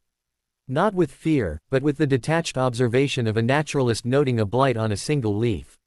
You are there, he would think. But you are small. And I am the forest. He used his bonds. When the cold flickered, he would mentally reach for Aurelius's joyful run, and feel the fragment recoil from the pure, physical exuberance. He would think of the Demiguise's trust, and feel the foreign presence baffled by such vulnerability. He would remember his mother's sacrifice in the moss, and feel it cower before that magnitude of love. He was learning the fragment's triggers: fatigue, isolation, sudden rage. So he rested well. He stayed close to Newt and the creatures. And he learned to transmute flashes of anger into the focused, protective energy he used to strengthen the wards. One evening, sitting with the centaurs as they shared a meal of foraged roots and bread, Bane fixed his stern gaze on Harry. "The darkness in you is quieter," he stated. "But it is not gone. You have hung bells on it. So you hear it when it moves." "Yes," Harry agreed. "This is wise," Bane conceded, a rare approval in his tone. "A watched enemy is less likely to surprise. But do not mistake vigilance for victory. The stars still show a convergence. Your darkness and the world's darkness are kin. They may call to each other." The warning was sobering. Managing the fragment was one thing. The idea that it might be drawn to, or draw, other pieces of Voldemort's shattered soul in the wider world, that was a storm on a distant horizon. But for now, in the heart of the Forbidden Forest, there was peace. A hard-won, carefully tended peace. Harry lay in his bunk that night, listening to the sounds of his family: Newt's soft snoring, the distant call of a nocturnal bird, the steady, sleeping breath of a dozen magical beings. He touched the scar on his forehead. It was just skin. The fragment within was a silent, shunned guest in the bustling mansion of his life. He was not the boy who lived because of the scar. He was living in spite of it. He was living because of the willow bunk, the loyal Zouwu, the wise centaurs, the stubborn Magizoologist, and the love pressed into moss and stone. The parasite was part of his story. But it was no longer the author. Harry Potter, guardian, listener, and little Root, was writing his own tale now. And it was a story filled not with darkness, but with deep, resilient, and fiercely protected green. The piece was a careful construction, a tended garden. Harry tended it with the dedication of a master gardener, aware that beneath the richest soil, a single, poisonous root lay dormant. But gardens, no matter how well kept, are subject to the weather. And the weather, in the magical world, was changing. It began with a silence. Not the respectful hush of the grove, or the focused quiet of a stalking predator. This was a deadening silence that fell over the forest's northern reaches one windless afternoon. Harry felt it first as a prickling wrongness in his dragon mark, a coolness that had nothing to do with the fragment in his scar. This was external. He was checking on the Graphorn, who had been unusually lethargic, when the great beast lifted its rocky head and let out a low, confused moan, not of pain, but of dislocation. It didn't recognize the air. Newt felt it minutes later, dropping a vial of Newt eyes with a sharp curse. The magical atmospheric pressure, it's just gone in Sector 7. Like a hole has been punched in the world. They went to investigate, Aurelius padding silently beside them, his nostrils flaring at the scentless air. The northern stretch was a region of gentle hills and old, whispering beaches. Or it had been. As they crossed an invisible line, the world changed. The constant, background hum of life magic vanished, replaced by a vacuum that made Harry's ears pop. The colors were bleached, as if viewed through grimy glass. The whispering of the leaves had stopped. The trees stood like statues, their vitality suspended. But it was the earth itself that was most horrifying. It was not blighted or dead. It was indifferent. It had simply ceased to participate. When Harry knelt and put his hand on the soil, he felt nothing. No slow, patient consciousness, no network of mycelial chatter, no grumbling content of stone. It was dirt. Just dirt. The forest soul had been scooped out. A magical null zone, Newt breathed, horror stripping his voice to a whisper.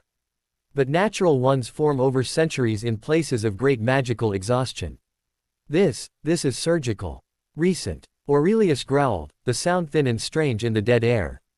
He pawed at the ground, then recoiled as if burned, shaking his paw violently.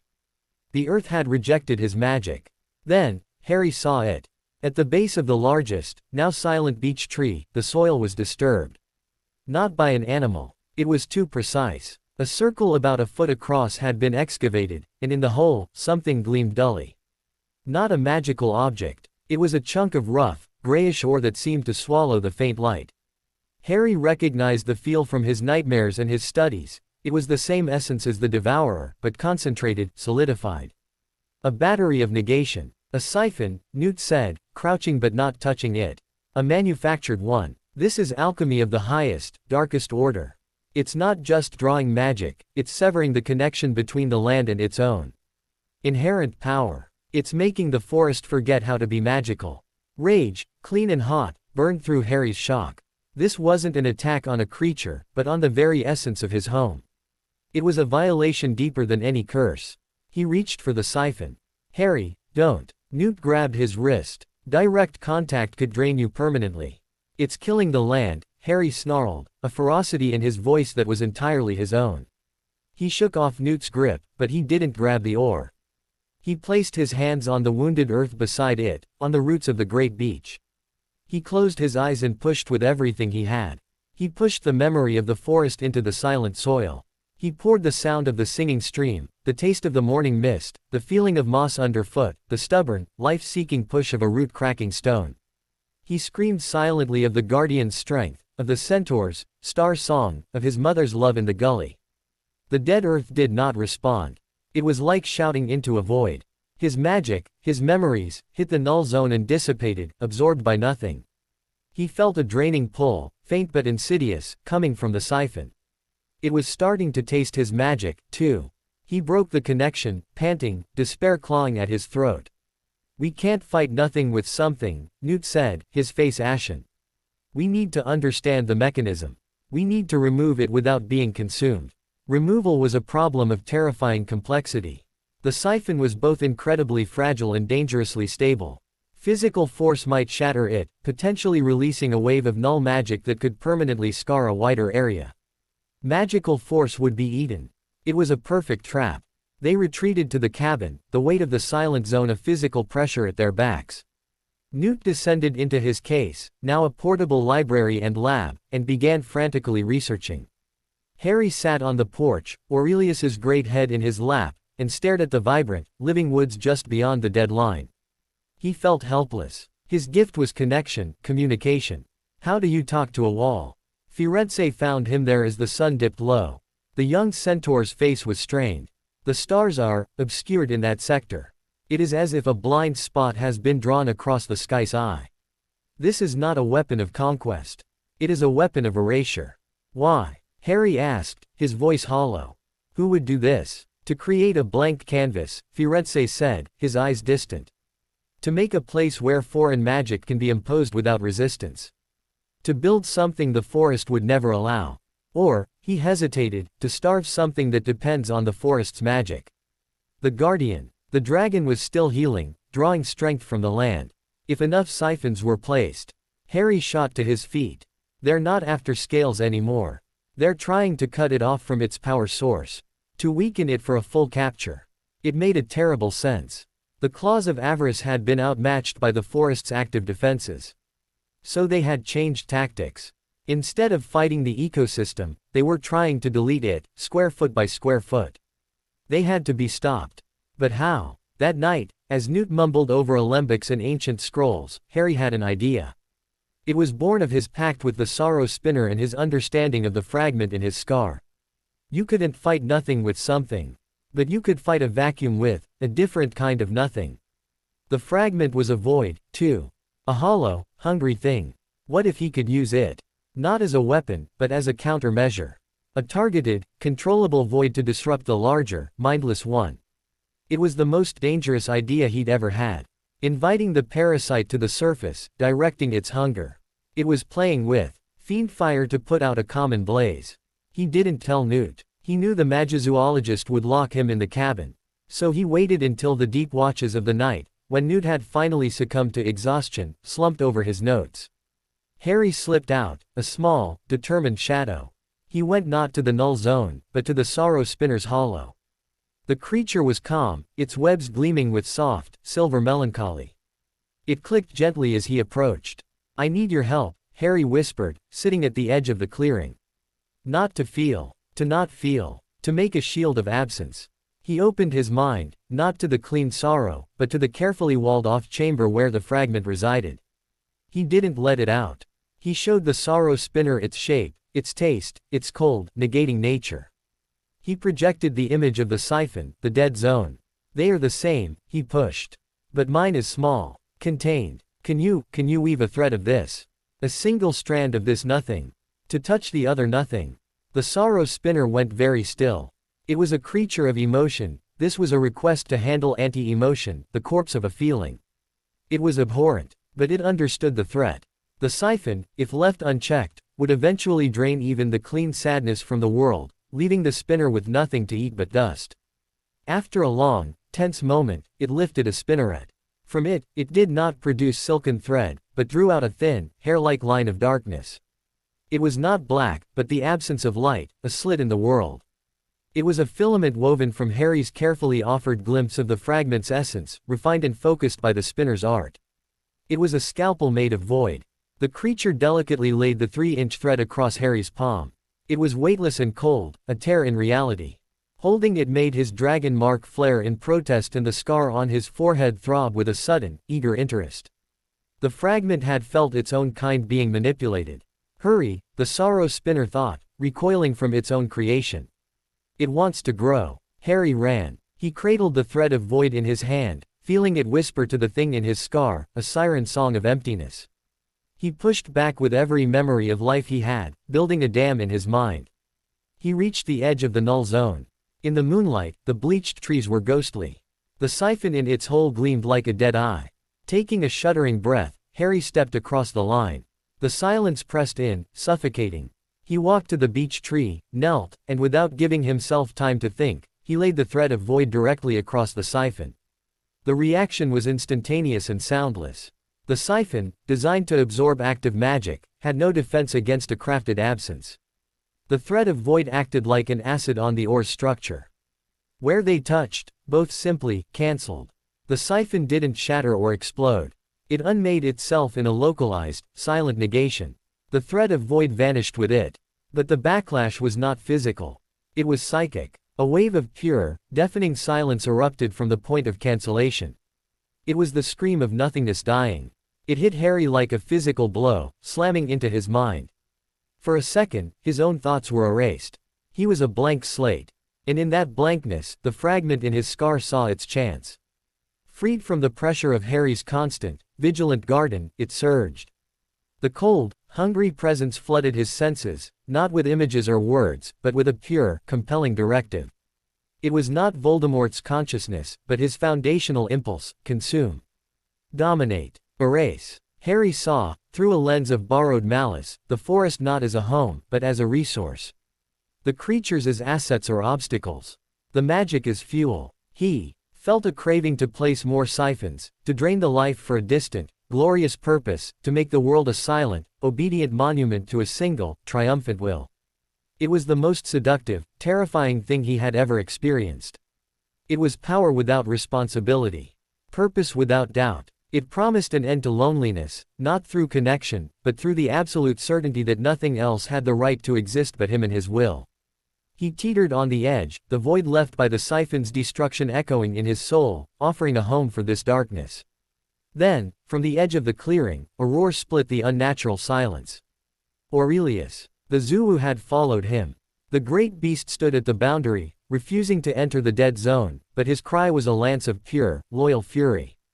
It was not magic. It was sound. It was life. His life, defending its friend. The sound pierced the static in Harry's mind. It was a thread, a lifeline. With a gasp that felt like tearing his own soul in two, Harry grabbed it. He grabbed the memory of Aurelius playfully stealing his hat. Of Newt's patient explanations. Of the golden leaf's warmth. Of his mother's final, loving no. He used them as ropes to haul himself back from the precipice. He rebuilt his mental garden stone by stone, tree by tree, shoving the fragment back into its box, slamming the lid, and sitting on it. The cold presence retreated, hissing with frustration, but it was contained once more. The null zone was gone. As the siphon unmade itself, the magical vacuum collapsed. Life magic rushed back into the space with a sound like a great inhalation. Color flooded the trees. The beech leaves began their soft whisper anew. The earth under Harry's knees was just earth again, but it was living earth, grateful and warm. He collapsed, trembling violently, soaked in cold sweat. Aurelius bounded across the now living ground and nuzzled him, whining with concern. Newt arrived minutes later, his face frantic in the light of his lit wand. He saw the healthy forest, the absence of the siphon, and Harry shaking on the ground. "What did you do?" Newt demanded, dropping to his knees beside him. "I borrowed a knife," Harry rasped, his voice raw. "To cut out the cancer." He told him everything. About the sorrow spinner, the void thread, the fragment's surge. Newt listened, his face growing older with every word. When Harry finished, the Magizoologist simply pulled him into a crushing hug. "You brilliant, reckless, impossible child," he murmured into Harry's hair. "You used the parasite as a tool. You risked becoming it to save the forest." "It wanted me to," Harry whispered, the horror of that empty, compelling vision still chilling his bones.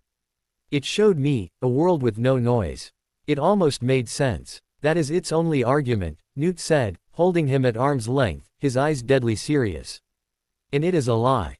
Silence is not peace. It is death. You have seen the true heart of the enemy now, Harry. Not a monster, but an idea. The idea that some lives are worth more than others. That connection is weakness. That love is a flaw to be engineered away." They walked back in the dawn light. The forest sang around them, oblivious to how close it had come to losing not just a piece of land, but its guardian's soul. Harry was exhausted, but clearer than ever. The siphon was destroyed, but the claws of avarice now had a new, more terrible weapon. And he had faced the true nature of the darkness he carried. It wasn't just a piece of soul. It was a philosophy. An anti-life. He had won the battle for the northern sector.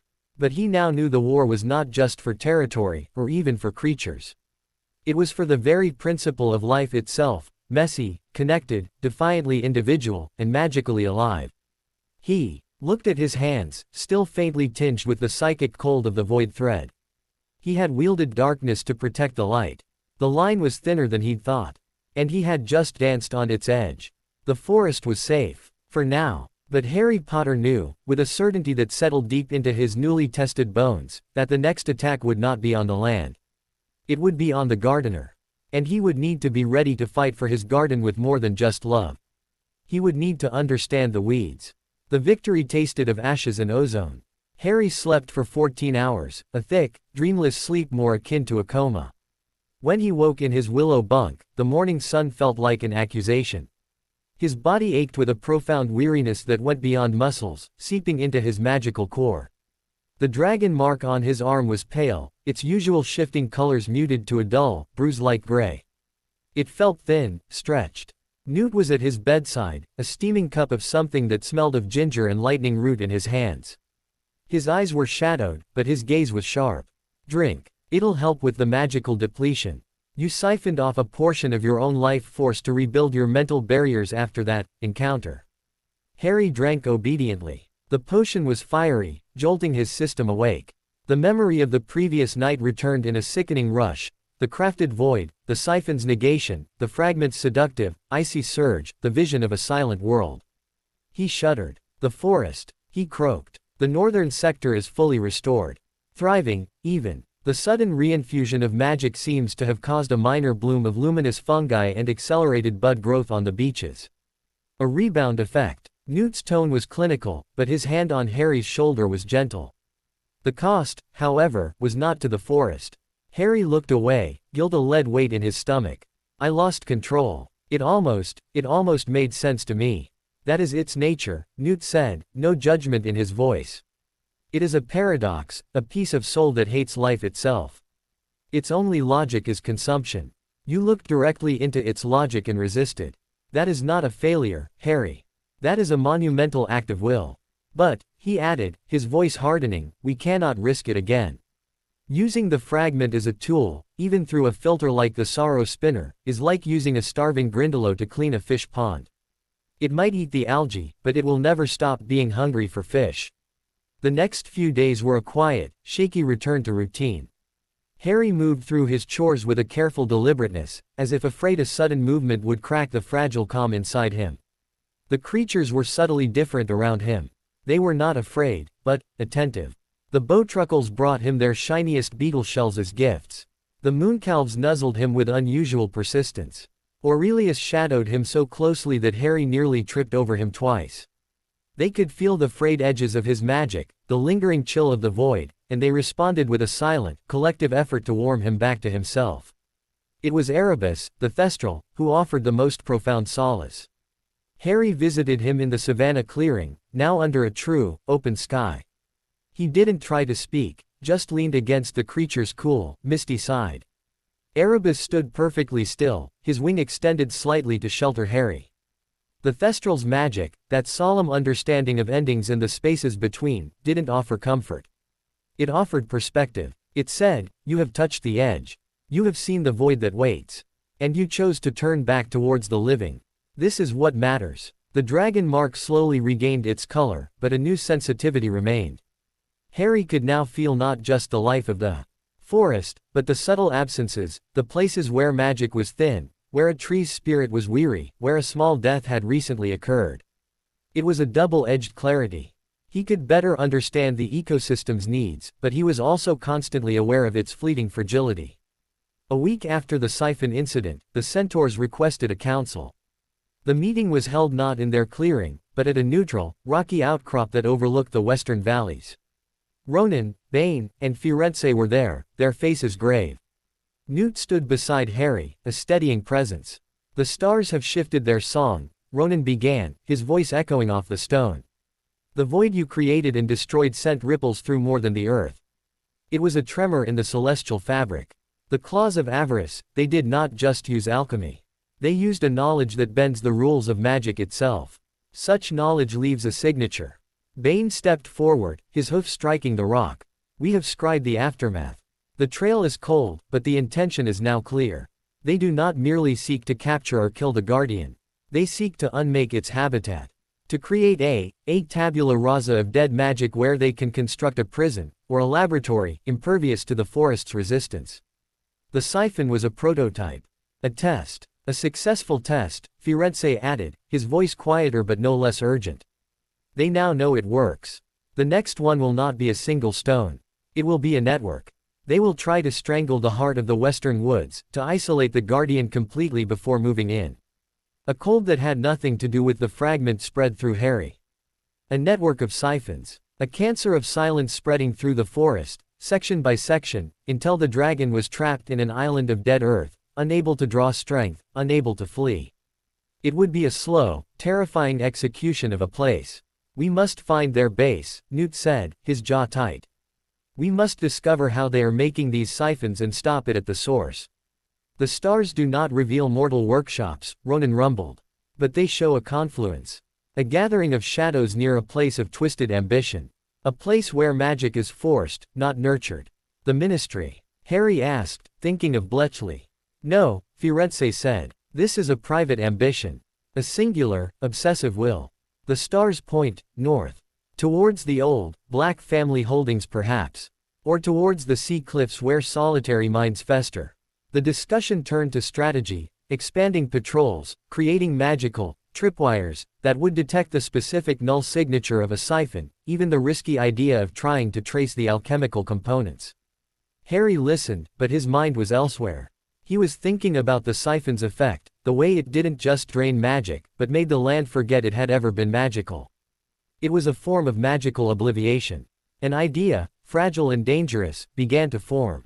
If the siphons made the land forget, what if he could make the land remember something else, so powerfully that it rejected the nullification? Not a general memory of life, but a specific, overwhelming, anchoring memory. He thought of the moss in the gully. His mother's love was etched into the earth so deeply it had become a permanent part of the local magic. It was a memory strong enough to be heard across years. Could he do that? Not with a sacrifice, but with a concerted, focused act of will and magic, to imbue a place with a protective memory so vivid it became part of its essence. He kept the thought to himself, nursing it like a spark in tinder. He needed to understand the theory, to practice. He started small. In the Demiguise's favorite corner of the forest, a spot where the light dappled just so through the leaves, Harry spent an hour.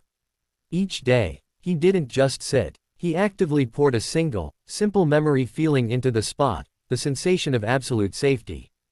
He used his own memory of the first time Dougal had fallen asleep visible in his presence, the pure, trusting peace of it.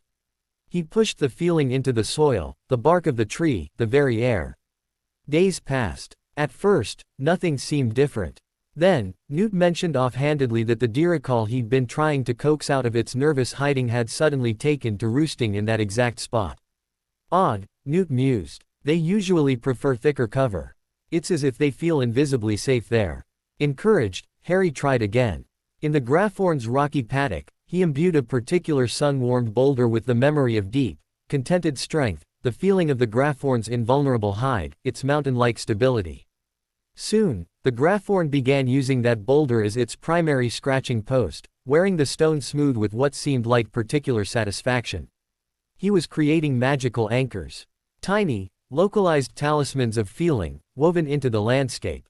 He confessed his experiments to Newt one evening. The Magizoologist's eyes lit with a familiar, brilliant fervor. Psychogeographic imprinting. On an active, intentional level. Harry, you're not just listening to the language of places, you're learning to speak it. This could be the key.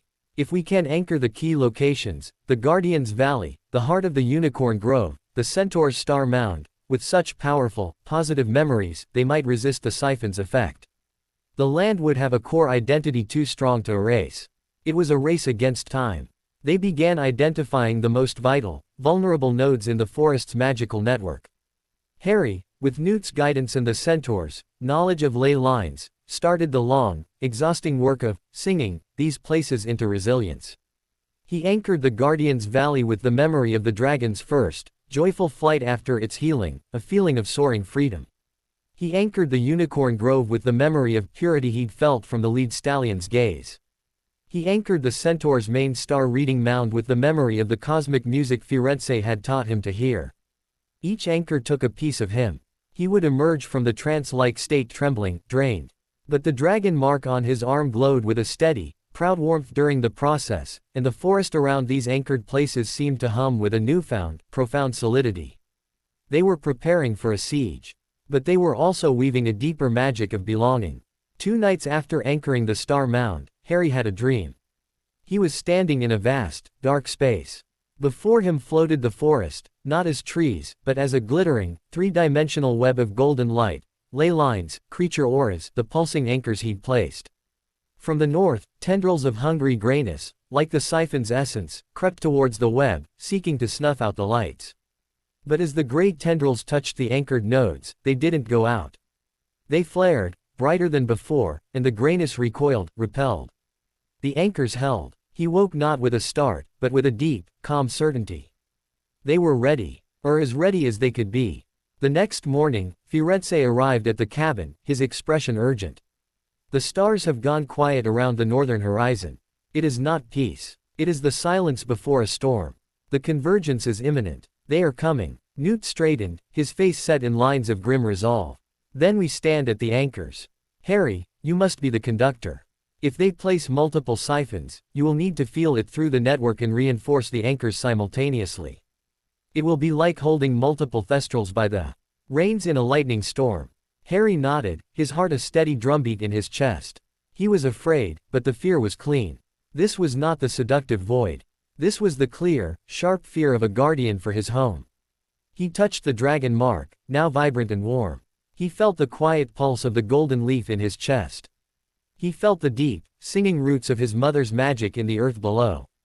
He looked at Newt, at the loyal, watchful Aurelius, at the wise centaur. Let them come, Harry Potter said, his voice no longer that of a child, but of a warden. This forest remembers who it is. And so do I. The sky was clear, the air still.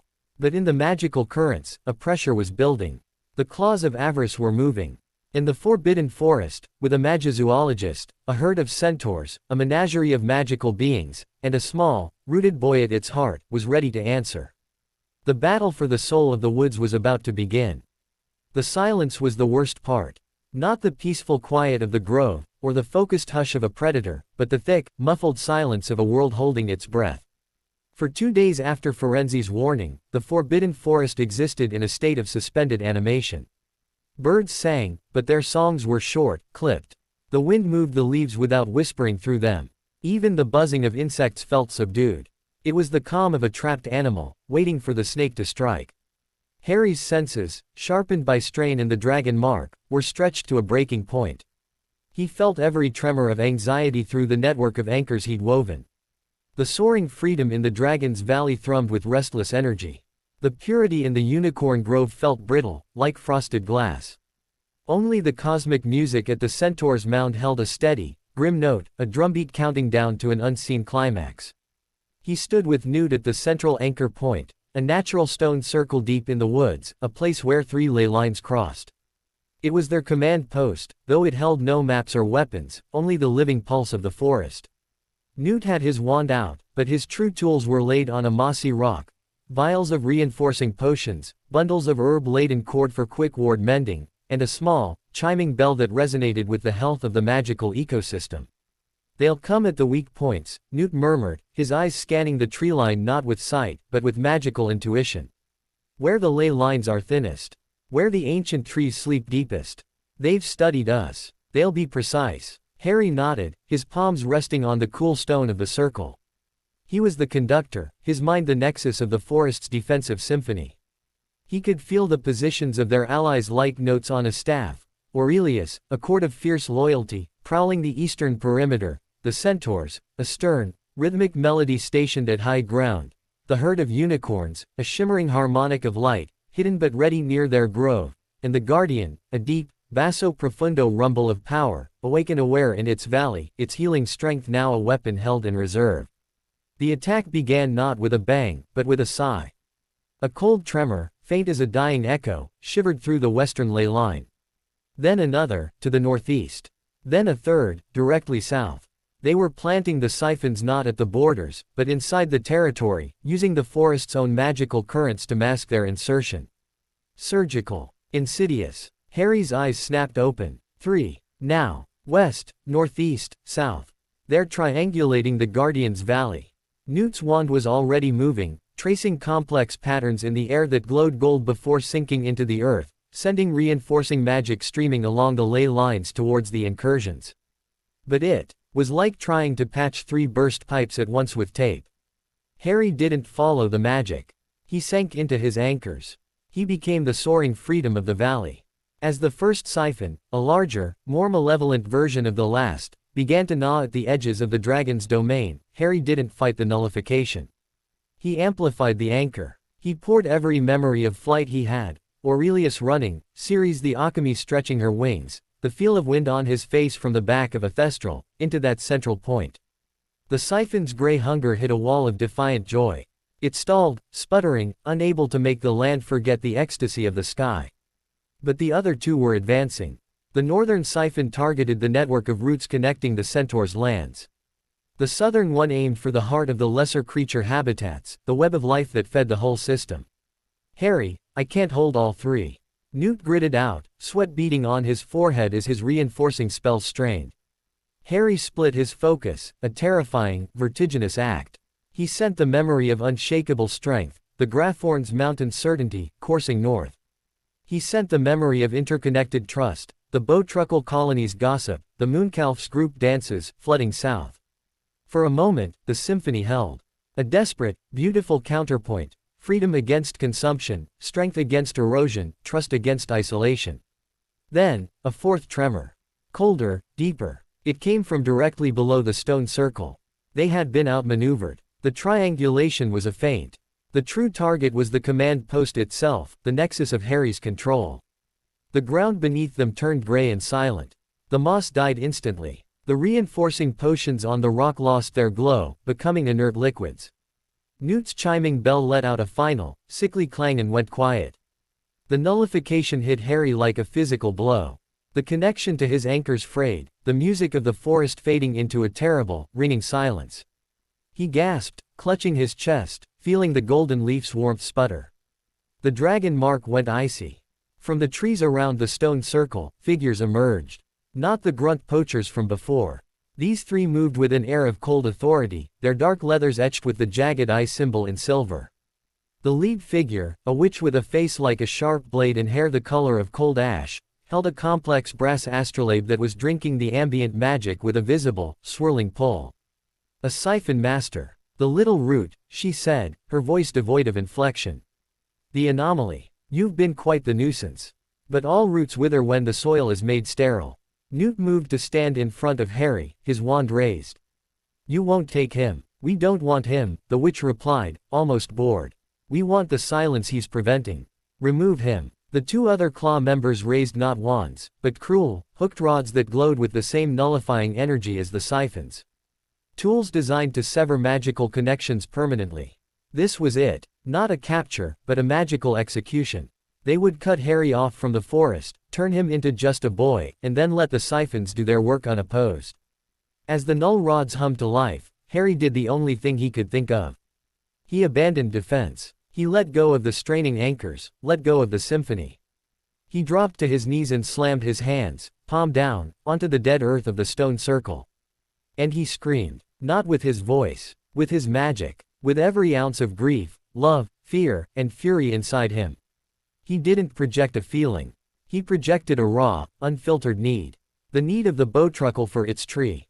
The need of the dragon for its sky. The need of a son for his mother's memory in the moss. The need of the forest to live. It was a discordant, catastrophic note, the opposite of his careful anchors. It was a cry for help, sent not along the ley lines, but through the deeper, older connection he shared with every living thing in the wood, the connection of a shared home.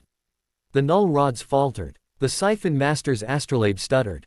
Such chaotic, desperate life energy was hard for their tools to process.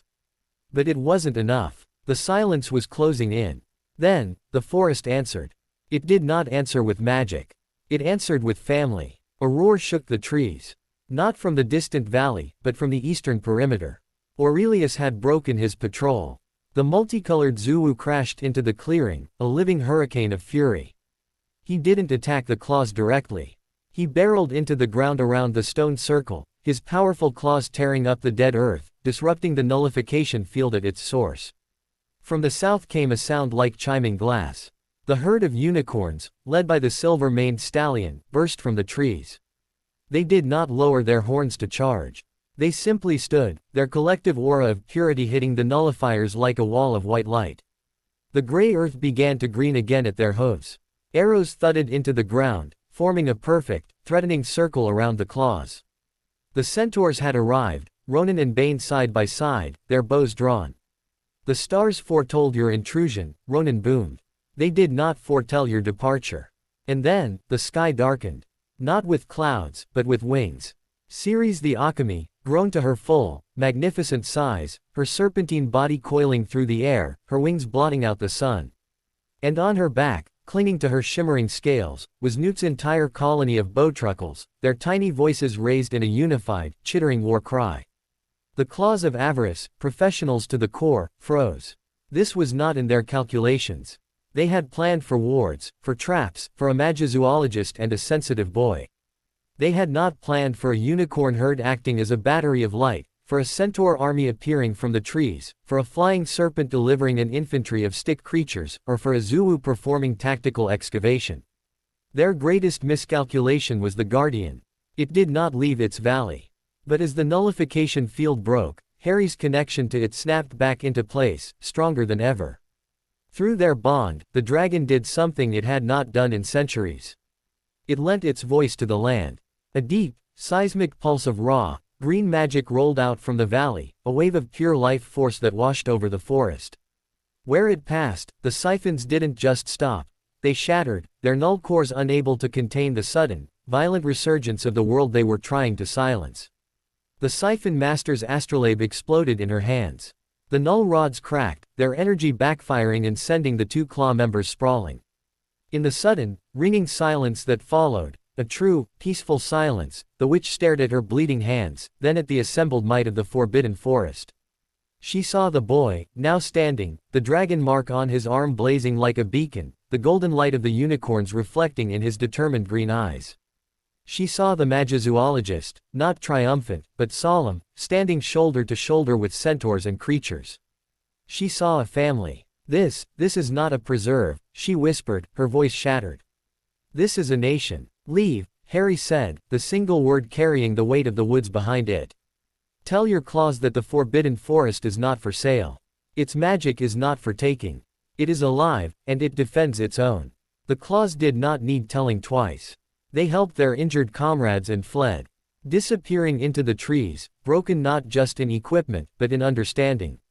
The immediate danger was over. The anchors held, reinforced by the collective will of the forest's inhabitants. The symphony of resistance had reached its crescendo and won. But as the allies gathered in the stone circle, centaurs, unicorns, creatures, man, and boy, a new problem presented itself. The sudden, massive infusion of the Guardian's life force, while healing the land, had unexpected side effects. The magical rebound was causing rapid, uncontrolled growth. Vines thickened and writhed like serpents. Flowers bloomed and died in seconds, releasing clouds of hypnotic pollen. Trees groaned as they shot upwards, their canopies tangling into an impenetrable roof. The forest, in its joy and relief, was going wild. Newt looked around, awe and alarm battling on his face. The ecosystem is overcharging. Without the siphons to drain the excess, the magical energy has nowhere to go. It'll tear itself apart. Harry felt it too. The song of the forest was becoming a scream of unbridled power. They had saved it from silence, only to face death by cacophony. He looked at his hands, then at the weary, celebrating creatures around him. He had asked them for help, and they had given everything. Now, he had to give something back. He had to be the conductor once more, not of resistance, but of calm. He had to finish the symphony. Taking a deep breath, Harry Potter stepped back into the center of the stone circle, raised his arms to the chaotic, green sky, and began to listen for a new song, a song of peace. The forest's triumphant roar had become a scream. Life, unleashed and unrestrained, turned violent. A sapling near Harry's foot shot upward, its trunk groaning as it thickened to maturity in seconds, its branches clawing at the sky before beginning to split under its own frantic growth. Vines, thick as pythons, whipped through the air, snagging the leg of a centaur who had to sever them with a swift arrow shot. The air shimmered with pollen so thick it looked like golden smoke, and where it settled, mushrooms ballooned to the size of cauldrons before exploding in puffs of soporific dust. Chaos, born of excess. The silence of the siphons had been replaced by a deafening, magical torrent. Newt was already in motion, barking orders. Firenze. Get your herd to higher ground, the pollen is densest in the hollows. Ronan, have your archers clear the aggressive vines. Aurelius. To me. We need to contain the floral eruptions before they seed. But containment was a stopgap. The problem was systemic. The Guardian's life force, combined with the released energy from the shattered siphons and the fierce will of every defending creature, had flooded the forest's magical circuits. It was burning itself out. Harry stood in the eye of the storm, his ears ringing not with sound, but with the sheer, shrieking volume of unchecked magic. The dragon mark on his arm was a searing brand, the Guardian's power surging through their bond, uncontrolled. He was part of the problem, a conduit without a dam. He had to become the dam. The conductor. He closed his eyes against the visual chaos. He couldn't listen to the individual notes anymore, the shriek of the growing wood, the thrum of the panicking creatures, the roar of the magical torrent. He had to find the root rhythm, the fundamental pulse of the forest that existed beneath the frenzy. He dropped to his knees again, pressing his hands into the earth. It was vibrating, feverish. He pushed past the noise, sinking deeper than he ever had before, past the layer of memories, past the ley lines, to the place where the forest's magic originated, not as energy, but as intent. The slow, patient, ancient will to be. To grow, to decay, to shelter. To exist in cycles, not in explosions. He found it. A deep, slow, green pulse, almost drowned out by the cacophony. The heartbeat of the oldest tree, the patience of the deepest stone. This is the song, he thought, grasping for it. This is the true song. He couldn't stop the flood. But he could try to channel it. To give it direction. A purpose beyond blind expansion. He thought of the first thing Newt had ever taught him, symbiosis. Mutual benefit. The magic needed to flow, not explode. It needed to be used. He opened his eyes and looked at the nearest manifestation of chaos, a patch of moonflowers spiraling out of control, their blossoms opening and shutting like gasping mouths, spraying sleep dust. Instead of willing them to stop, he redirected. He poured the image of the Demiguise, Dougal, into the magic fueling them. The need for gentle rest, for peaceful dreams. The frantic blooming slowed. The petals softened. The sleep dust became a gentle, settling haze that drifted calmly towards a group of frightened bowtruckles, who promptly yawned and curled up for a nap, safe from the turmoil. It worked. A little. He turned his attention to the whipping vines. He pushed into their wild growth the memory of the Graphorn's steadiness, of roots that anchored, rather than lashed. The vines slowed, then began to dig into the soil, stabilizing the heaving ground rather than tearing through the air. It was exhausting, meticulous work. He was a single pianist trying to play every instrument in a runaway orchestra, one at a time. He needed a chorus. "Newt," he cried out, his voice strained. "The creatures. Link them to me. Not to fight, to focus." Newt understood instantly. He wasn't a conductor, but he was a brilliant stage manager. He whistled, a sharp, carrying sound. Aurelius bounded to his side. The Zuu, strength and joy, but focused. Harry needs to channel it. Newt placed a hand on Aurelius's head and his other on Harry's shoulder, acting as a living conduit. Harry felt the Zuu's vibrant, chaotic energy flow into him, but filtered through Newt's understanding and his own intent. He took that wild joy and wove it into the magic surging through a copse of cracking ash trees, turning their violent growth into a vigorous, healthy strengthening of their cores. Firenze cantered over, his eyes wide with understanding. He placed a hand on Harry's other shoulder. "The music of the spheres is order," he intoned. "Let me lend you the melody." The centaur's unique magic, a harmony of earth and stars, flowed into Harry. It provided a template, a celestial rhythm onto which he could map the forest's wild magic. Suddenly, he wasn't just damping down noise, he was composing. One by one, the defenders became instruments. The unicorns, their purity acting as a filter, approached and touched their horns to the ground near Harry. Their magic cleansed the frantic energy, turning panic into clarity. The Thestral, Erebus, landed silently at the edge of the circle, adding the solemn, stabilizing resonance of the space between things, giving the rushing magic room to breathe. Even the Guardian, miles away, understood. Through their bond, Harry felt the dragon's immense power not surging, but breathing, in and out, a tidal rhythm that began to sync with the cadence Harry was struggling to impose. He was no longer just Harry. He was a nexus, a living focal point where the will of the forest met the love of its inhabitants. He took the Zuu's joy and made it the vigor of new saplings. He took the centaur's star song and made it the rhythm of the seasons, speeding the growth cycles back to a natural pace. He took the unicorn's purity and made it the clarity of the streams, now running clean and fast but not flooding. He took the Thestral's solemnity and made it the deep, quiet strength of the ancient stones. The screaming symphony began to harmonize. The wild growth slowed, then settled. The vines became protective lattices. The exploding fungi settled into glowing, harmless clusters. The trees, their growth spurred over, stood taller and healthier, their canopies knitting together into a majestic, sun-dappled ceiling. The air cleared of choking pollen, smelling instead of damp earth, sweet blossoms, and rain-washed stone. The silence that returned was not the dead silence of the Siphons. It was the profound, grateful silence after a storm.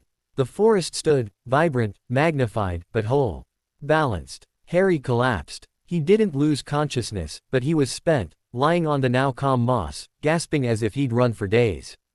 The dragon mark was cool, its power gently integrated. The golden leaf in his chest felt like a warm ember, glowing with satisfaction. Around him, the creatures, both magical and humanoid, were similarly exhausted but radiant. They had not just defended their home, they had remade it together. Newt knelt beside him, his own face etched with fatigue and awe. You didn't just calm it. You conducted a great harmonizing. You turned a catastrophic release into a magical renaissance. The forest's magical baseline is permanently higher, but stable. It's been upgraded. Ronan approached, looking down at Harry with an expression that transcended respect. It was reverence. The little root has become the heartwood. You did not impose order from without. You helped the forest find its own, higher order from within. The stars will sing of this night. As the first true stars began to appear through the new, magnificent canopy, a familiar, soft pop announced Dobby's arrival. The house elf was wide-eyed, taking in the transformed clearing, the gathered might of the forest, and the exhausted boy at its center. "Harry Potter, sir," Dobby squeaked, wringing his hands. "Headmaster Dumbledore sends his compliments." He says to tell you that the spectacular magical recalibration has been noted by the Department of Mysteries, and he has assured them it is a natural, seasonal phenomenon of the Forbidden Forest. He also says, Dobby gulped, his voice dropping to a whisper. He says the claws have gone to ground. Their funding has vanished. Their workshop in the sea cliffs, it burned. Mysteriously. He says you have made powerful enemies, but also, you have made it clear that some gardens are not to be trampled. It was over. For now. In the days that followed, the forest blossomed into a paradise. Flowers of impossible colors bloomed. The streams ran with water so clear it was like liquid crystal. The creatures were healthier, stronger, their magic more vibrant. The anchors Harry had placed were now permanent fixtures, glowing softly with their respective virtues: freedom, strength, trust, music, becoming places of pilgrimage and power within the woods. Harry recovered, but he was changed. The harmonizing had left its mark. His connection to the forest was now absolute. He could feel the health of every tree, the mood of every glade, not as overwhelming noise, but as a gentle, constant hum in the background of his mind. He was, as Newt said, the heartwood. The central taproot. The claws of avarice were broken, their terrifying technology defeated and their reputation shattered. But Dumbledore's message lingered. Powerful enemies. The kind who didn't get their hands dirty, but who funded horrors in sea cliffs. One evening, as Harry sat with Newt on the porch of their cabin, watching a pair of juvenile Occam's series' first brood practice flying in the twilight, Newt spoke quietly.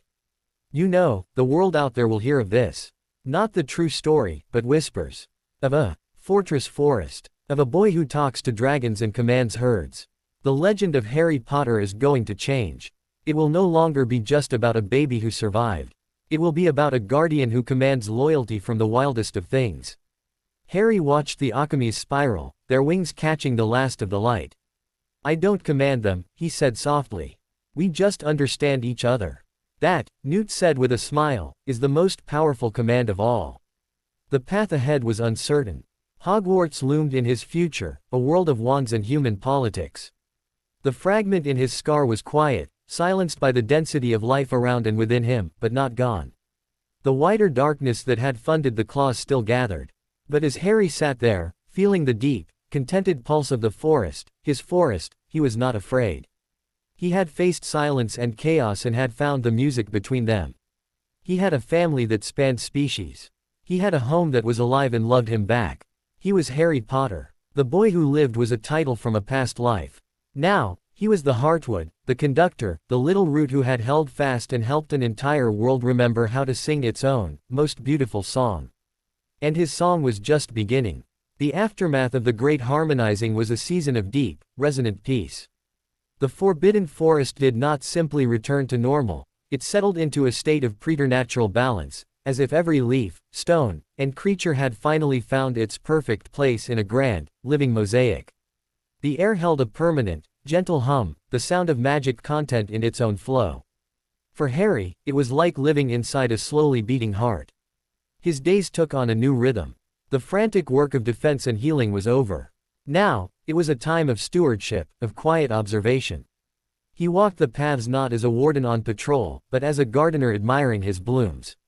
The anchors he had placed, the freedom stone in the Dragon's Valley, the strength root by the Graphorn's cliff, the trust glade in the Bowtruckle wood, the music mount of the centaurs, had become permanent fixtures.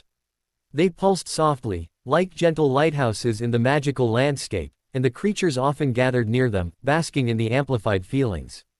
His connection to the forest was now effortless, a constant, low-level awareness that required no more conscious thought than breathing. He knew when a stand of silver birch was thirsty, and he would divert a small spring to their roots.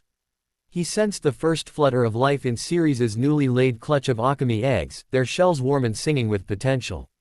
He could even feel the slow, satisfying mending of the guardian's wing, the bone knitting itself back together with the patience of mountain formation. It was a good life. A whole life. But within Harry, the peace was not absolute. It was the peace of a surface of a deep, still lake. And beneath that surface, two things lay in wait: the dormant, icy fragment of a shattered soul, and the growing, gnawing knowledge that this could not last forever. The fragment was quieter than ever, muffled by the immense, vibrant life force of the harmonized forest and the disciplined occlumency gardens of his mind. Yet, it was not gone. Sometimes, in the dead of night, he would wake with a phantom ache behind his eyes, and a stray, cruel thought would flit through his mind, a thought about the futility of protecting things that would die anyway, or a sharp, sudden impatience with Newt's careful, rambling explanations. They were not his thoughts. They were whispers from a boarded-up room in his own head. He would quash them immediately, flooding his mind with the image of Aurelius's joyful run or the feel of moss under his hands, and the cold receded, sullen and thwarted. The other disquiet was harder to name. It was a sense of horizon. The forest, for all its vastness, had borders. Beyond those borders lay a world that had already tried to poison, trap, and erase his home. A world that contained a headmaster with twinkling eyes in a long game, a ministry with files bearing his name, and the shadowy patrons of the Shattered Claws. He was 9 years old now. Hogwarts letters arrived at 11. The path Newt and Dumbledore had loosely agreed upon, a hybrid education, meant that one day, and that day was drawing closer with each passing season, he would have to step out from under the canopy and into that other world. He found himself studying Newt's few Wizarding World texts with a new intensity. Not the magical creature guides, but the history books. He read about the rise and fall of Grindelwald. He read about the First War with Voldemort, skimming over the sensationalized accounts of his own survival, looking instead for patterns, for the ways dark movements began, not with battles, but with ideas, with whispers, with the cruel pragmatism of men like the Siphon master. He was no longer just a Magizoologist apprentice. He was a guardian studying the behavior of a particularly dangerous invasive species, human ambition. Newt noticed the shift. One afternoon, as Harry was cross-referencing a description of cursed objects with his own memory of the Siphon's nullifying aura, Newt set a cup of tea beside him. Looking for weaknesses? Newt asked gently. Understanding the disease is the first step to finding a cure, Harry replied, sounding older than his years. He looked up. They won't stop, will they? Not really. Even if the claws are gone, someone else will see the forest as a prize. Or see me as one. Newt sighed, settling onto a stool. The world is full of both wonders and hungers, Harry. You've built a formidable fence here. But you're right. Fences are tested. And you, he hesitated, you are a unique piece on the board. Dumbledore believes you have a role to play in the larger conflict. The fragment you carry ensures that. I don't want to play a role in their war, Harry said, his voice low but fierce. I want to protect my family. Here. Sometimes, Newt said, choosing his words with care, protecting one place requires understanding the storm that threatens the entire continent. Ignorance is not a defense, it is a vulnerability. Your mother and father learned that too late. The mention of his parents, of their fate born from a war they couldn't ignore, sat heavily in the room. Harry looked back at his book, at an illustration of a dark amulet that siphoned happiness. It was just a different kind of siphon. Then teach me, Harry said, meeting Newt's gaze. Not just about creatures. About the other magic. The wand magic. The kind they use out there. If I have to understand the storm, I need to know how to read the clouds. So, his education broadened. Newt, while still deeply unconventional, began formal lessons in wizardry. They started with theory, since Harry still had no wand. He learned the principles of charms, the art of convincing things to be other than they were. He found it fascinatingly arrogant compared to the cooperative magic of the forest. Transfiguration was even more so, the forceful imposition of a new form upon an old. It felt like bullying atoms. He excelled, surprisingly, at defense theory. Not the flashy dueling spells, but the foundational concepts, shields, counters, the magical properties of various substances. His deep, intuitive understanding of magical essences, gleaned from years of listening to creatures and plants, allowed him to grasp why a shield might repel a certain curse, or how a potion's ingredients interacted on an energetic level. He approached it like an ecosystem, understanding each spell as a species with its own needs, behaviors, and predators. Practical magic, however, was a challenge. Newt let him practice with his own wand, a supple, worn instrument of unknown core and wood. The first time Harry held it, it felt warm and buzzed curiously, but the spells fizzled or spat erratically. Wand magic required a kind of declarative will, a shout of intent. Harry's magic was a conversation. He struggled to command rather than suggest. It's like trying to ride a Thestral by yanking on its mane, Harry grumbled after a particularly weak lumos produced a sad, guttering glow. Perhaps you're asking for light, not demanding it, Newt mused. Try inviting it. The wand is a partner, not a slave. Harry tried. He thought of the bioluminescent fungi, of how they gently agreed to glow. He held the intent, not as a order, but as an offer.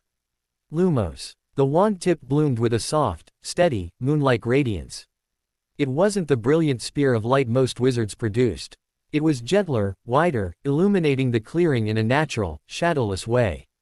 Newt beamed. There. You've found your dialect. It may not be the standard incantation, but it is your magic. The centaurs, too, expanded his education. Firenze took him deeper into celestial magic, teaching him to chart the planets, movements not on parchment, but by feeling their subtle gravitational pulls on the forest's magical currents. Ronan taught him battle strategy, not from a human perspective, but from the viewpoint of a herd protecting its grazing grounds, about terrain, flanking, and the psychological power of a unified front. Even Bane, in his grudging way, showed him how to read the ominous, shifting patterns in the star clusters that foretold societal unrest and the rise of tyrants. Harry was becoming a hybrid, a magizoologist with a warden's heart, a wizard with a creature's intuition, a boy with the weight of prophecy and the roots of a forest in his soul. The first test of this new balance came unexpectedly, not from outside, but from within the forest's newly enriched magic. A new creature arrived, or rather, was born. It happened in the heart of the Trust Glade. Harry was tending to a family of puffskeins when he felt a sudden, sharp pull, like a harmonic resonating perfectly with the glade's anchor. In the center of the clearing, the air shimmered, and from the very soil, amid a circle of suddenly blooming, crystal-edged flowers, a small creature coalesced. It was no larger than a Kneazle kitten, its body formed of what looked like living, green-barked wood, with leaves of silver and gold sprouting from its back like a cloak. Its eyes were chips of deep, polished amber, and its tiny hooves were made of fused moss agate. It looked at Harry, let out a sound like wind chimes, and took a wobbly step forward.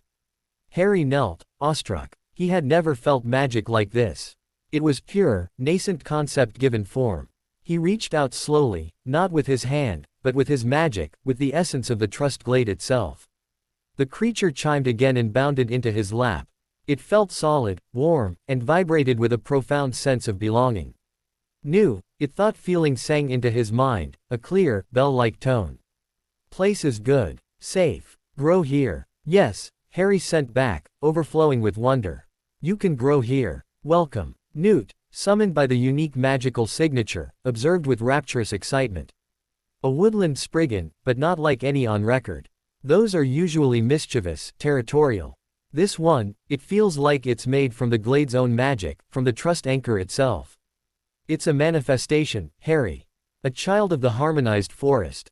They named it Tallow, for the golden sheen on its leaves. Tallow had no need for food or water in the conventional sense. It drew sustenance from the health of the glade, and in return, its presence strengthened the anchor, making the feeling of trust more tangible. Where Tallow curled up to sleep, arguments between bowtruckles ceased. Where it walked, plants grew straighter, healthier. Tallow was proof. The forest was not just healing, it was evolving, generating new forms of life from its own heightened magic. It was a miracle. But as with all miracles, it attracted attention. A week after Tallow's birth, a ministry owl arrived. It was a formal, crisp letter addressed to Newt, bearing the seal of the Department for the Regulation and Control of Magical Creatures. It acknowledged the stable and remarkable magical upsurge in the Forbidden Forest and declared it a region of special magical interest (RSMI). This came with both protections and intrusions. The forest's borders were now officially under ministry guard against unauthorized entry, a good thing, but it also meant mandated, quarterly surveys by a ministry-appointed magizoologist to catalog the stability of the emergent magical ecosystem. The appointed magizoologist was, to Newt's profound relief, himself. But the letter was a reminder, the outside world's eye was upon them. The fence now had an official sign. And then, the dream returned. It had been months since the last one. He was in the dark, featureless space again. The golden web of the forest floated before him, vibrant and strong. But from a great distance, a cold, gray dot pulsed. It wasn't attacking. It was calling. A thin, insistent, psychic tone, tuned to a frequency that made the fragment in his scar vibrate in sympathetic resonance. It was a call of kinship. A summons. Harry woke not with a gasp, but with a deep, visceral dread that coated his tongue. He sat up, clutching his scar. It wasn't hurting. It was listening. He went to the window. The forest was peaceful under the moon. But the dream had drawn a line from his forehead to a point somewhere far, far away. The fragment was a piece of a whole. And another piece was out there, and it was awake. He thought of Bane's warning, your darkness and the world's darkness are kin. They may call to each other. The calm between songs was over. The next movement was beginning, and the opening note was a call from the dark. Harry stood at the window, his reflection a pale ghost against the deep green of the night. He was 9 years old. He had a forest for a heart and a piece of a monster in his head. And somewhere in the wide, sleeping world, the monster was calling its stray piece home. The call from the dark was a vibration in his bones, a frequency only the fragment in his scar could fully receive. It didn't speak in words, but in impulses, a pull towards cold stone, a craving for hidden places, a thirst for the silence of strangled life. It was the locket, Harry was sure of it. Another piece of the shattered soul, dreaming in some dank, forgotten hole, had reached out in its sleep and brushed against its kin. The contact left a psychic residue, a cold spot in Harry's mind that the warmth of the forest could not entirely erase. He told Newt about the dream, about the pull. Newt's face grew very still. A Horcrux call, he murmured, the word ugly and heavy in the cozy cabin. It's a theoretical possibility, pieces of the same soul-seeking resonance. It means that fragment isn't just passive. It's a receiver. And if it can receive, he didn't finish, but Harry understood. If it could receive, perhaps, under the right circumstances, it could also transmit. It could be a beacon, leading other darkness right to their door. We need to shield you, Newt said, finality in his tone. Not just your mind, but your magical signature. We need to make you, magically, opaque. The solution, Newt proposed, was both simple and daunting. Harry needed to learn to cast a continuous, passive shield, a non-verbal, wandless charm of concealment that would mask the unique signature of his magic, and by extension, the parasitic resonance of the fragment. It was advanced magic, 7th year level at least, and it required a constancy of will that most adult wizards found exhausting. Your magic is different, Newt argued when Harry expressed doubt. It's not about forceful concentration. It's about state of being. For you, a shield shouldn't be a wall you build. It should be a camouflage. A decision to be part of the background noise of the world. They began in the Trust Glade, with Tallow the Spriggan as an unintentional tutor. The little wooden creature's magic was a perfect harmonic of its environment. It didn't hide, it simply matched. Harry spent hours sitting with Tallow, not trying to copy, but trying to understand the feeling of being seamlessly woven into the magical tapestry.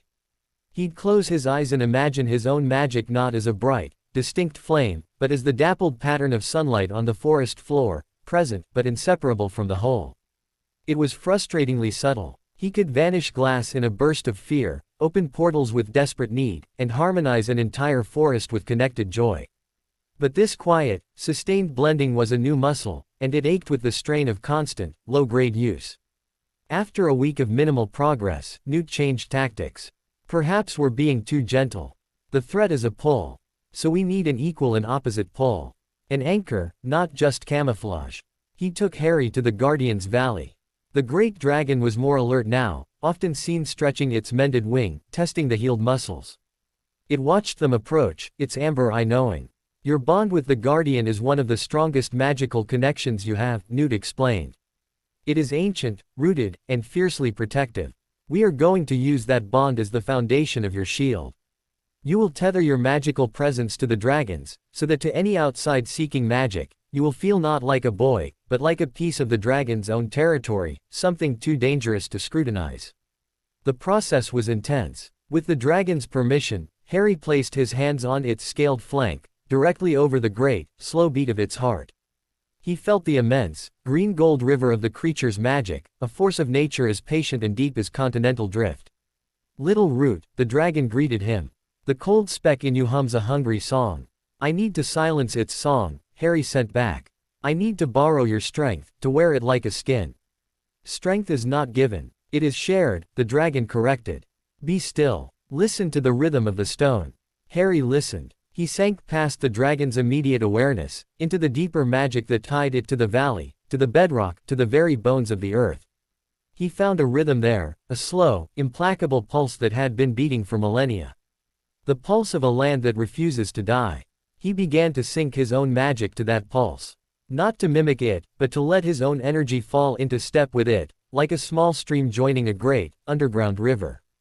The dragon's magic enveloped him, not as a barrier, but as a deeper layer of identity.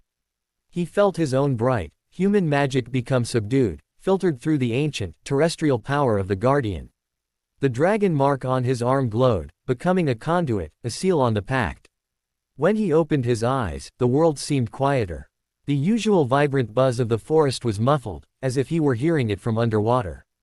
He looked at his hands. They looked the same, but they felt different, heavier, more substantial, as if made of older stuff. "Well?" Newt asked, his voice hushed. "I feel rooted. Like if someone tried to magically pull me, they'd have to pull up the whole valley." Newt cast a complex detection charm. A shimmering net of blue light swept over Harry. Instead of outlining his form in bright detail, the net slid over him with only a faint, diffuse glow, as if trying to scan a patch of particularly dense shadow. Newt's eyes widened. "Remarkable. You're still there, but you're ecologically integrated. To a casual scan, you read as part of the Guardian's habitat. It's brilliant." The shield was draining, but sustainable.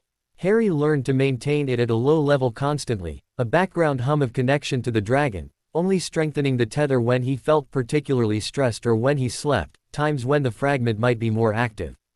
It became a new part of his routine, as automatic as breathing. The true test came not from a distant Horcrux, but from within the forest's own newly complex ecosystem. A Matagot appeared. It was a creature of French folklore, a spectral, cat-like being that served as a guardian of places, but which could turn vicious if it deemed the inhabitants unworthy. This one, sleek and black as a shadow with eyes like chips of green ice, materialized one evening on the roof of the cabin. It was not hostile, but intensely, unnervingly observant. It watched Newt's movements, tracked the coming and going of creatures, and its gaze lingered longest on Harry. "It's a assessor," Newt said, watching it from the window. A magical familiar sent by some external power, perhaps the French ministry, perhaps a private collector intrigued by the RSMI reports, to evaluate the worthiness of the forest and its guardians. If it decides we are weak, or unstable, it might attack. Or worse, it might report back that this place is ripe for acquisition. The Matagot was immune to normal charms. It existed partly on an ethereal plane. It could not be driven off by force, only by proving strength. But the kind of strength it valued was not brute power. It was authority. The innate, unquestionable right to rule a territory. Aurelius growled at it, but the Matagot just blinked, unimpressed. The centaurs, arrows passed through it. It was a test of legitimacy, and it was looking directly at Harry. For 3 days, the Matagot watched. Harry felt its cold, judging magic probing the edges of his dragon-forged shield. He kept the tether strong, projecting an image of unshakable belonging. But the Matagot was clever.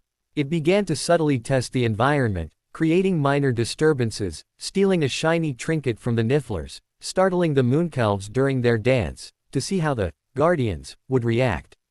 Newt responded with gentle correction. Harry tried to project calm. But the Matagot seemed to be waiting for something more. On the 4th day, it brought its test to Harry directly. Harry was in the workbench shed, grinding moonstone. The Matagot flowed in through a crack in the wall, a liquid shadow. It leapt onto the bench, right next to the mortar and pestle, and fixed its green eyes on Harry's. It let out a low, challenging yowl, and swiped a paw at the mortar, sending it teetering towards the edge. Instinct took over. Harry didn't think. His hand shot out, not to catch the mortar, but to stop its fall. He didn't touch it. He willed the air beneath it to become solid, to hold. There was no flash of light. The mortar simply halted in midair, 3 inches from the floor, as if resting on an invisible shelf. A faint shimmer, like heat haze, distorted the air around it. Wandless, wordless magic. A simple cushioning charm, executed not as a spell, but as a command to the environment itself. An extension of his will, as natural as telling his own arm to move. He looked from the hovering mortar to the Magizoologist. The spectral cat's eyes had widened. It wasn't the power that impressed it. It was the certainty. The utter lack of effort or incantation. It was the act of a being for whom moving the world was a matter of course. Harry slowly reached out and took the mortar, placing it back on the bench. He met the Magizoologist's gaze and did not look away. He didn't project anger or threat. He simply let the cat see him, the boy fused to the dragon, rooted in the forest, connected to every creature in it. He let it feel the truth. This was not a place he defended. This was a place he was. The Magizoologist stared for a long moment. Then, it did something unexpected. It bowed its head, a slow, deliberate dip of respect. It turned, walked to the wall, and melted through it, vanishing. It did not return. It found you worthy, Newt said later, a profound relief in his voice. You didn't fight its test. You defined the terms of the territory. That is true authority. The incident had an unintended consequence. Using magic so directly, so instinctively, had stirred the fragment. The shield held, muffling its signal, but internally, the cold space in his mind grew agitated. That night, the dream returned, stronger. He wasn't in the dark space. He was in a real place. A seaside cave. He could smell salt and rot. He could hear the slosh of black water. And on a stone island in a poisoned lake, a locket sat, pulsing with a slow, sick light. The call was no longer a faint pull. It was a mournful, penetrating drone, a siren song for the lost piece of itself within Harry. It promised reunion, wholeness, an end to the lonely, fragmented existence. Harry woke with the taste of salt and despair in his mouth. The dragon mark was hot, the guardian's magic rising within him like a defense against the invasive call. He focused on the tether, on the deep, stony rhythm, and the call faded back to a dull ache. But he had seen it. He knew where it was. Not precisely, but the feel of the cave, the taste of the air, it was a memory now lodged in his mind, a dark star on his internal map. He went to Newt at first light. The call came from a cave by the sea. The locket is there. I could feel it. Newt's face was grave. Knowledge is a burden, Harry. You cannot go after it. Not now. You are not ready, and that place, Horcruxes are always guarded by more than just location. I'm not going after it, Harry said, though a part of him, a part chilled by the fragment's yearning, wondered if that was entirely true. But I need to be ready. The shield works, but it's a defense. The Magizoologist, what I did with the mortar. That felt different. That felt like my magic. Not the forest's, not the dragon's. Mine. Newt studied him. You want to learn offensive magic. I want to learn my magic, Harry corrected. The kind that doesn't need a wand or a borrowed strength. The kind that speaks for me. If I have to face pieces of him, or people who want what he wanted, I need a voice of my own. Newt nodded slowly. Then we begin a new chapter. We study you. We find the shape of your power, Harry Potter. Not the boy who lives, not the Heartwoods. Yours. The next morning, under the Guardian's watchful eye, Harry stood in the valley. He wasn't trying to blend in. He was trying to speak out. He focused on a loose stone the size of his fist. He didn't think of a spell. He thought of movement. He remembered the feel of the air holding the mortar. He remembered the Zoowoo's explosive speed, the Akami's fluid grace. He poured that feeling of directed kinetic energy towards the stone.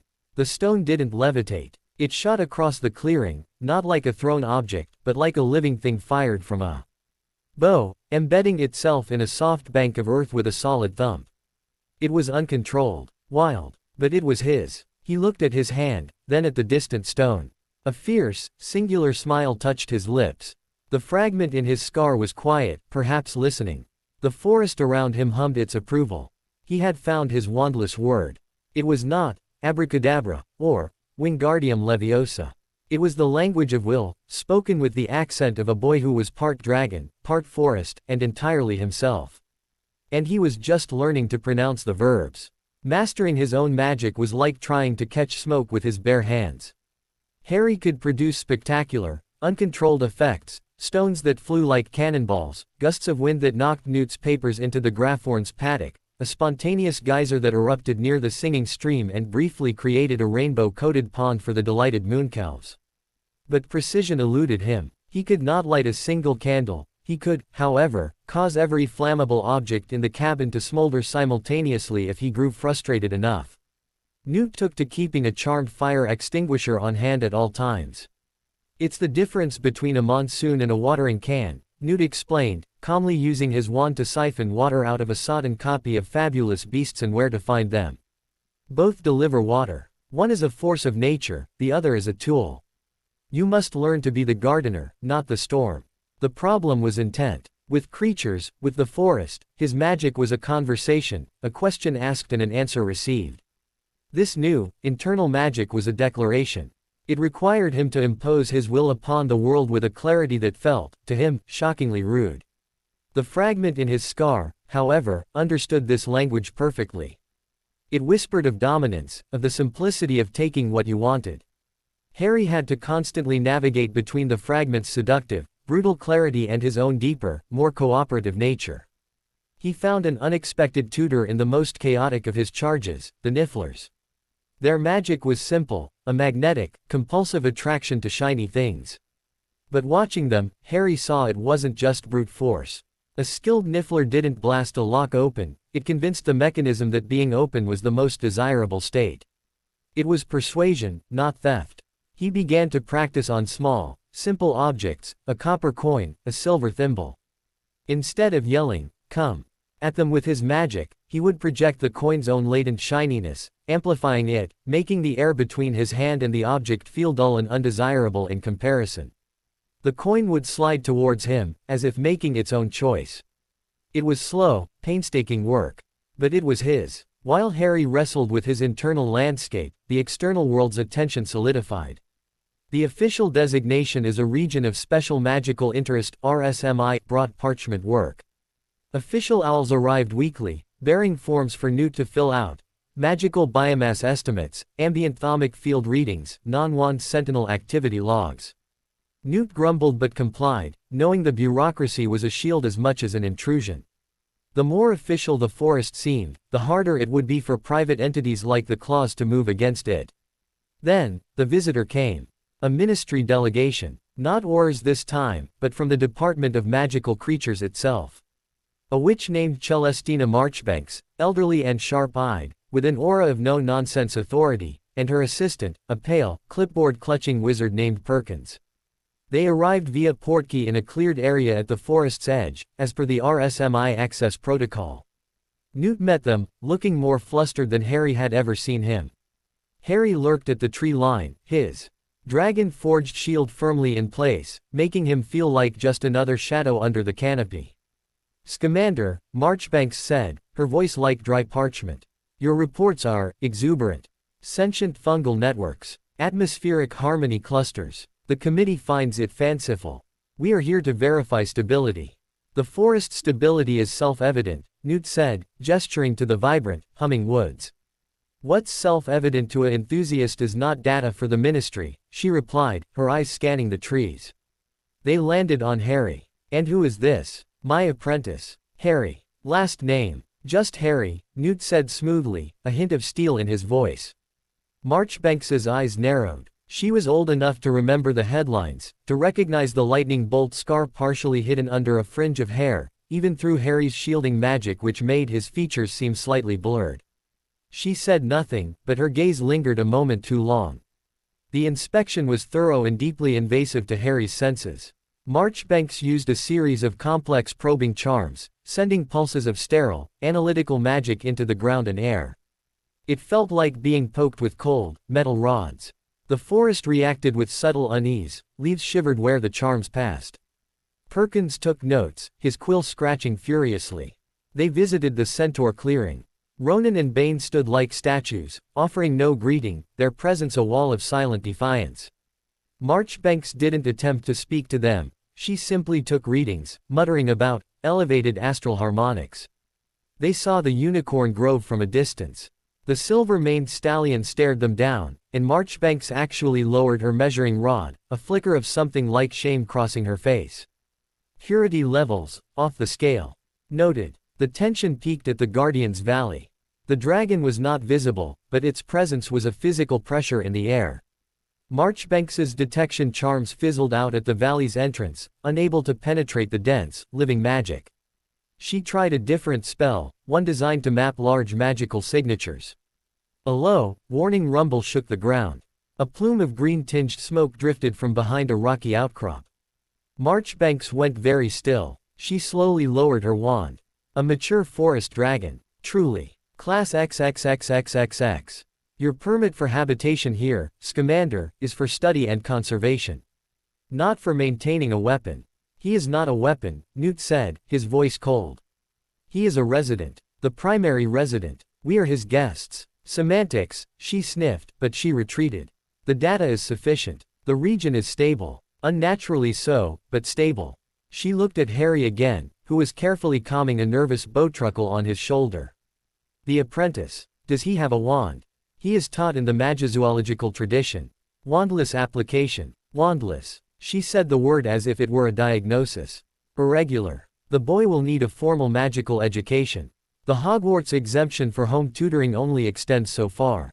He will be evaluated. Newt's jaw tightened. That was the agreement with Dumbledore. And the Office of Magical Youth Welfare must ensure the agreement is being met. We will return in the spring for a preliminary assessment of the boy's core competencies. Her tone made it clear this was not a request. The delegation left as abruptly as they arrived. The forest seemed to exhale. But a new clock had started ticking. An evaluation. They would test him on standard magic, the magic he struggled with. The visit left Harry agitated. The Ministry's magic felt so dead compared to the forest's. It was all measurement and control, with no listening. That night, the call from the sea cave Horcrux returned, stronger, as if the sterile Ministry magic had irritated the fragment, making it more receptive to its kin's call. He dreamt of the locket, not just pulsing, but opening. A whispering, many-voiced murmur spilled out, promising not just wholeness, but order. A world neatly categorized, controlled, and purged of chaotic, messy life. It was a dark mirror to Marchbanks's clipboard. He fought the dream, focusing on the memory of the Madagas's test, the certainty of his own will. He woke not with a gasp, but with a resolved chill. He couldn't just hide in the forest. He had to be able to speak the language of the world outside, if only to tell it to leave them alone.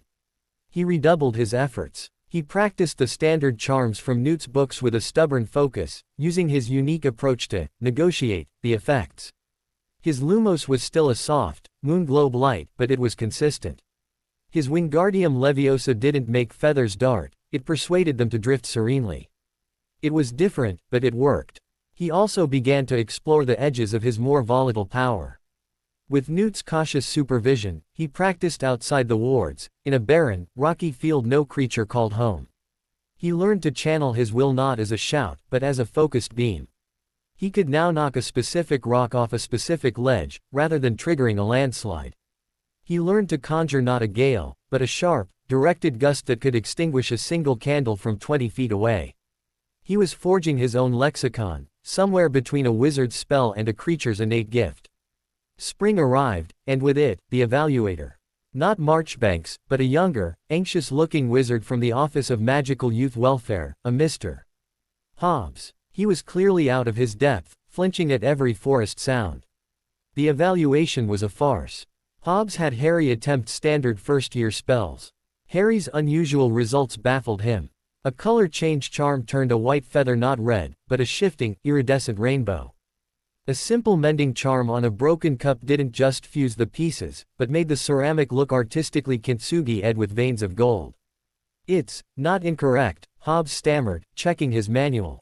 But it's non-standard. The power is clearly there, but the methodology.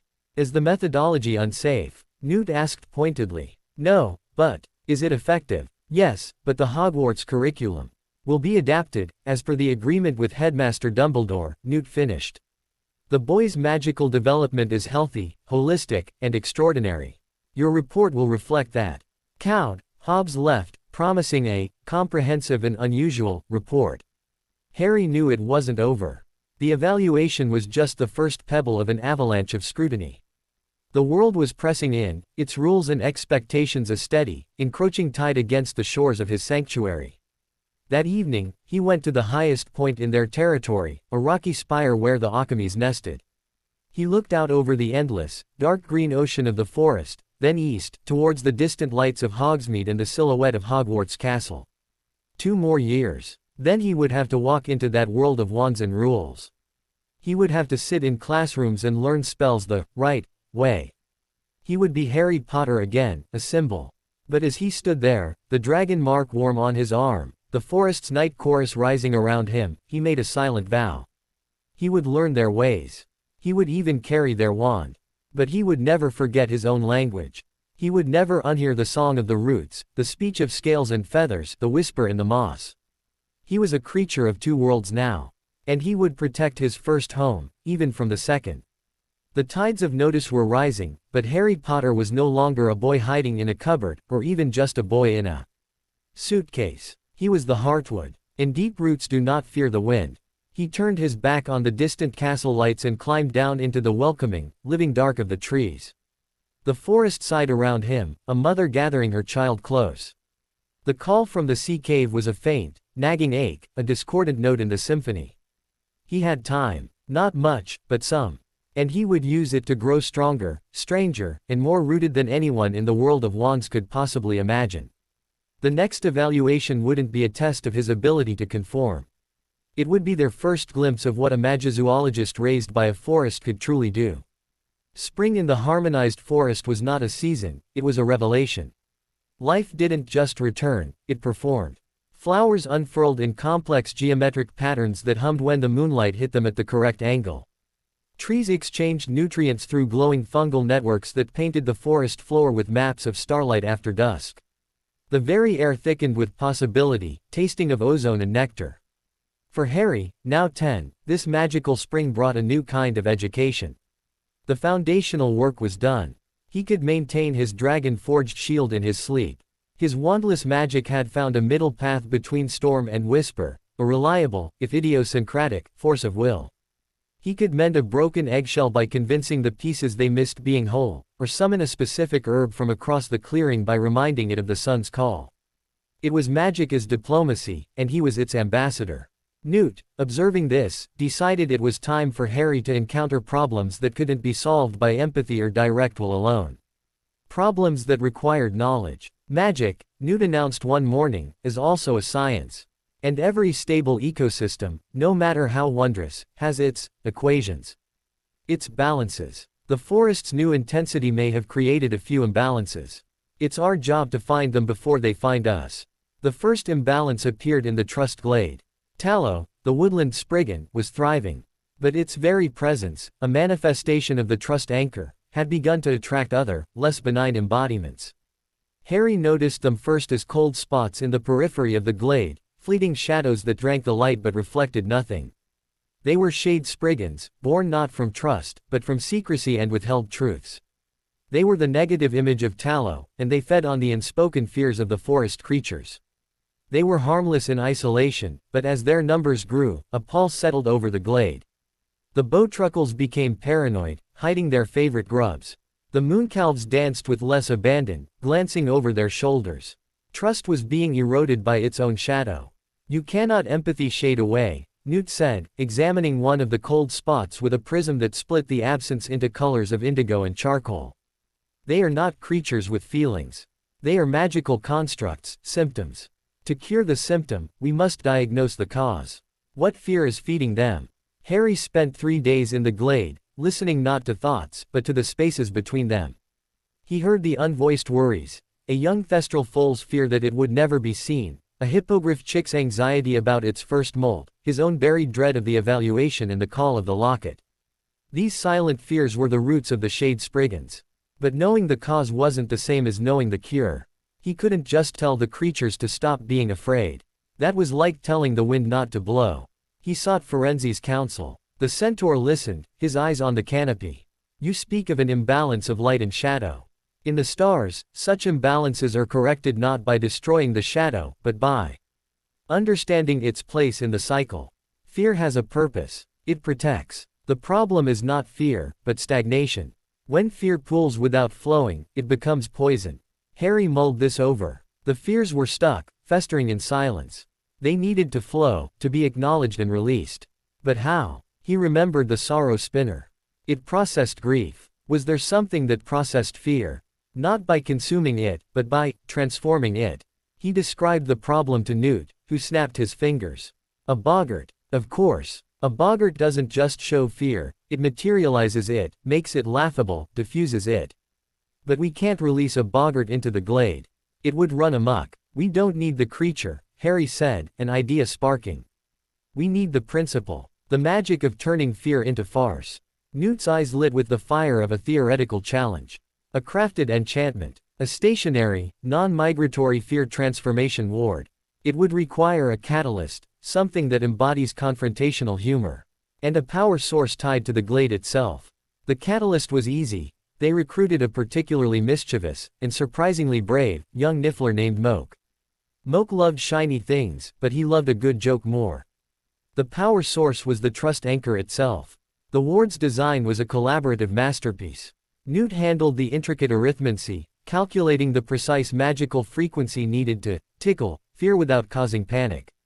Harry's role was to weave the intent into the physical structure, a circle of polished, laughing stones that emitted a soft, chuckling sound when touched that he and Tallow placed around the glade's perimeter. The final step was the activation. Harry had to channel the principle of facing fear with laughter into the ward. He stood in the center, Moke the Niffler perched on his shoulder, chittering excitedly. Harry closed his eyes and didn't think of banishing fear. He thought of the moment a scary shape in the dark reveals itself to be a crumpled cloak. He thought of Newt's ridiculous attempt to wear a bowtruckle as a cravat. He thought of the Zoowoo's playful pounce that looked terrifying but ended in a gentle nuzzle. He gathered all the gentle, diffusing humor of the forest and poured it into the circle of stones. The stones began to chuckle in earnest, a sound like pebbles rolling in a stream. A soft, pinkish gold light spread from them, washing through the glade. The effect was immediate and subtle. A shade Spriggan, drifting near a worried bowtruckle, suddenly contorted. Instead of a formless shadow, it reshaped into a comical, oversized image of a woodlouse wearing a tiny crown, the bowtruckle's secret fear of an insect uprising. The bowtruckle stared, then let out a series of rapid, clicking laughs. The crowned woodlouse popped like a soap bubble. All through the glade, fears were made manifest and mocked. A hippogriff's fear of baldness became a vision of itself with a ridiculous, floppy wig. The Thestral foal's fear of invisibility became a funny mirror that reflected everything but itself, making the other creatures point and giggle. Each revealed fear, once laughed at, dissolved, and the shade Spriggan along with it. The glade didn't become fear-free. That was impossible. But the fears no longer pooled and festered. They surfaced in harmless, silly ways and were released. The air lightened. Tallow chimed happily, its leaves shimmering brighter. Harry had solved his first theoretical magical imbalance.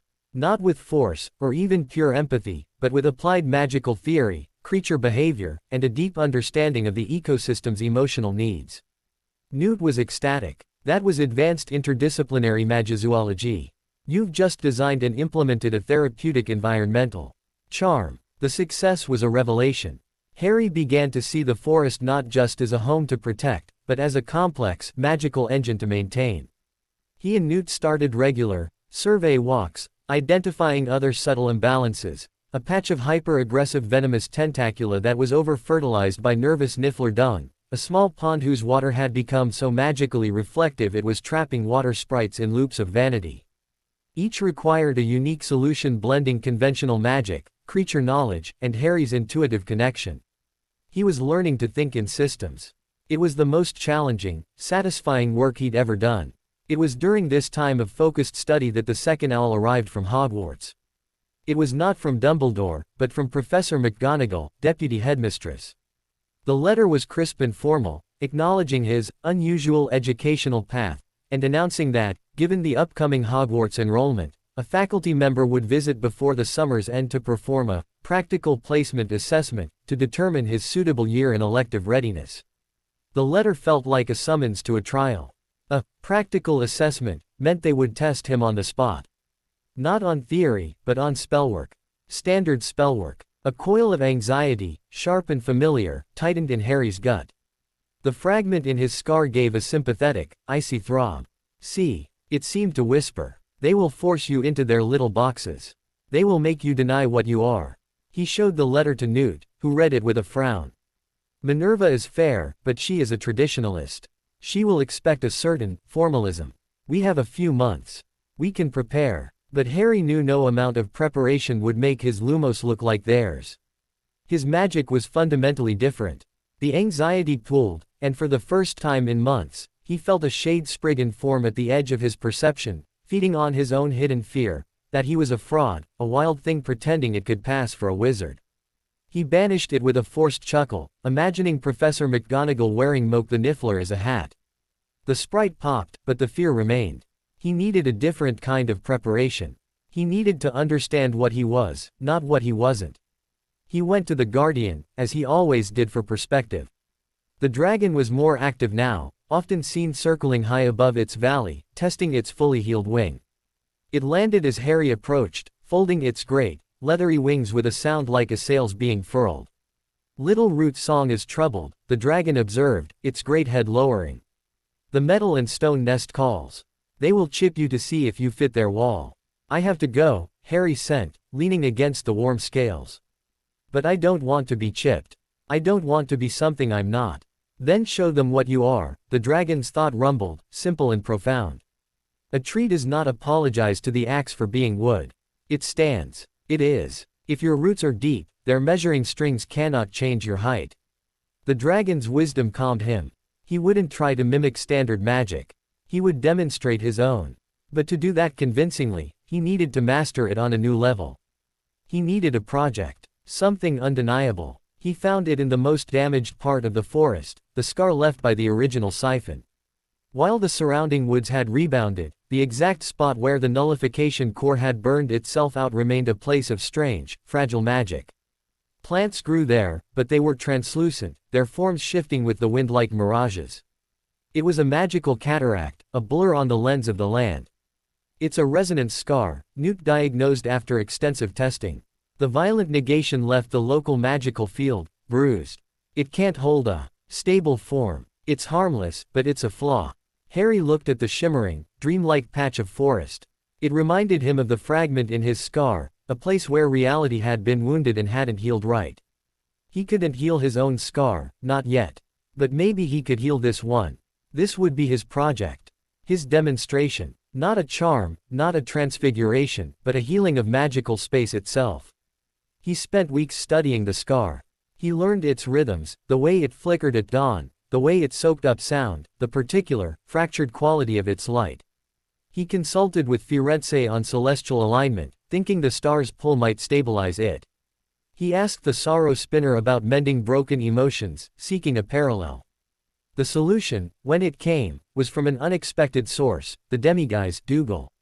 Harry was explaining the problem, not expecting an answer, when Dougal, peering into the shimmering scar, let out a soft chitter. He showed Harry a vision, not of the scar, but of a cracked crystal goblet. Then, he showed the same goblet, whole, but with a fine, golden line tracing where the crack had been, a visible memory of the break, now part of its beauty. The insight struck Harry like lightning. He couldn't make the scar disappear. That would be another negation. He had to integrate it. To make the flaw part of a new, stronger pattern. His plan was audacious. He would use the upcoming summer solstice, the peak of the sun's power, to perform a working. He would not force the scar to be stable. He would convince the fractured magic that its shifting, dreamlike nature was a gift, a place where visions could be seen, where stories pooled, a natural oracle point in the forest. He would redefine its purpose, and in doing so, give it a stable identity. The solstice arrived. Harry stood at the edge of the resonance scar at high noon, the sun directly overhead. Newt, the centaurs, and many of the creatures formed a loose circle at a respectful distance. This was his working alone. He began not with will, but with story. He spoke aloud, his voice clear in the hushed clearing. He told the scar the story of the forest, of the dragon's wound, of the Siphon's poison, of the battle and the harmonizing. He told it of trust and fear and laughter. He poured these stories into the shimmering air, not as magic, but as truth. Then, he reached for his power. He didn't push or command. He offered. He showed the fractured magic an image of what it could be, a pool of liquid silver under the moon, showing not reflections, but possibilities. A place where the wind carried whispers of what if. A sacred glade for visions. He poured his intent into the scar, a golden stream of redefinition. He felt resistance, the scar's identity as a wound was strong. It fought the new narrative. Harry didn't force it. He simply held the new image, unwavering, pouring more and more of his own certainty into it. He drew on the forest's strength, on the dragon's steadfastness, on the trust of the glade. He became a conduit for the entire ecosystem's will to be whole. The shimmering air began to coalesce. The shifting, translucent plants gained substance, their leaves settling into a beautiful, silvery green hue. The air within the scar stilled, then began to hold a faint, pearlescent sheen. At its center, the ground softened into a perfect circle of white sand. With a final surge of focused will, Harry sealed the working. He took a small, ordinary stone from his pocket, a stone from his mother's gully, and placed it in the center of the sand. The stone sank slightly. Ripples spread through the pearlescent air, not distorting vision, but deepening it. For a moment, everyone in the circle saw a fleeting image in the scar's space. Ronan saw a herd of centaurs under unfamiliar stars. Newt saw a creature of light he'd only dreamed of. Harry saw a fleeting glimpse of a red-haired girl laughing in a sunny courtyard, a sight that made his heart ache with a strange, sweet sorrow. Then the visions faded. The scar was gone. In its place was a tranquil, silvery glade that hummed with potential. A seer's pool. A place of controlled, gentle divination. Utter silence, then a collective exhale. Newt's face was wet with tears. Ronan bowed his head deeply. Harry stood, trembling with exhaustion but thrumming with triumph. He had not just cast a spell. He had performed a magical act of creation. He had healed a wound in the world by giving it a new meaning. He looked at his hands, then at the beautiful, strange glade he had made. This was his magic. Not the magic of wands and words, but the magic of roots and stories and profound, collaborative will. The practical assessor was coming. Let them bring their tests. Let them bring their standards. Harry Potter would show them the bloom of the unseen. He would show them that a Magizoologist's power wasn't about changing what things were, but understanding what they could become. And in that understanding, he knew, lay a magic more powerful than any spell they could teach at Hogwarts. The seer's pool did not settle quietly into the forest. It breathed. In the days following the solstice, the silvery glade became a place of quiet pilgrimage. Creatures would approach its edges, gaze into the pearlescent air, and leave seeming quieter, more focused, as if they'd been given a piece of a puzzle they hadn't known they were solving. The centaurs, especially Firenze, treated it with a reverence usually reserved for their star mounds, reading not the future in its shimmer, but what they called, the present's deeper currents. For Harry, the creation of the pool was a watershed. The exhaustion he felt wasn't the drained emptiness that followed the Siphon battle or the harmonizing. It was the solid fatigue of a job well done, a muscle tested to its limit and found stronger. His magic felt integrated. The dragon-forged shield, his wandless will, his empathetic connection, and now his skill at environmental thaumaturgy, they were no longer separate tools. They were the facets of a single, polished stone, his identity as the forest's guardian. This hard-won confidence was the armor he needed as the date for Professor McGonagall's assessment drew near. Newt, in a fit of uncharacteristic formality, insisted on brushing up on fundamentals. This meant Harry endured afternoons attempting to make a teacup transpose its pattern neatly. His turned it into a living, miniature tortoise that happily ate the biscuit crumbs, and practicing the wand movement for the switching spell, he accidentally swapped the contents of a honey jar and a jar of mustard, much to the horror of the nearby nifflers. The theory is sound, the execution is creative. Newt sighed, rescuing the mustard-covered honey badger, the actual animal, not the niffler, which was trying to lick itself clean with tragic results. It works, Harry insisted, watching the tortoise cup amble across the table. It works here, Newt corrected gently. In an assessment, they will look for specific, reproducible forms. They will test your ability to follow the established language of magic, not invent your own dialect on the spot. This was the crux of Harry's anxiety. He could feel the fragment in his scar like a sliver of ice, amused by his attempts to conform. Why bend? It whispered on the edges of his dreams. They are the ones who are limited. Their magic is a cage of words. Yours is the sky. He fought the whisper by walking the forest, by reinforcing his anchors, by spending time with Aurelius, whose simple, joyful physicality was the perfect antidote to cerebral dread. But the pressure was building. The world outside was no longer a distant threat. It was a witch in tartan robes coming to judge the worth of his wildness. The day before the assessment, the forest gave him a gift. Or a test. He wasn't sure which. He was checking on the Akami chicks, 3 of them now, coiled in their nest, their scales still soft and their wings like crumpled silk. As he fed them minced mooncalf liver, the smallest, a female with unusually dark blue scales, lifted her head and fixed him with her large, intelligent eyes. She didn't chirp for food. She sang. It was a single, pure, rising note that seemed to vibrate in the space between his ribs. As the note hung in the air, the world around him clarified. The colors of the forest deepened. The sounds separated into distinct layers, the rustle of each individual leaf, the heartbeat of a worm in the soil, the distant, grinding growth of a mountain root. For a span of 5 heartbeats, Harry perceived the forest not as a whole, but as a trillion distinct, interconnected lives, a symphony where he could hear every instrument simultaneously. Then the note faded, and the world snapped back to its usual, blended harmony. The chick settled back, looking satisfied. Harry stood, stunned. The Akami had given him a moment of hyper-perception. A glimpse of the ultimate complexity he was part of. It was overwhelming, but also grounding. However vast the wizarding world seemed, it was just another instrument. Louder, perhaps, but no more essential than a single bowtruckle. He carried that perspective with him the next morning when Professor Minerva McGonagall arrived. She did not use the main path. She appeared at the edge of the cabin clearing with a sharp crack of apparition, her arrival as precise and abrupt as her person. She was tall and stern, her black hair pulled into a tight bun, her robes a severe but impeccable green tartan.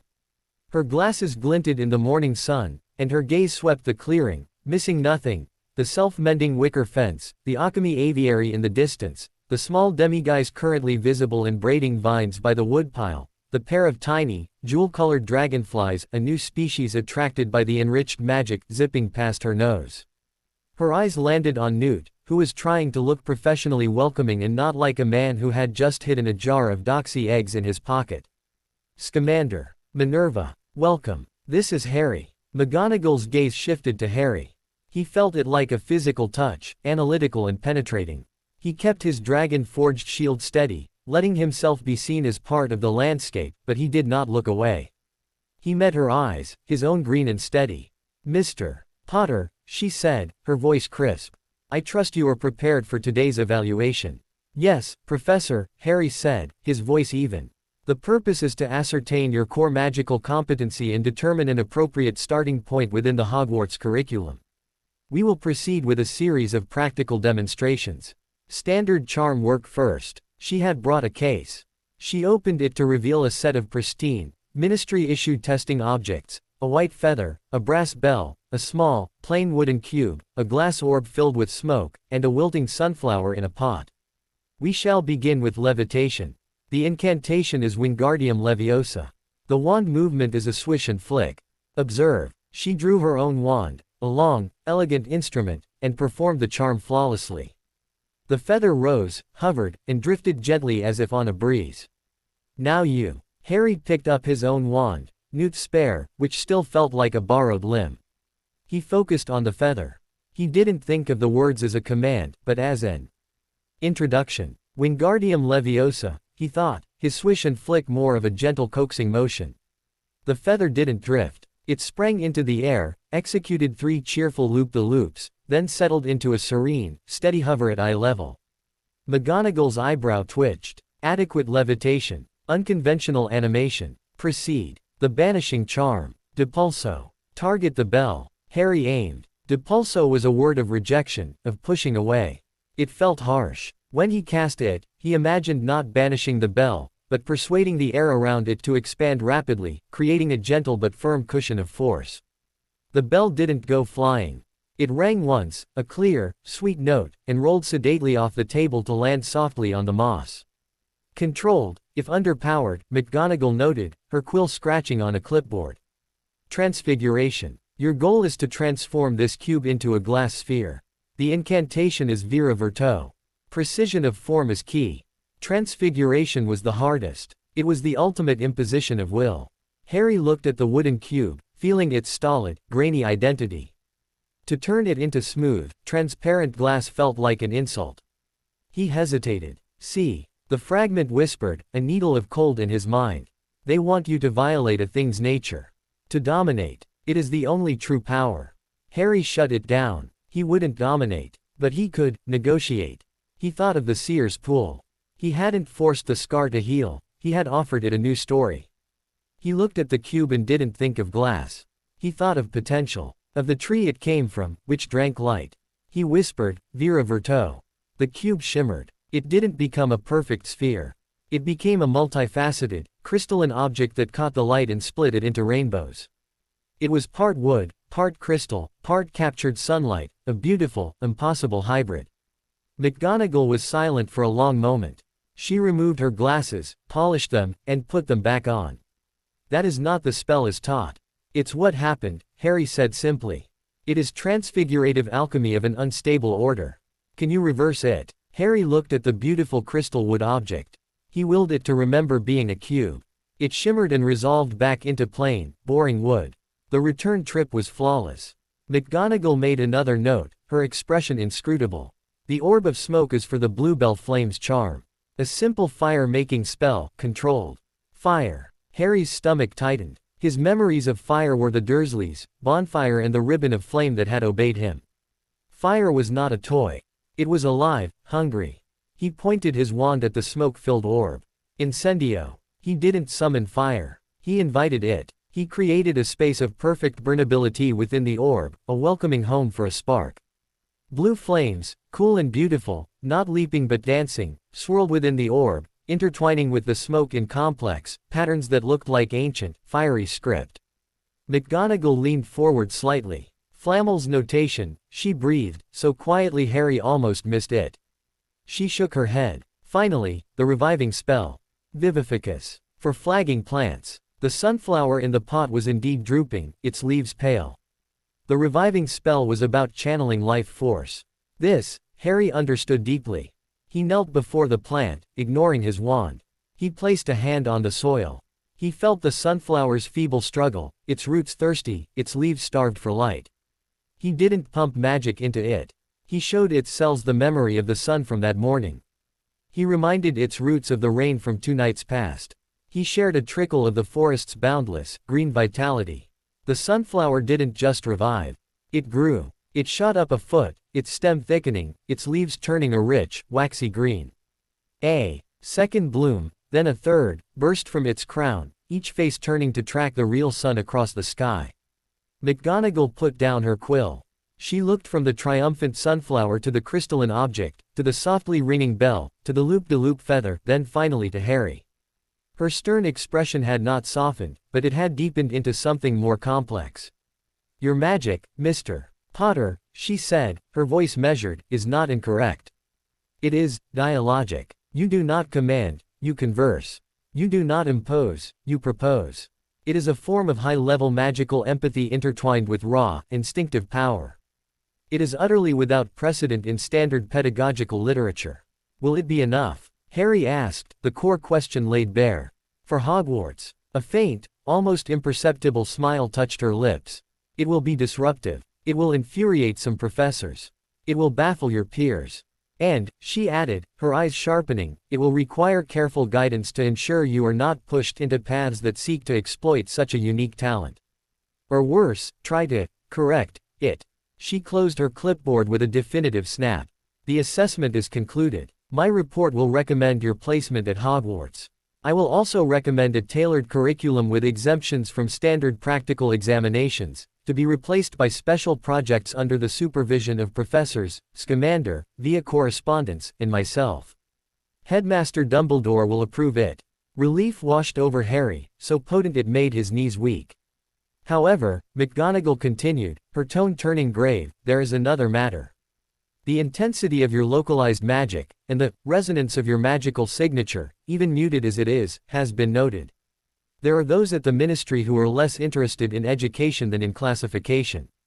And there are those outside it who are interested in unique magical resources. Her gaze was piercing. The Forbidden Forest is now an RSMI. You are its most remarkable feature. You will be a target. At Hogwarts, you will have some protection. But you must understand, the eyes of the world are upon you now, in a way they have not been since you were an infant. And this time, you are not a symbol. You are a fact. Her words hung in the air, a cold counterpoint to the warm success of the assessment. She was not telling him anything he didn't know, but hearing it from her, from the deputy headmistress of Hogwarts, made it real in a new way. McGonagall prepared to leave. As she tightened her traveling cloak, she paused, looking towards the trees where the Thestral, Erebus, had emerged to watch the proceedings silently. Her eyes, for a fleeting second, showed not fear, but a profound, weary sadness. She could see them. "You have built something remarkable here, Mr. Potter," she said, her voice softer. "Do not let the world make you regret it." With another sharp crack, she was gone. The clearing was suddenly, loudly alive with the forest's normal sounds. Newt let out a long, shaky breath.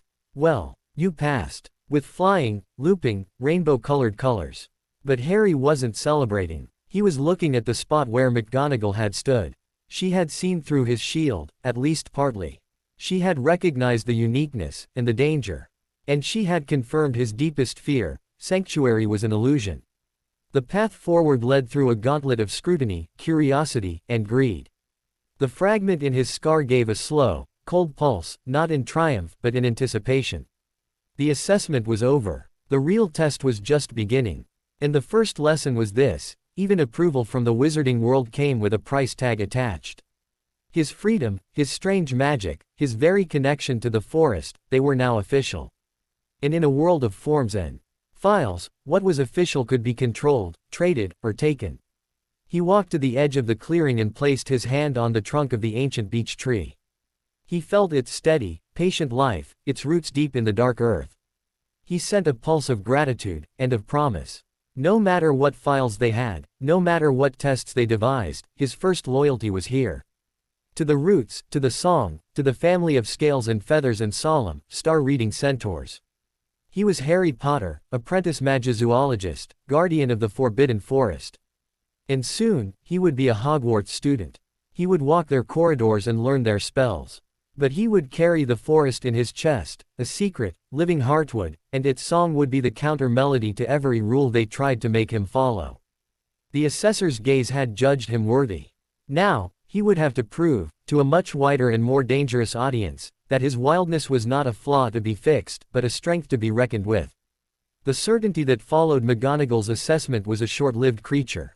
It fluttered brightly for a day, then molted, revealing the familiar, restless anxiety beneath. Hogwarts was no longer an abstract future, it was a countdown, measured in seasons.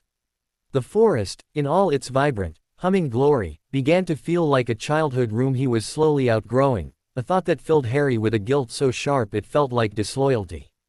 He found himself watching Newt more intently, memorizing the way his mentor's hands moved when bottling a potion, the particular cadence of his voice when explaining a creature's habits.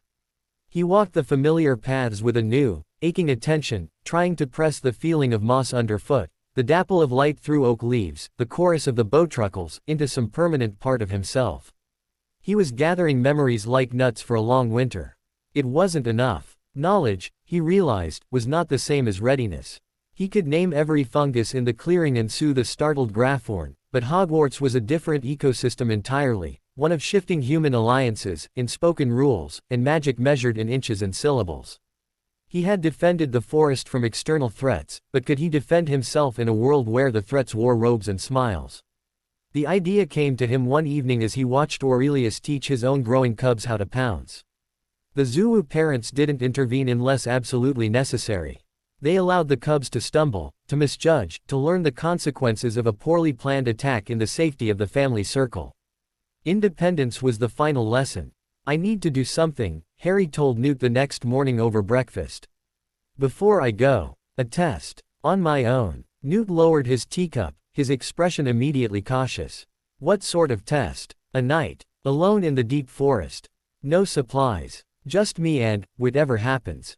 "Harry, that's unnecessarily dangerous. The forest is stable, but it's still wild. There are still red caps, and the Acromantula colony, while contained, is." "I know," Harry interrupted, his voice quiet but firm. "I know the dangers. That's the point. I've always had you, or the centaurs, or Aurelius nearby. What if I'm at Hogwarts and something happens? What if I'm alone? I need to know I can be Newt studied him, seeing not a child's bravado, but a young man's solemn need for self-assurance. He saw Lily's determination in the set of the boy's jaw, and James's restless drive in his eyes. He sighed, a sound of surrender. One night, you take a basic kit, healing paste, a knife, a flint. And you stay within the warded boundaries. You check in via Patronus if there's an emergency. My otter will find you. Harry agreed. The following dusk, with a small pack on, his back and Newt's worried gaze on his neck, he walked into the heart of the woods. He didn't choose a familiar, friendly place. He chose the threshold of the unknown, the edge of the Acromantula territory, where the trees grew thick and silent, and the air held the dry, papery scent of old webs. It was a place that required respect, not affection. A place where his status as the Heartwood would be earned, not given. He made a simple camp in a small, web-free hollow, a bed of ferns, a ring of stones for a fire he might not light. As the last light faded, the forest's night voice emerged. It was different here, deeper, older, less musical. The clicks and rustles were purposeful, predatory. He felt the multiple, pinprick gazes of the spiders from their high, dark nests. They knew him. They remembered the borders he and Newt had helped enforce. But tonight, he was an individual in their domain, not a representative of the warding powers. He was being assessed. He didn't light the fire.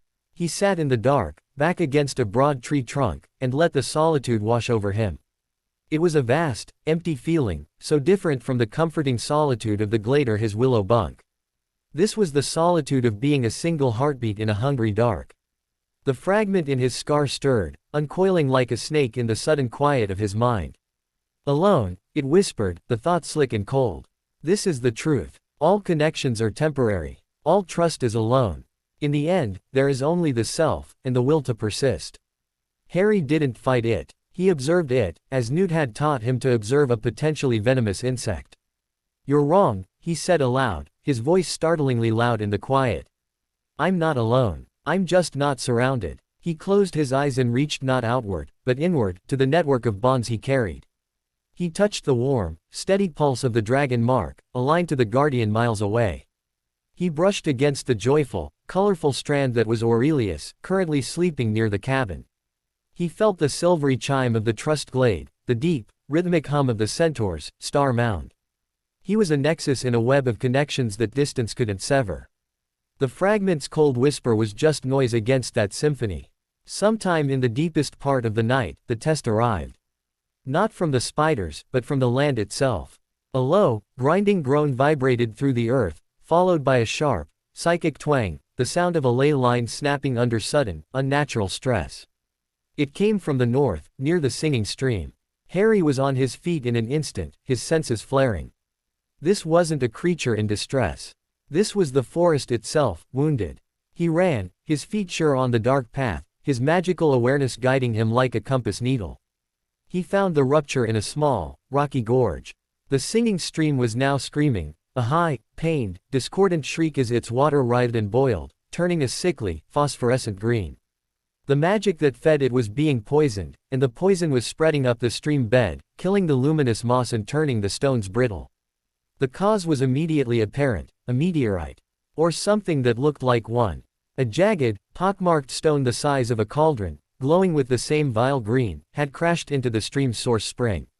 It was radiating a magic that was anathema to life, a crude, blunt force curse of corruption. Harry recognized the signature. It was the same as the Siphons, but raw, unrefined. A magical poison pill. The claws of avarice, or someone like them, hadn't needed to enter the forest to attack it. They had simply launched this cursed rock over the wards, a scorched earth tactic. If the corruption reached the main water table, he didn't have Newt's potions. He didn't have a wand for complex counter curses. He had himself, and the bonds he carried. He waded into the stream. The water burned like acid against his legs, a cold, magical pain that seeped into his bones. He gritted his teeth and approached the meteorite. Its poison was a physical pressure, pushing against his magic, trying to unravel his shield. The fragment in his scar writhed with a perverse excitement. Yes, this is power. Unmaking. The purity of decay. No, Harry gasped, placing his hands on the burning hot, cursed stone. This isn't power. It's vandalism. He couldn't destroy it. Its magic was too dense, too alien. But he could divert it. He could give the poison a different target. He thought of the sorrow spinner, who transformed negative emotion. He thought of the seer's pool, which transformed a wound into a vision. He couldn't transform this curse, but he could redirect its energy into something that could handle it. He reached through the dragon mark, down the bond that connected him to the guardian. Not for strength this time, but for a specific quality, the dragon's immense, digestive magic. Forest dragons didn't just eat meat, they could consume and neutralize minor magical toxins, refining them into harmless energy. It was a slow, metabolic process. I have a poison, Harry sent, pouring the sensory experience of the meteorite's curse down the bond. I need a stomach. Can you take it? Not here. There. Through me. The response was a questioning rumble, then a slow, affirmative pulse. A small poison. Bring it. I will make it stone. The guardian was offering to metabolize the curse, but Harry had to get it there. He couldn't move the physical rock. He had to move the curse. He focused all his will, all his connection to the living forest, into his hands. He didn't try to pull the curse out. He asked the stone to release it. He showed the curse a better home, a vast, ancient furnace that would welcome its furious energy, that would not be harmed by it, but would instead use it. He painted a picture of the guardian, internal fires, and made the curse see the stone it was trapped in as a prison. For a long, agonizing minute, nothing happened. The green glow pulsed. The stream screamed. Harry's strength wavered. Then, a thin, virulent strand of green light peeled away from the meteorite and touched his palm. It burned, a pain so intense he nearly blacked out. But he held on, funneling it down the bond, into the waiting, metabolic embrace of the dragon. Another strand followed. Then another. Like unraveling a foul, glowing sweater. It took an hour. By the end, Harry was on his knees in the stream, trembling, his hands blistered with magical burns, his energy spent. The meteorite was just a dark, inert rock. The stream's water ran clear, its song returning to a soft, pained murmur that would heal in time. He had done it. Alone. He had solved a magical crisis with nothing but his wits and his bonds. As dawn tinged the sky, he limped back towards his camp. He was exhausted, hurt, but a profound, unshakable confidence had settled in his core. He could trust himself. He found Newt waiting at the edge of the Acromantula woods, his face pale with worry that melted into overwhelming pride as he saw Harry's condition and felt the resolved calm in the forest's magic. "You're hurt," was all Newt said, rushing forward with salves.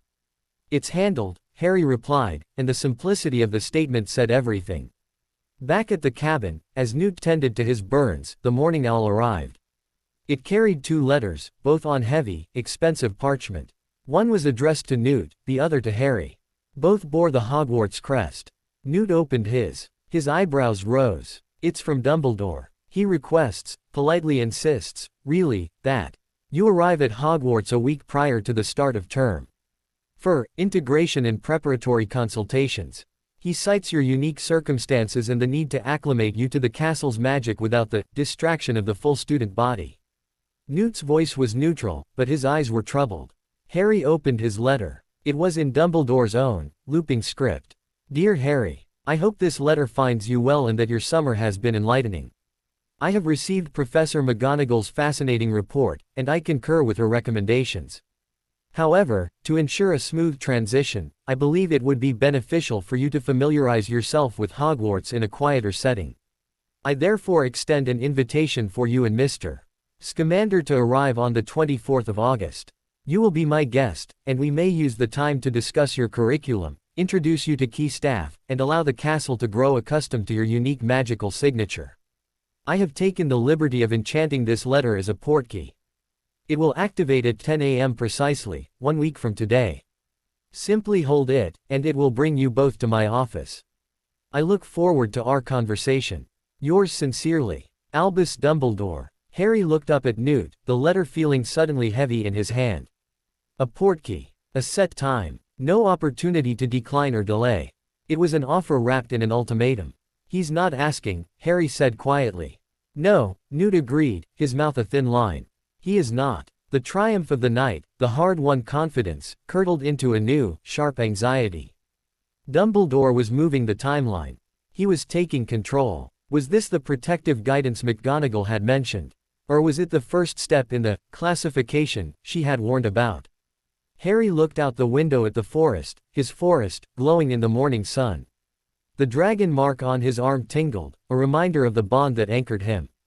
The fragment in his scar was silent, waiting. He had proven he could survive a night alone in the wild. But was he ready for a week alone in the lion's den, with the most powerful wizard in Britain watching his every move?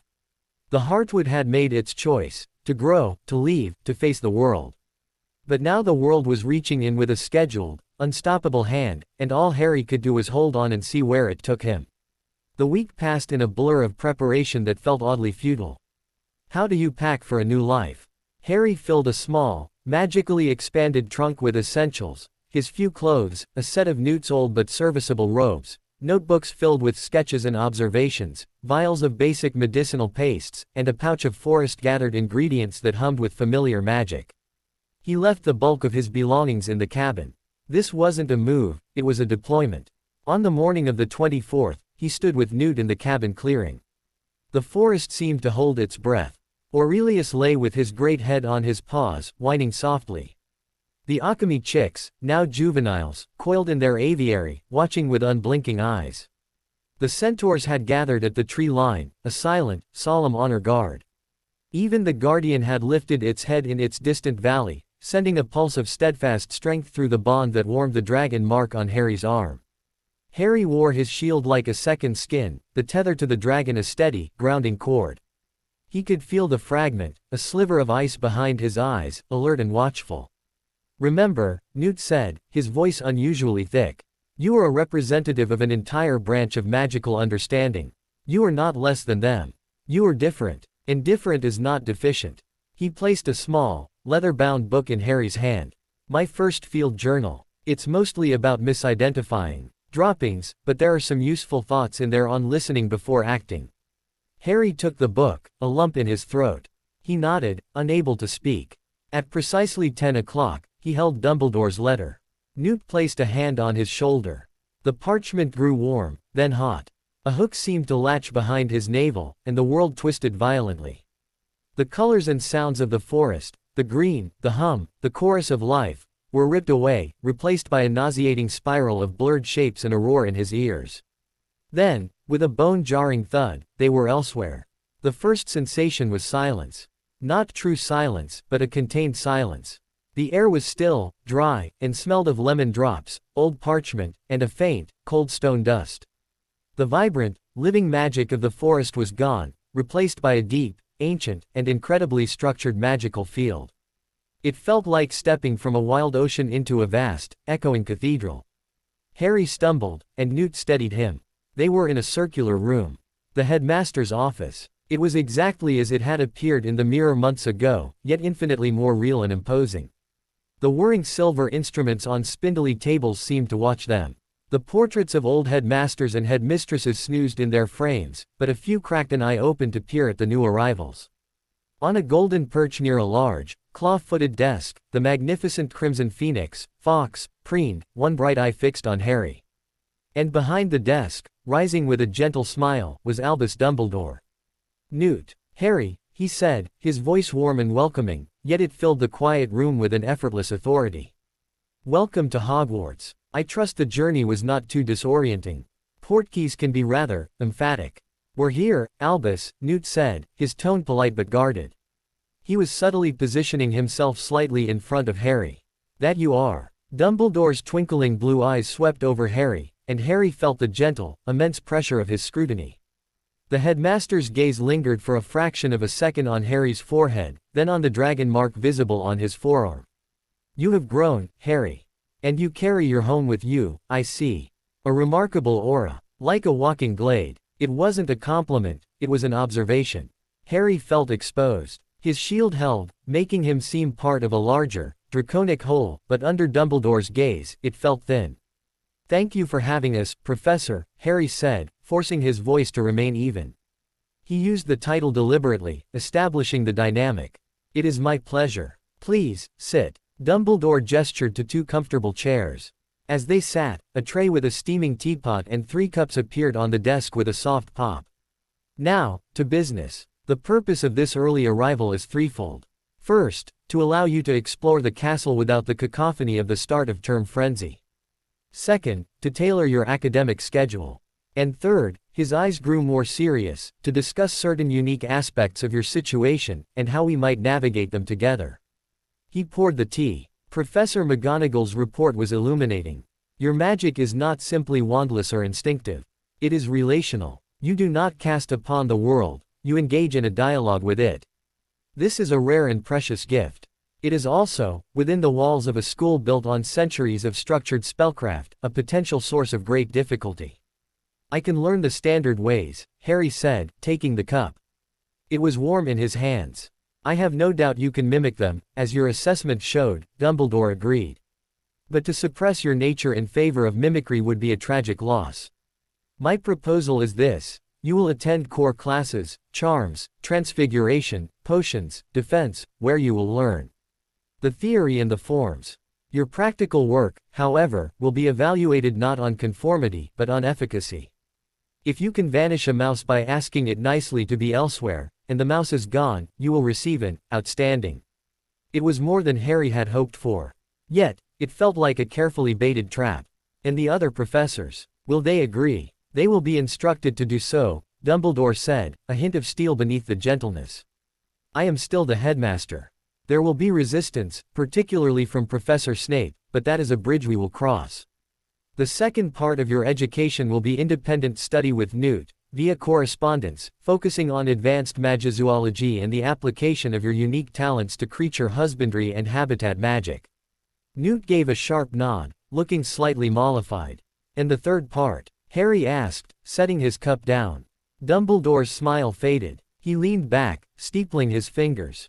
The third part concerns the scar on your forehead, and the object you sensed calling to it from a sea cave. The air in the office seemed to grow colder. Fawkes stopped preening and let out a soft, warning chirp. You know about that. Harry's heart began to pound. I have long suspected Voldemort sought immortality through the darkest of arts. Your survival, and the nature of your connection to him, confirmed it. You carry a piece of his soul, Harry. A Horcrux. The object in the cave is another. There are likely more. The bald truth, stated so calmly in this tidy, sunlit office, was more terrifying than any nightmare. Harry's hand flew to his scar. The fragment within stirred, not with anger, but with a cold recognition. You want me to find them, Harry whispered. I want you to help us understand them, Dumbledore corrected. Your connection is a curse, but it is also a detector. A compass pointing to the darkest magic. You have already proven adept at neutralizing corrupt magic, as your handling of the Siphon and the meteorite curse showed. I believe, with training, you could learn to sense, and perhaps even help contain, these other Horcruxes without being overcome by them. It was a colossal responsibility, draped in the language of academic pursuit. Harry felt the weight of it settle on his shoulders, heavier than any pack. He looked at Newt, whose face was pale with dismay. Albus, he's a child, Newt said, his voice tight. You're talking about sending him after artifacts of unparalleled evil. I am talking about preparing him for a war that already seeks him out, Dumbledore replied, his voice gentle but inexorable. The forest is a fortress, Newt, but no fortress is impregnable forever. The attack with the cursed meteorite proves his enemies are innovating. They will not stop. Knowledge, and the power to defend himself and others, is his best armor. He turned his piercing gaze back to Harry. This is not an obligation I place on you lightly, Harry. But it is a reality you must face. Will you learn to use this connection, this pain you carry, to protect the life you love? Or will you hide from it, and risk it being used as a weapon against you and everything you hold dear? It was the headmaster's gambit. A masterful move. He was offering Harry respect, autonomy, a unique path at Hogwarts. In return, he was asking Harry to weaponize his deepest vulnerability, to become a living detector for the darkest objects in the world. He was framing it as a choice, but it was no choice at all. Refusal meant being defenseless against the very darkness that wanted to consume his home. Acceptance meant stepping onto a path Dumbledore had already charted. Harry thought of the forest. Of the Guardian, of Aurelius, of Tallow in the Trust Glade. He thought of the poisoned stream, and how he had redirected the curse. He thought of the fragment, a cold intruder in his own mind. He looked at Dumbledore, at the kind, grave face, the eyes that held centuries of sorrow and strategy. He saw not a savior, but a general. And Harry was a piece on his board, a unique, powerful piece, but a piece nonetheless. I'll learn, Harry said, his voice quiet but clear. I'll learn to sense them. To understand what they are. But I won't be a weapon. And I won't do anything that puts the forest in more danger. My first loyalty is there. A flicker of something, approval, disappointment, it was impossible to tell, passed behind Dumbledore's spectacles. A wise and noble priority. We will proceed with caution. For now, your task is to settle in. The castle has prepared a room for you in the faculty wing, near Professor Kettleburn's quarters. He is our care of magical creatures professor, and somewhat understanding of unusual circumstances. Newt, you are welcome to stay in the guest quarters as long as you wish to help Harry acclimatize. The meeting was effectively over. Dumbledore had laid out his terms, and Harry had agreed to the only terms he could. As they rose to leave, Dumbledore added one last thing. Oh, and Harry. The castle is old and full of magic. It may react to you. Your magical signature is unlike any it has housed. Pay attention to what it says. They were shown to Harry's new room by a silent, solemn house elf. It was a small, circular tower room with a large window overlooking the forbidden forest, a deliberate kindness, Harry was sure. The sight of the distant, dark green canopy was both a comfort and an ache. Newt helped him unpack in silence. He's maneuvering you, Newt finally said, placing Harry's stack of notebooks on a desk. I know, Harry replied, staring out the window. But he's right about the meteorite. They're changing tactics. Hiding isn't enough anymore. If knowing about Horcruxes helps me protect the forest, then I need to know. Newt put a hand on his shoulder. Just remember, you have a power he doesn't fully understand. Your connection isn't just to the darkness. It's to the light, too. To life itself. That's your true strength. Don't let him make you forget that. After Newt left for the guest quarters, Harry was alone. The stone walls felt suffocating after a lifetime of living wood and open sky. He could feel the castle's magic, a slow, deep, granite pulse, utterly different from the forest's vibrant song. It was watching him, testing him. He walked to the window and placed his hands on the cold stone sill. He reached out with his senses, past the castle walls, across the grounds, towards the tree line. He sent a thread of longing, of connection, towards the forest. For a moment, nothing. Then, a faint, answering hum, carried on the wind. The distant, familiar chorus, muted by distance but undeniably there. The guardian's steady pulse echoed in his mark. He wasn't alone. He turned back to the sterile, unfamiliar room. On the desk, Dumbledore had left a simple, walnut wand box. Harry opened it. Inside, on a bed of purple velvet, lay a wand. 11 inches, holly, with a core of phoenix feather. It felt warm, almost eager, in his hand. It hummed with a bright, clean magic, so different from the wild, earthy feel of Newt's wand. As his fingers closed around it, two things happened simultaneously. The fragment in his scar gave a violent, piercing throb, a spike of pure, malevolent recognition. And from somewhere deep within the bowels of the castle, from behind layers of stone and ancient warding, something cold and hungry and familiar echoed back. Harry dropped the wand as if it had burned him. It clattered onto the desk. The call hadn't come from a distant sea cave this time. It was here, in the castle. Another piece of Voldemort's soul was hidden within Hogwarts itself. Dumbledore's words echoed in his mind. The castle may react to you. He hadn't been talking about the castle's friendly magic. Harry stood in the center of the unfamiliar room, his breath coming fast, the dragon mark pulsing a warning on his arm. The headmaster's gambit was in play. He was on the board. And the game, it seemed, had already begun, with a hidden piece revealed on the very first move. He was a student now. A guest. And somewhere in the walls of this ancient school, a piece of the darkest wizard who ever lived was sleeping. And it knew he was here. The cold echo from the castle's depths faded, leaving a ringing silence in Harry's new room that was louder than any sound. He stood frozen, one hand pressed to his throbbing scar, the other gripping the edge of the desk where the holly wand lay like a fallen accusation. The dragon mark on his arm burned with a defensive heat, a stark contrast to the icy needle lodged in his mind.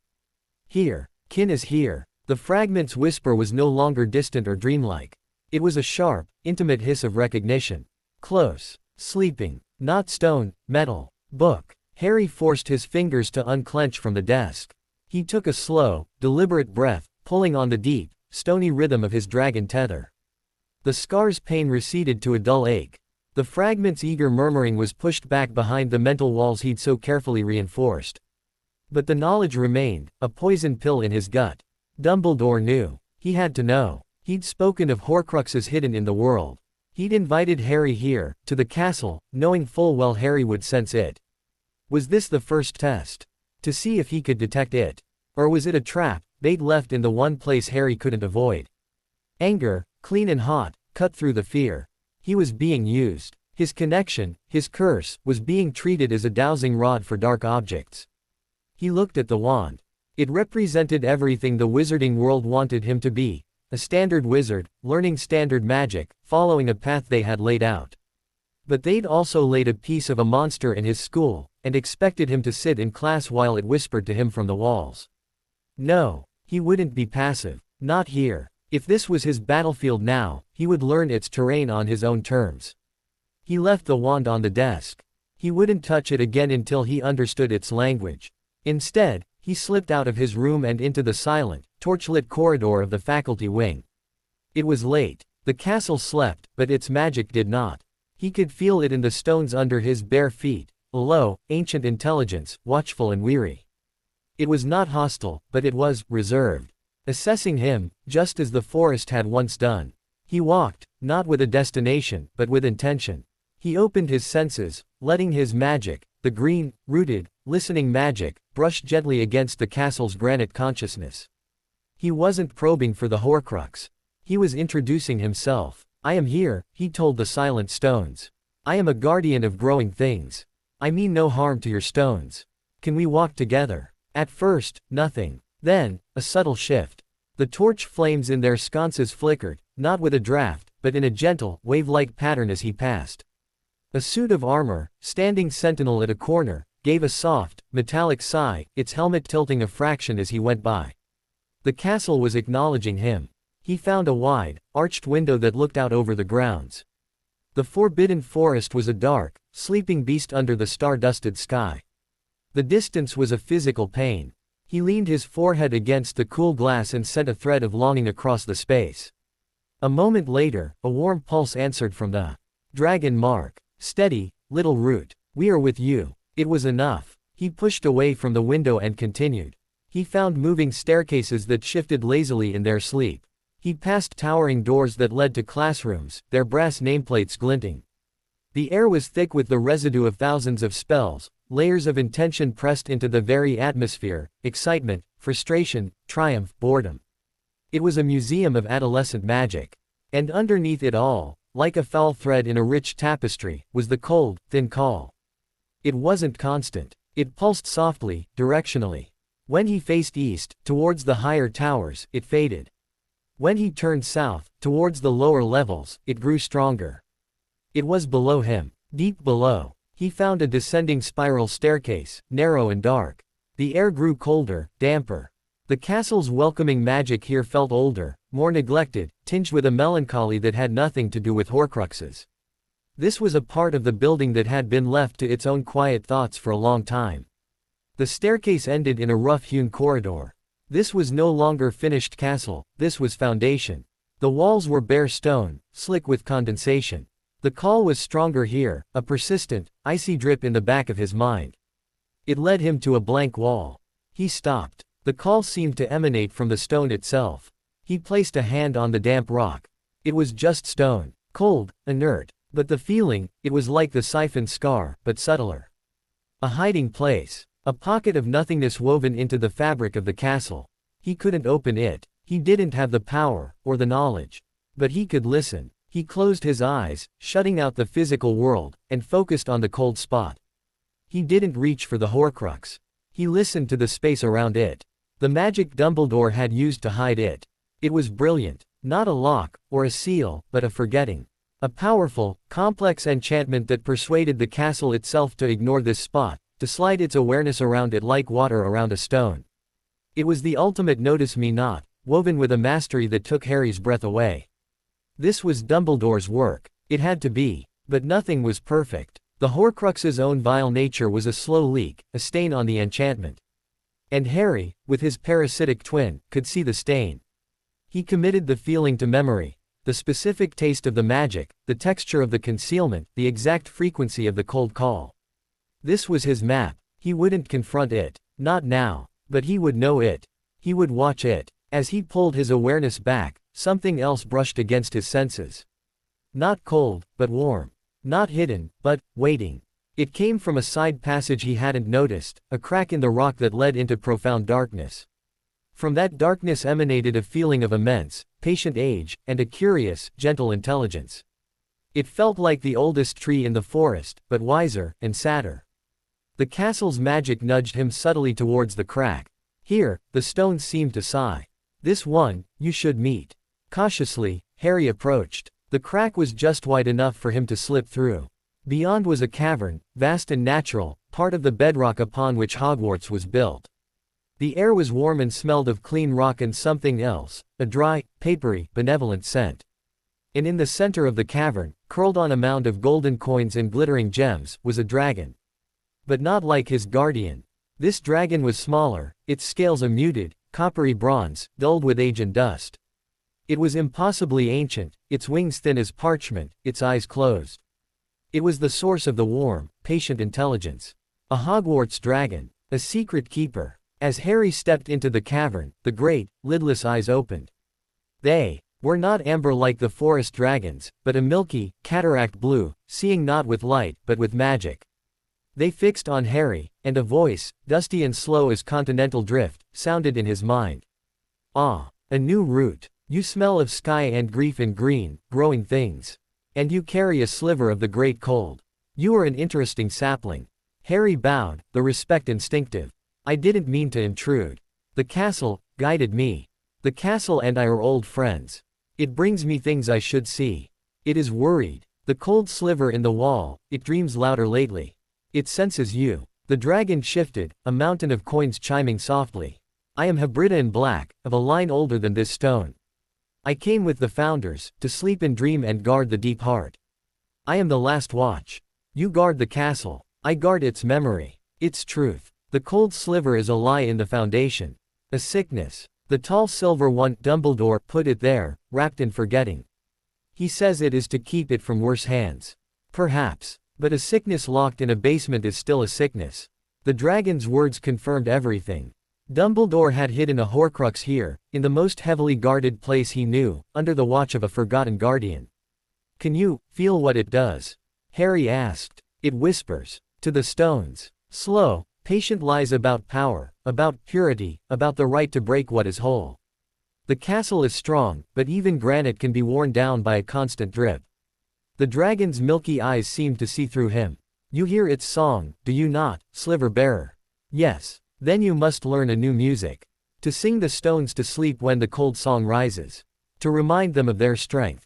This is your task, if you would be more than a detector. Be a counter-melody. The idea resonated deeply. He couldn't destroy the Horcrux. Not yet. But he could strengthen what it sought to corrupt. He could be a healer for the castle itself, just as he was for the forest. Will you help me? Harry asked. The ancient dragon gave a slow, rumbling chuckle that shook dust from the ceiling. I am old, sapling. My song is almost sung. But I will teach you the first notes. The song of stone. The song of steadfastness. Listen. For an hour, Harry sat in the presence of the Hebrida in black. No grand magic passed between them. The dragon simply existed, and let Harry feel the profound, immutable magic of bedrock, of time measured in millennia, of a promise made so long ago it had become part of the earth. It was a magic of endurance, of silence that was not empty but full of held history. When Harry finally slipped back through the crack, his mind was buzzing with a new, deep vibration. The Song of Stone. It was a solemn, grounding counterpoint to the forest's vibrant life. He felt heavier, more solid. He returned to his room as the first gray light of dawn touched the high windows. The holly wand still lay on the desk. The call from below was still there. But something had changed. He was not just a guest, or a student, or a tool. He was a guardian, and he had just met the warden of his new territory. He picked up the wand again. This time, the fragment's throb was met with the new, solid resonance of stone in his mind, muffling it. The wand itself felt different. Still bright, still foreign, but no longer threatening. It was a tool. One of many. There was a soft knock at the door. Newt entered, looking worried.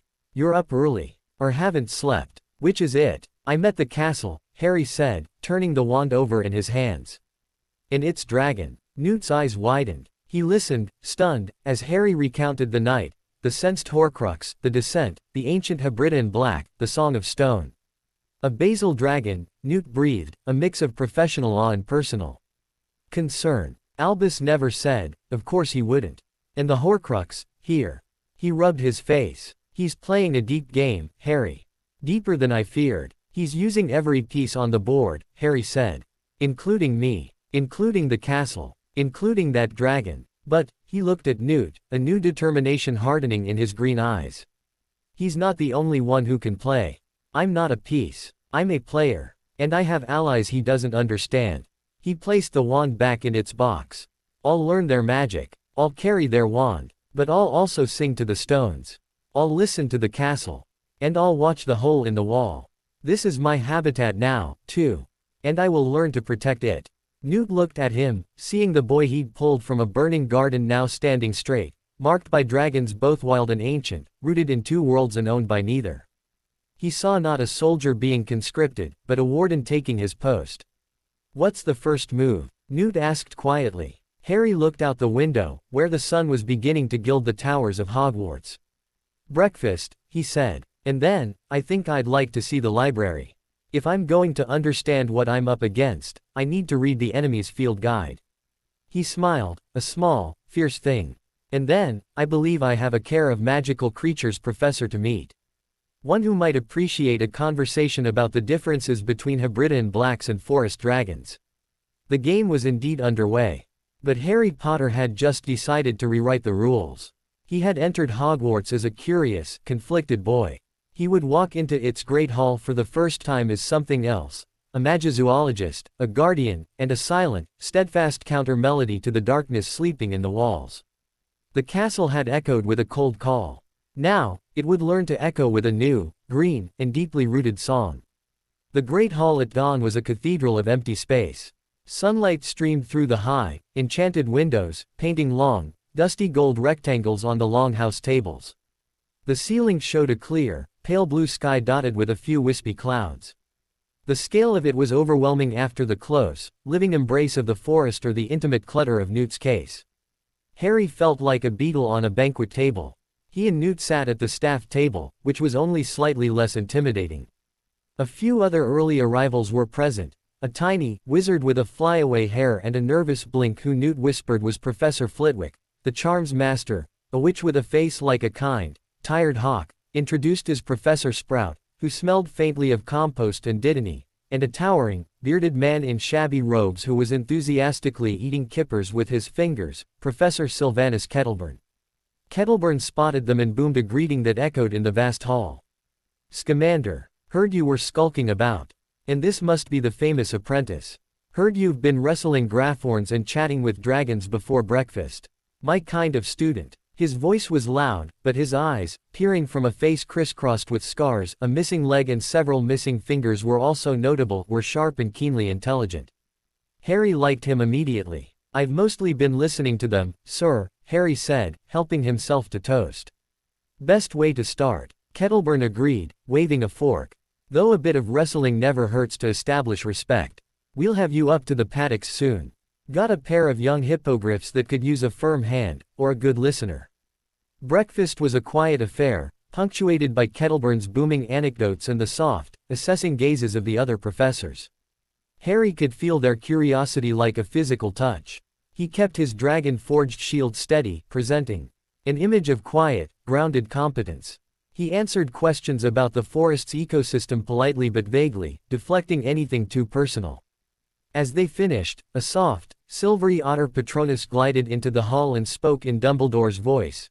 "Newt, if you would be so kind as to join me in my office to finalize the correspondence curriculum. Harry, Professor McGonagall will collect you shortly for your schedule." Newt gave Harry's shoulder a reassuring squeeze and left with Flitwick, who was chattering about the practicalities of sending parcels by owl to a moving suitcase. Professor Sprout excused herself to check on her greenhouse seedlings. That left Harry alone with Kettleburn. Right then, Kettleburn said, slapping the table and standing with a creak of his wooden leg.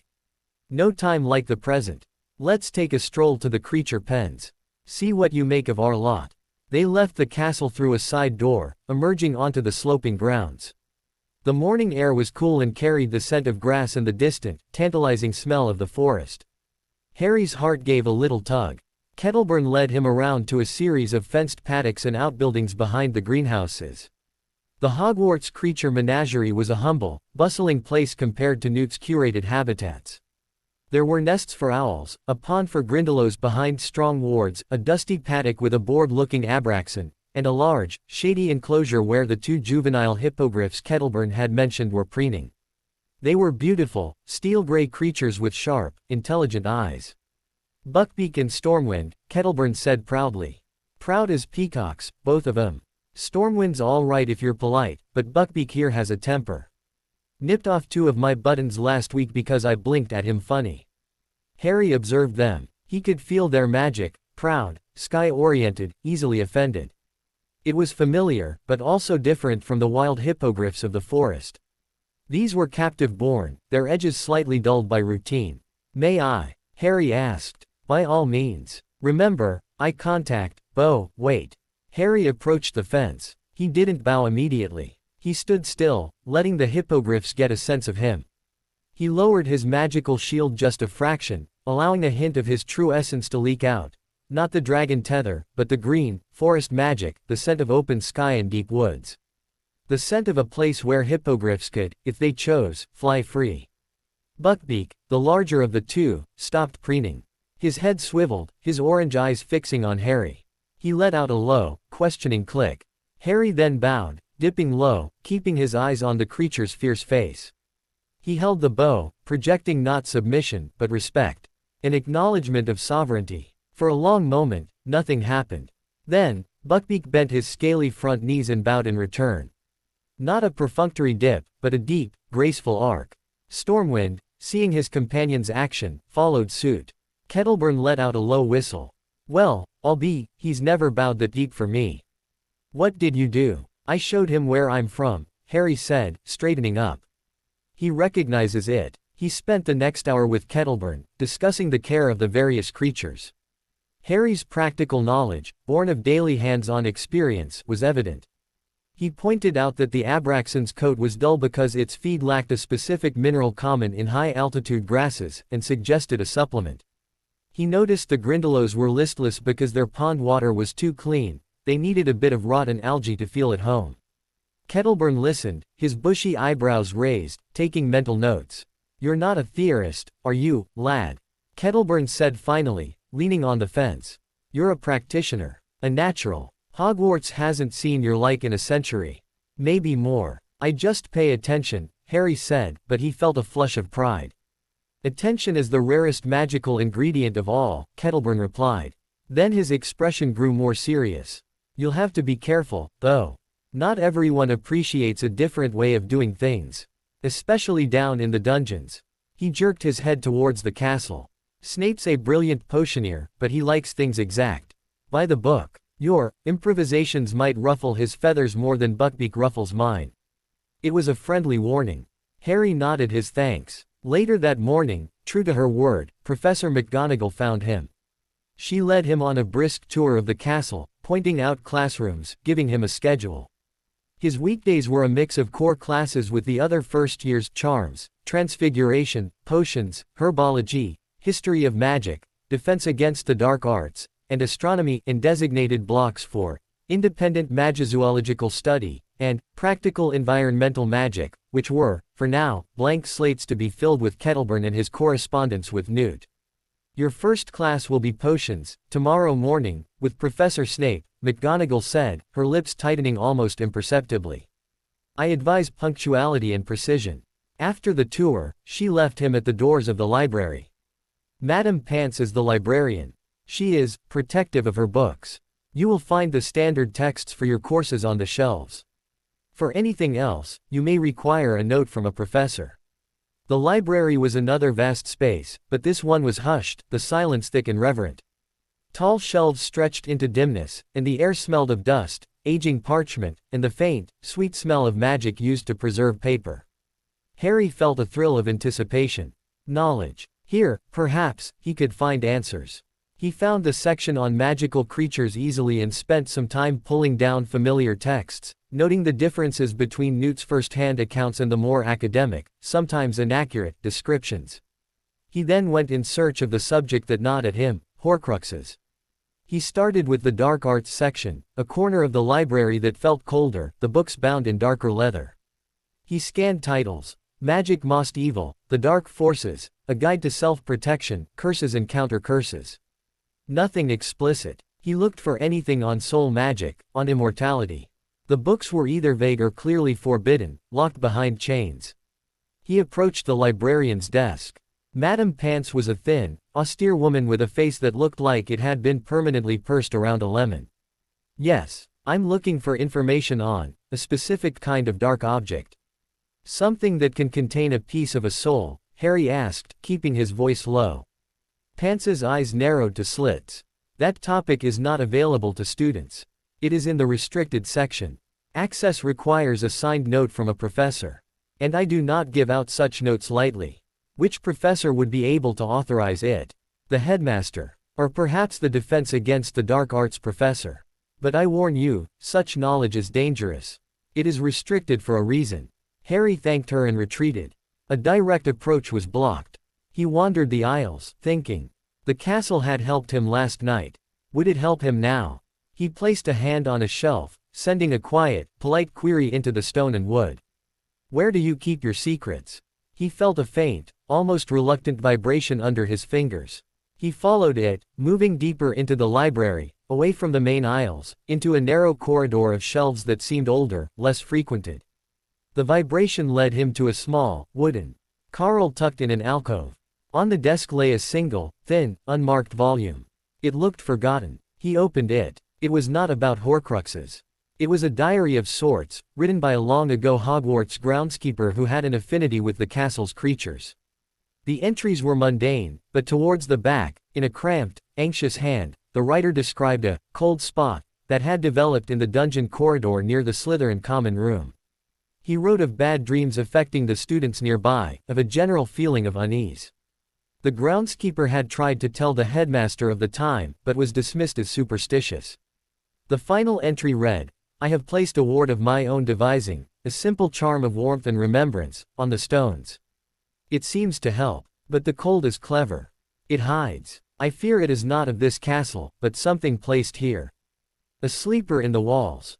The diary ended there. Harry's blood ran cold. This was evidence. The Horcrux's influence had been noticed before, by someone sensitive enough to feel it. And that person had tried a counter-charm. A charm of warmth and remembrance. It was exactly what the Hebridean in black had suggested, a counter-melody. He tucked the diary into his robes. It wasn't a book on Horcruxes, but it was a map. It confirmed the location and the nature of the problem. And it gave him a starting point for his own defenses. As he left the alcove, he felt a presence. He turned. At the end of the aisle, watching him with an unreadable expression, stood Professor Severus Snape. He was a tall, pale man with greasy black hair and dark eyes that seemed to suck the light from the air around him. He moved silently, like a shadow. Mr. Potter, Snape said, his voice soft but carrying a cutting edge. Exploring beyond the recommended reading list already. How industrious. I was just looking, Professor, Harry said, keeping his voice neutral. He could feel Snape's magic, sharp, controlled, and deeply analytical. It felt like a scalpel compared to Newt's gentle tweezers or Dumbledore's encompassing warmth. I see. Snape's black eyes flicked to the shelf where Harry had found the diary. The library holds many secrets. And many dangers. It is unwise to wander where one does not understand the terrain. You will find, in my classroom, that intuition and feelings are poor substitutes for exact knowledge and disciplined practice. I trust you will remember that tomorrow. It was a clear warning. Snape had seen him, had perhaps even felt him using his magic to seek the book. He was on guard. I'll remember, sir, Harry said. Snape gave a curt nod and swept away, his robes billowing behind him. Harry left the library, the diary a comforting weight against his chest. He had allies in Kettleburn and, he suspected, in the castle itself. He had an enemy in Snape, or at least a formidable obstacle. And he had a mission, to learn the Song of Stone well enough to sing the cold spot into a deeper sleep.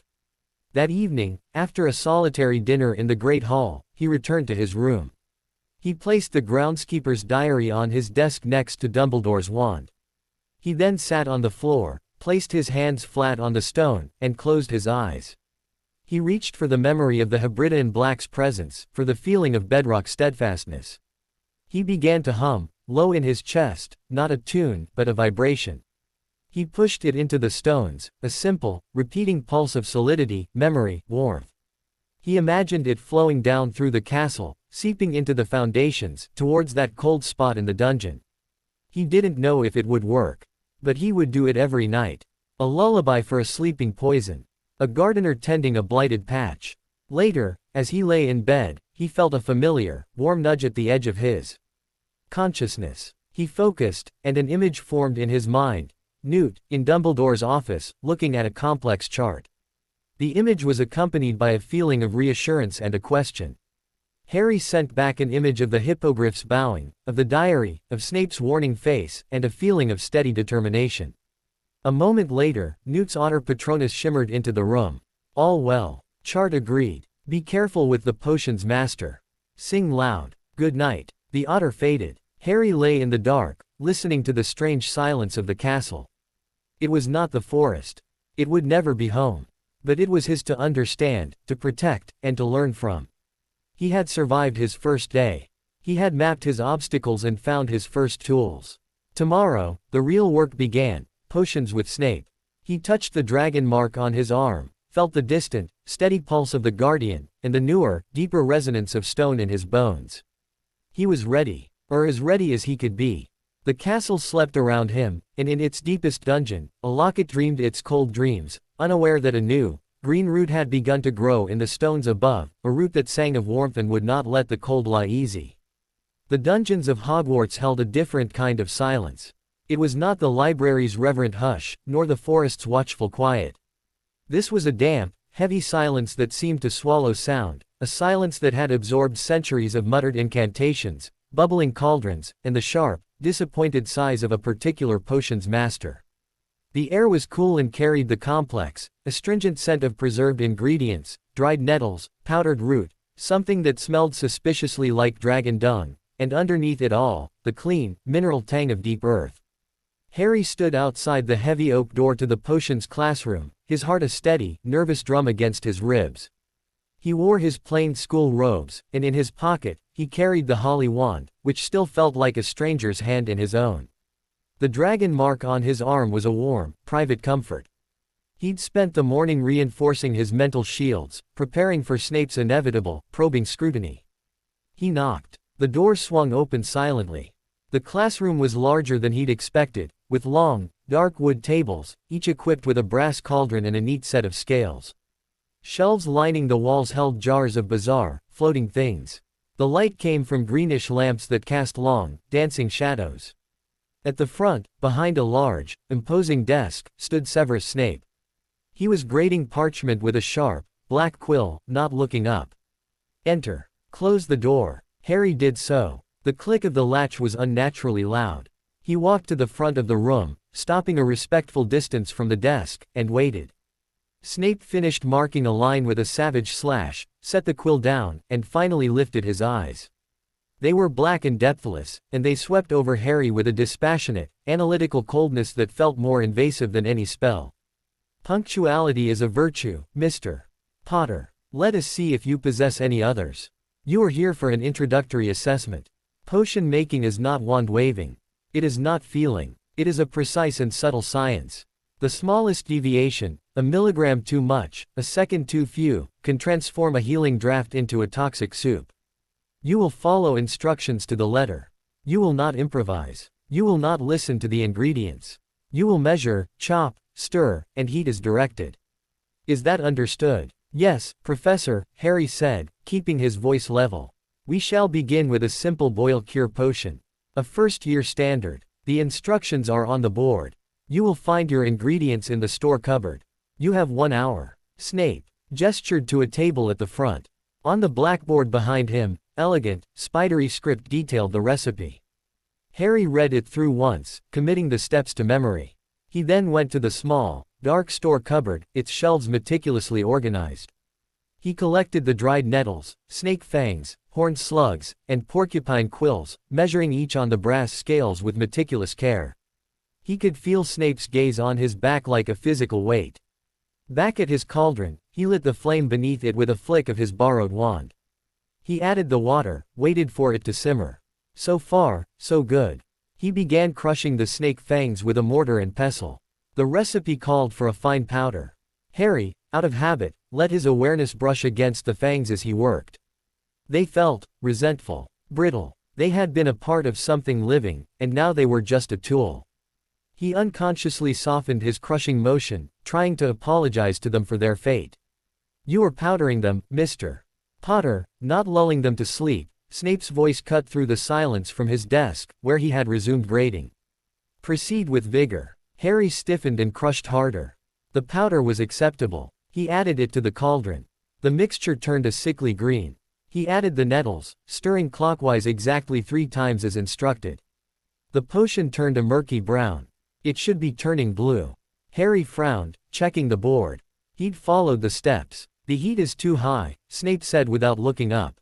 Reduce it by 1/4 before adding the porcupine quills. A failure to account for ambient dungeon temperature is a failure of observation. Harry adjusted the flame. He added the quills. The potion should be turning orange. It remained a stubborn, muddy brown. A faint, unpleasant odor rose from it. Harry's instincts screamed at him. This wasn't right. The ingredients were fighting each other, their magics clashing rather than blending. He glanced at the horned slugs, the next ingredient. They were supposed to be stewed. He could feel their slimy, sluggish essence. The recipe said to add them whole. But he sensed that if he did, their defensive magic would curdle the entire brew. He hesitated. Follow the rules, or trust his feeling. Snape's eyes were on him now, watching the hesitation. A faint, cruel smile touched his thin lips. Harry took a breath. He couldn't afford to fail completely. But maybe, a small adaptation. The recipe was a map, but the ingredients were the terrain. He picked up his knife and, very carefully, scored each slug along its back, a shallow cut to release its inner essence without the defensive shock of being boiled alive. It was a technique Newt used when preparing certain sensitive organisms for salves. He added the scored slugs to the cauldron and stirred counterclockwise once, a gentle persuasion to integrate. The potion shuddered. The muddy brown swirled, then began to clarify, shifting through ochre to a clear, bright orange. The foul smell vanished, replaced by a sharp, clean, medicinal aroma. Harry let out a slow breath. He completed the final steps, letting it simmer for the remaining time.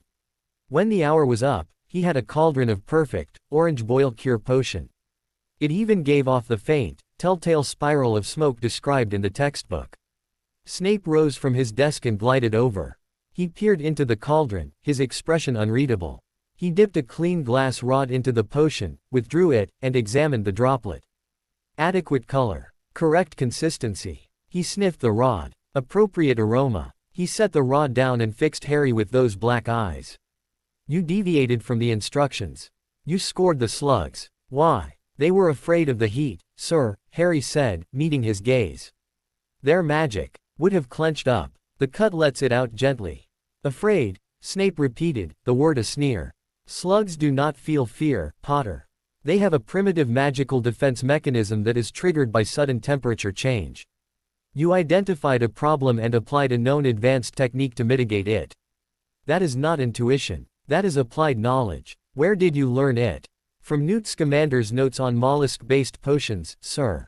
Snape's lip curled. Of course. The Magizoologist's sentimental approach. You were fortunate it worked. In future, you will follow the instructions as written. The instructions account for such mechanisms when followed precisely. Your adjustment was unnecessary and risked contamination. 5 points from whatever house you will inevitably end up in, for arrogance. The unfairness of it burned, but Harry held his tongue. He had passed. The potion was perfect. Snape had simply found another way to punish him for being different. Clean your station. You will return tomorrow. We will attempt a forgetfulness potion. I suggest you read the chapter thoroughly. And leave your empathy at the door. Harry cleaned up in silence, his mind churning. As he left the dungeon, the cold, whispering call of the Horcrux brushed against his senses, stronger here in the lower levels. It felt like a smirk. He went straight to the library, seeking refuge in knowledge. He found the section on potion theory and pulled a heavy tome, Magical Drafts and Potions, and Alchemical Deconstruction. He needed to understand the why, not just the what. If Snape wanted precision, Harry would master the underlying principles so thoroughly that his adaptations would be unassailable. He read about molecular magical bonds, about the sympathetic resonance of ingredients, about thermal thaumaturgy. It was dry, complex, but it made a brutal sort of sense. It was the language of forces and equations, not of feelings. He could learn this language. He had to. That evening, after a solitary dinner, he descended once more to the foundations. The Hebrida in black was awake, its milky eyes gleaming in the gloom of its treasure cave. The stone singer returns, the dragon greeted. You smell of frustration and fire ash. The potions master doesn't approve of my methods, Harry said, sitting on a cool pile of coins. The one who works with liquids that bite and sting, the dragon rumbled. He sees the world as a thing to be dissected. A valid perspective, but a narrow one. Even the hardest stone is shaped by slow water and patient roots. You must learn his way, little root, not to replace your own, but to add another tool to your burrow. A tree that knows only how to bend will break in a hard wind. A tree that knows only how to stand rigid will be uprooted. Flexibility and strength. It was the same lesson, from a different source. Harry nodded. I'm trying, but he wants to break me into pieces that fit his box. Then do not be breakable.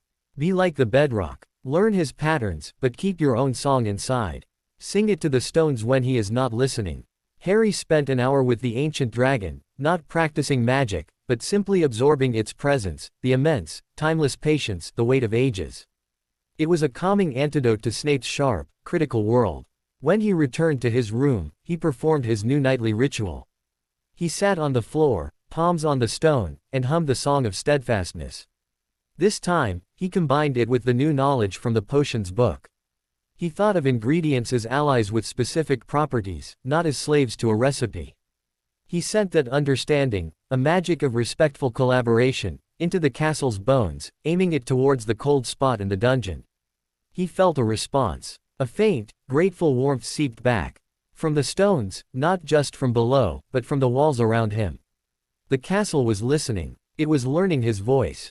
The next morning, a surprise awaited him at breakfast. A large, handsome eagle owl delivered a thick envelope. Inside were several pages of dense, tiny handwriting from Newt, responding to Harry's report about the Hebrida in black and Snape. Newt included detailed notes on slug preparation techniques. Snape's not entirely wrong, but he's ignoring the ethical potency yield. A sketch of a friendly-looking fungus that grew on deep stone, and a simple, uplifting message. Remember, the best potions, like the best ecosystems, achieve balance. You are a balancer. Keep your center. The letter lifted his spirits. He wasn't alone. His second potions lesson was as tense as the first. The forgetfulness potion was more complex. Harry followed the instructions to the letter, but when the potion required a clockwise stir under a blue flame, he sensed a harmonic dissonance. The flame's magic was too aggressive for the delicate memory-eroding essence. According to theory, a lower heat with a figure-8 stir would achieve the same molecular agitation without damaging the volatile components. He didn't deviate. He followed the instructions. The potion turned out acceptable, but not perfect. Snape gave it a passing grade with a curt, adequate. You can follow directions when pressed. It was a small victory, but a hollow one. Harry left knowing he could have made it better. As the week wore on, a new energy began to thrum through the castle. House elves were seen polishing suits of armor with unusual vigor. The portraits were buzzing with gossip. The 1st of September was approaching. Hogwarts was stirring from its summer slumber, preparing for the return of its students. On Harry's last day of solitary acclimation, Professor McGonagall found him in the library again. The express arrives tomorrow, Mr. Potter. You will be sorted with the first years. I trust you are prepared. Harry thought of the cold spot in the dungeon, of Snape's sneer, of the Song of Stone in his heart, of the forest waiting across the grounds. He thought of the holly wand in his pocket and the dragon mark on his arm. "As prepared as I can be, Professor," he said. She gave a rare, tight smile. "Then I suggest you get a good night's sleep. Tomorrow, you cease to be our private concern. You become a Hogwarts student. The castle will test you in new ways. And so will your peers." That night, Harry's final solo act was his strongest yet. He sang to the stones with all the confidence he had gathered, from the forest, from the dragons, from Newt, from his own hard-won knowledge. He poured into the foundation a symphony of green growth and bedrock endurance, a shield of living memory against the cold forgetfulness of the Horcrux. For a moment, he felt the cold spot recoil, its whisper fading to a bare murmur. Then, from the depths, he felt something else, a flicker of recognition, not from the Horcrux but from the castle itself. A door that hadn't been there before shimmered into existence in the wall of his room. An invitation. Harry stared at it. The castle was offering him a secret. A tool, or a test, for the challenges to come. He didn't open it. Not yet. He lay in bed, listening to the ancient, sleeping breath of Hogwarts. Tomorrow, the castle would fill with voices, with laughter, with ambition and fear. He would be among them, yet apart. A Magizoologist in a school of wizards. A guardian with a piece of the enemy in his head. But he was not the boy who had arrived a week ago, scared and defensive. He was Harry Potter, apprentice to Newt Scamander, friend to dragons, singer to stones. He had survived Snape's crucible. He had befriended the castle's heart. He was ready. As sleep took him, the hidden door in the wall faded softly from sight, waiting for the moment he would need it. The game was changing. The players were arriving. And Harry, rooted in two worlds, would meet them on his own terms. The morning of September 1st dawned crisp and clear, but within Hogwarts, the air crackled with a different kind of energy. It was a tangible thing, a rising tide of sound and movement that seeped through the ancient stones, the squeak of hundreds of shoes on flagstones, the babble of reunited friends, the echoes of laughter bouncing down vaulted corridors. To Harry, whose senses were tuned to the subtler languages of forest and stone, it felt like a sudden, roaring hurricane. He dressed in his plain school robes, the fabric unfamiliar and slightly scratchy. He tucked Newt's old field journal into an inner pocket, a talisman of his other life. The holly wand went into its holster on his forearm. He touched the dragon mark, took a steadying breath that drew on the deep, slow rhythm of the castle's foundations, and left the quiet sanctuary of the faculty wing. The entrance hall was a maelstrom. Students of all ages surged in from the grounds, their faces flushed with excitement and the chill of the autumn evening. Robes of black, trimmed with scarlet, gold, blue, or green, swirled like a chaotic river. Harry was immediately swept up in the current, a small, dark-haired island moving against the flow of chatter and reunions. He felt utterly exposed. Eyes, hundreds of them, flicked towards him. Whispers coiled around him like snakes. "That's him, isn't it? Potter. Really? He looks so. Heard he was raised by wolves or something. My dad says he's been hidden with some crackpot creature fancier." The words were less painful than the sheer weight of the attention. It was a physical pressure against his dragon-forged shield. He kept his gaze fixed ahead, on the giant oak doors leading to the Great Hall, and walked. He imagined himself as a Thestral moving through a crowd that couldn't see him, silent and separate. Then, a different kind of presence cut through the noise. A warm, solid feeling of earth and growing things. He turned his head slightly and saw the boy from the train station, the one with the round, kind face and the toad. The boy was being gently steered by a witch who could only be his mother, her robes homely and smelling faintly of baking. Their eyes met for a second. The boy gave a small, nervous smile. Harry gave a barely perceptible nod. It was a connection, however fleeting. A recognition of shared newness. Professor McGonagall appeared before the massive doors, looking more severe than ever in her emerald robes. "First years. Over here, please. Form a line." Harry joined the shuffling, anxious group of 11-year-olds. He stood near the back, next to a boy with pale blonde hair and a pointed, superior face who was holding himself as if he owned the castle already. The boy glanced at Harry, his gray eyes sweeping over his second-hand robes and his unstyled hair with clear disdain before looking away, already dismissing him. "When I call your name, you will step forward, sit on the stool, and place the sorting hat on your head," McGonagall announced, her voice carrying over the murmurs. "The sorting ceremony is about to begin." The doors swung open with a sound like a deep, held breath being released. The sight that met them stole the breath from every first year, including Harry. The great hall was magnificent, lit by thousands of floating candles that shimmered in the enchanted ceiling, which tonight showed a velvety, star-strewn sky. The 4 long house tables were packed with students, their faces turned towards the newcomers with a mixture of curiosity and appraisal. At the top of the hall sat the staff table, where Dumbledore smiled benignly, Snape looked like he smelled something foul, and Kettleburn gave Harry a broad, encouraging wink. It was awe-inspiring, and to Harry, it felt like a cage of beautiful, golden light. The magic here was celebratory, but it was also directed, channeled through centuries of tradition and rivalry. It had none of the wild, free harmony of the forest. One by one, names were called. The boy with the toad was Neville Longbottom. He stumbled up, trembling, and the hat, after a moment's hesitation, shouted, "Gryffindor." The red and gold table erupted in cheers.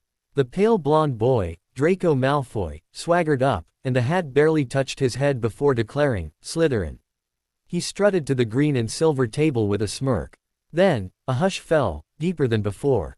The whisper that had followed Harry in the entrance hall became a palpable wave of anticipation. Professor McGonagall's voice rang out, clear and precise. "Harry Potter." The silence was absolute. Every eye in the hall locked onto him. Harry felt the fragment in his scar give a cold, interested throb, as if sensing the intensity of the collective gaze. He walked forward, the sound of his footsteps echoing in the quiet. He could feel Dumbledore's watchful gaze, Snape's analytical stare, the curiosity of hundreds of students. He sat on the 3-legged stool. McGonagall lowered the large, patched, and frayed sorting hat onto his head. It was musty and large, falling over his eyes, plunging him into darkness. "Well, well," a small, clever voice spoke directly into his mind. "What have we here? Not the usual fare. Not at all." Harry tensed, his occlumency shields instinctively rising. "Oh, no need for that, my boy. I'm not here to pry where I'm not wanted. Though, my goodness, the places I could go, the things I could see." The hat's voice was filled with a kind of ancient, scholarly curiosity.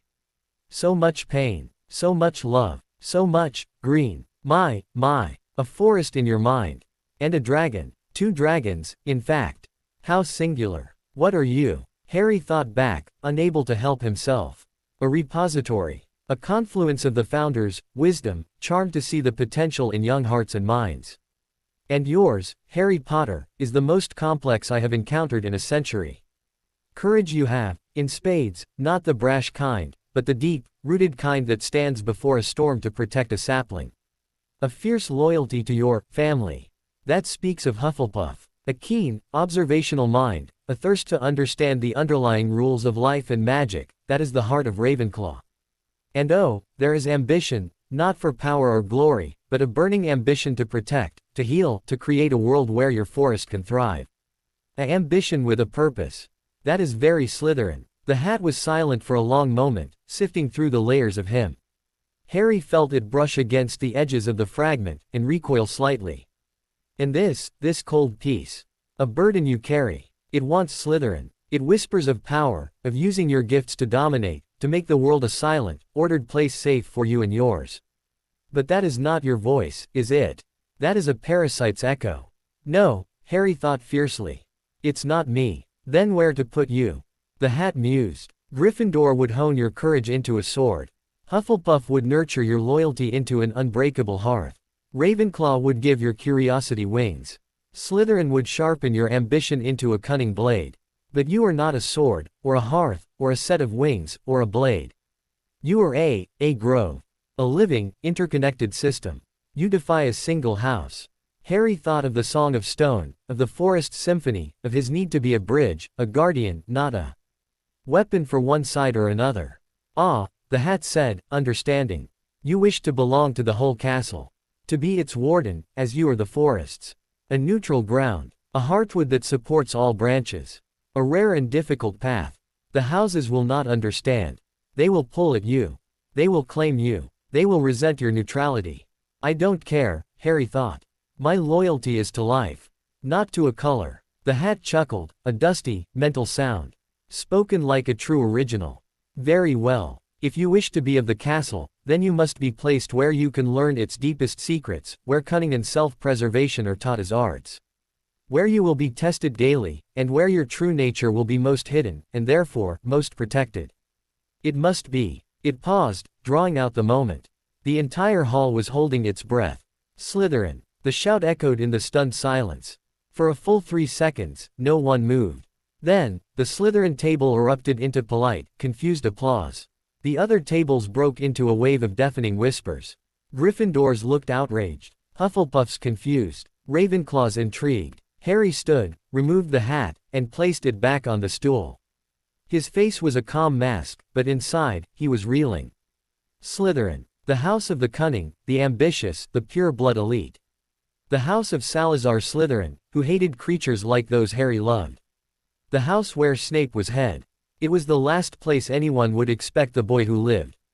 The perfect camouflage. And, as the hat had said, the ultimate test. He walked towards the Slytherin table. The applause died down. He saw Draco Malfoy's smug satisfaction morph into wary calculation. Other Slytherins, older students with sharp eyes and cool expressions, watched him as he would a strange, potentially dangerous new specimen. He took an empty seat near the end of the table, ignoring the stares. Dumbledore, at the staff table, was smiling his inscrutable smile. Snape's expression was unreadable, but his black eyes held a new, intense focus. The sorting continued, but the atmosphere had shifted. Harry Potter, Slytherin, was the new reality. As the feast appeared on the golden plates, Harry picked at his food.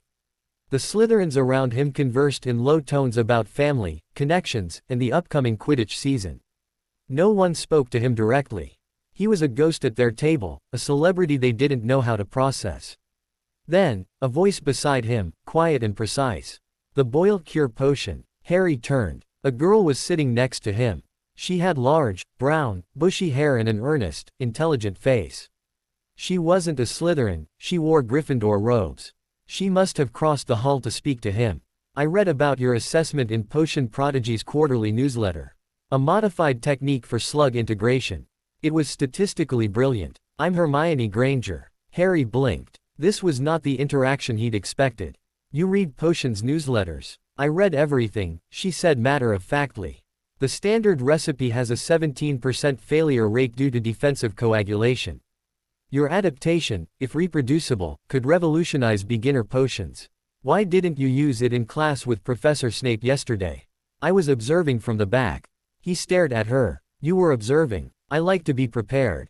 So, why? He said to follow the instructions, Harry said simply.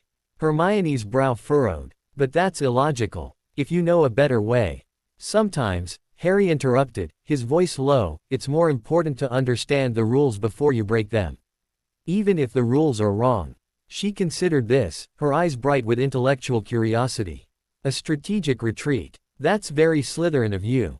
She didn't say it as an insult, but as an observation. I disagree, but I understand the tactic. I'll be interested to see what you do when you decide to stop retreating. With that, she stood and returned to the Gryffindor table, leaving Harry more disoriented than ever. The feast ended. Dumbledore gave his start-of-term announcements, including the usual warnings about the Forbidden Forest, a most unpleasant death awaits, which made Harry's lips twitch. Then, the Slytherin prefects, a tall, coldly handsome sixth-year named Lucian Bull and a sharp-eyed witch, led the first years down into the dungeons. They stopped before a blank stretch of damp stone wall. The password is, pureblood, Bull said, with a sideways glance at Harry that was full of unspoken challenge. The wall shimmered and revealed a hidden entrance. The Slytherin common room was nothing like the warm, chaotic Gryffindor tower Harry had glimpsed. It was a long, low, subterranean room with rough stone walls and a ceiling supported by slender, carved pillars. Greenish lamps hung on chains, casting a cool, emerald light over leather armchairs and dark wood tables. A large, carved fireplace held a perpetually burning green fire. The windows looked out into the deep, dark waters of the Hogwarts lake, where strange, phosphorescent creatures drifted past. It was beautiful, in a cold, austere way. It felt like the den of a very sophisticated predator. Bull gave a speech about Slytherin pride, about cunning, about ambition, about the importance of blood and legacy. Every word seemed to hang in the air between Harry and the others. He was an anomaly here. A cuckoo in the nest. He was shown to a first-year dormitory, a circular room with 5 four-poster beds hung with green silk. His trunk was already at the foot of one. Draco Malfoy and 3 other boys, Crabbe, Goyle, and a quiet boy named Theo Knott, were already claiming beds. Malfoy looked at him as he entered. "Potter, my father said you'd probably end up here," said Dumbledore was trying to make a statement. "But the hat doesn't lie, does it? It saw something Slytherin in you." His tone was probing, trying to find the angle. "It saw where I needed to be," Harry said, unpacking his few things. He placed Newt's journal on his nightstand. "Is it true?" Another boy, Blaise Zabini, asked from his bed, his dark eyes curious. "You were raised by Newt Scamander. With all those beasts." "I was his apprentice," Harry said, not looking up. "Must have been strange," Malfoy said, a faint sneer in his voice. "Living in a suitcase with monsters." Harry finally looked at him. His green eyes, in the emerald light of the room, seemed to glow faintly. "They're not monsters. They're my family." The simple, fierce statement left a silence in its wake. It was a declaration of allegiance they couldn't understand. To them, family meant ancient names and gold. To Harry, it meant a Zulu's protective growl and a Demiguise's trust. He climbed into his bed and drew the curtains. He could hear the others whispering about him, about the sorting, about what it meant. He ignored them. He placed his hand on the cold stone wall of the dungeon. He could feel the castle's deep magic here, closer to the foundations. And he could feel the cold, whispering call of the Horcrux, stronger than ever.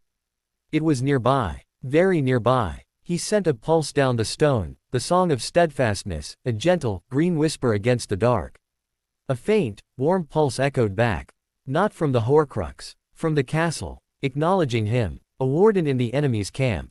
He was Harry Potter, Slytherin, apprentice Magizoologist, guardian of 2 worlds. The path ahead was shrouded in green-tinged shadow, full of suspicion and hidden agendas. But as he closed his eyes, he felt the distant, sleeping pulse of the forest, the steady breath of the guardian, and the new, fragile connection to the castle's stone heart. He was not where he belonged. But he was exactly where he needed to be. The sorting was over. The real work, the watching, the learning, the protecting, began now. And that is just the beginning of Harry's true destiny. If you want to see how far his power rises, or how the wizarding world reacts next, make sure you like this video and comment if you want part 2. And hey, if you're new here, don't forget to subscribe right now. Because I upload daily dark and powerful Harry Potter what-if stories. And trust me, the next one will be even more insane. And I'll see you in the next magical chapter. Until then, stay legendary.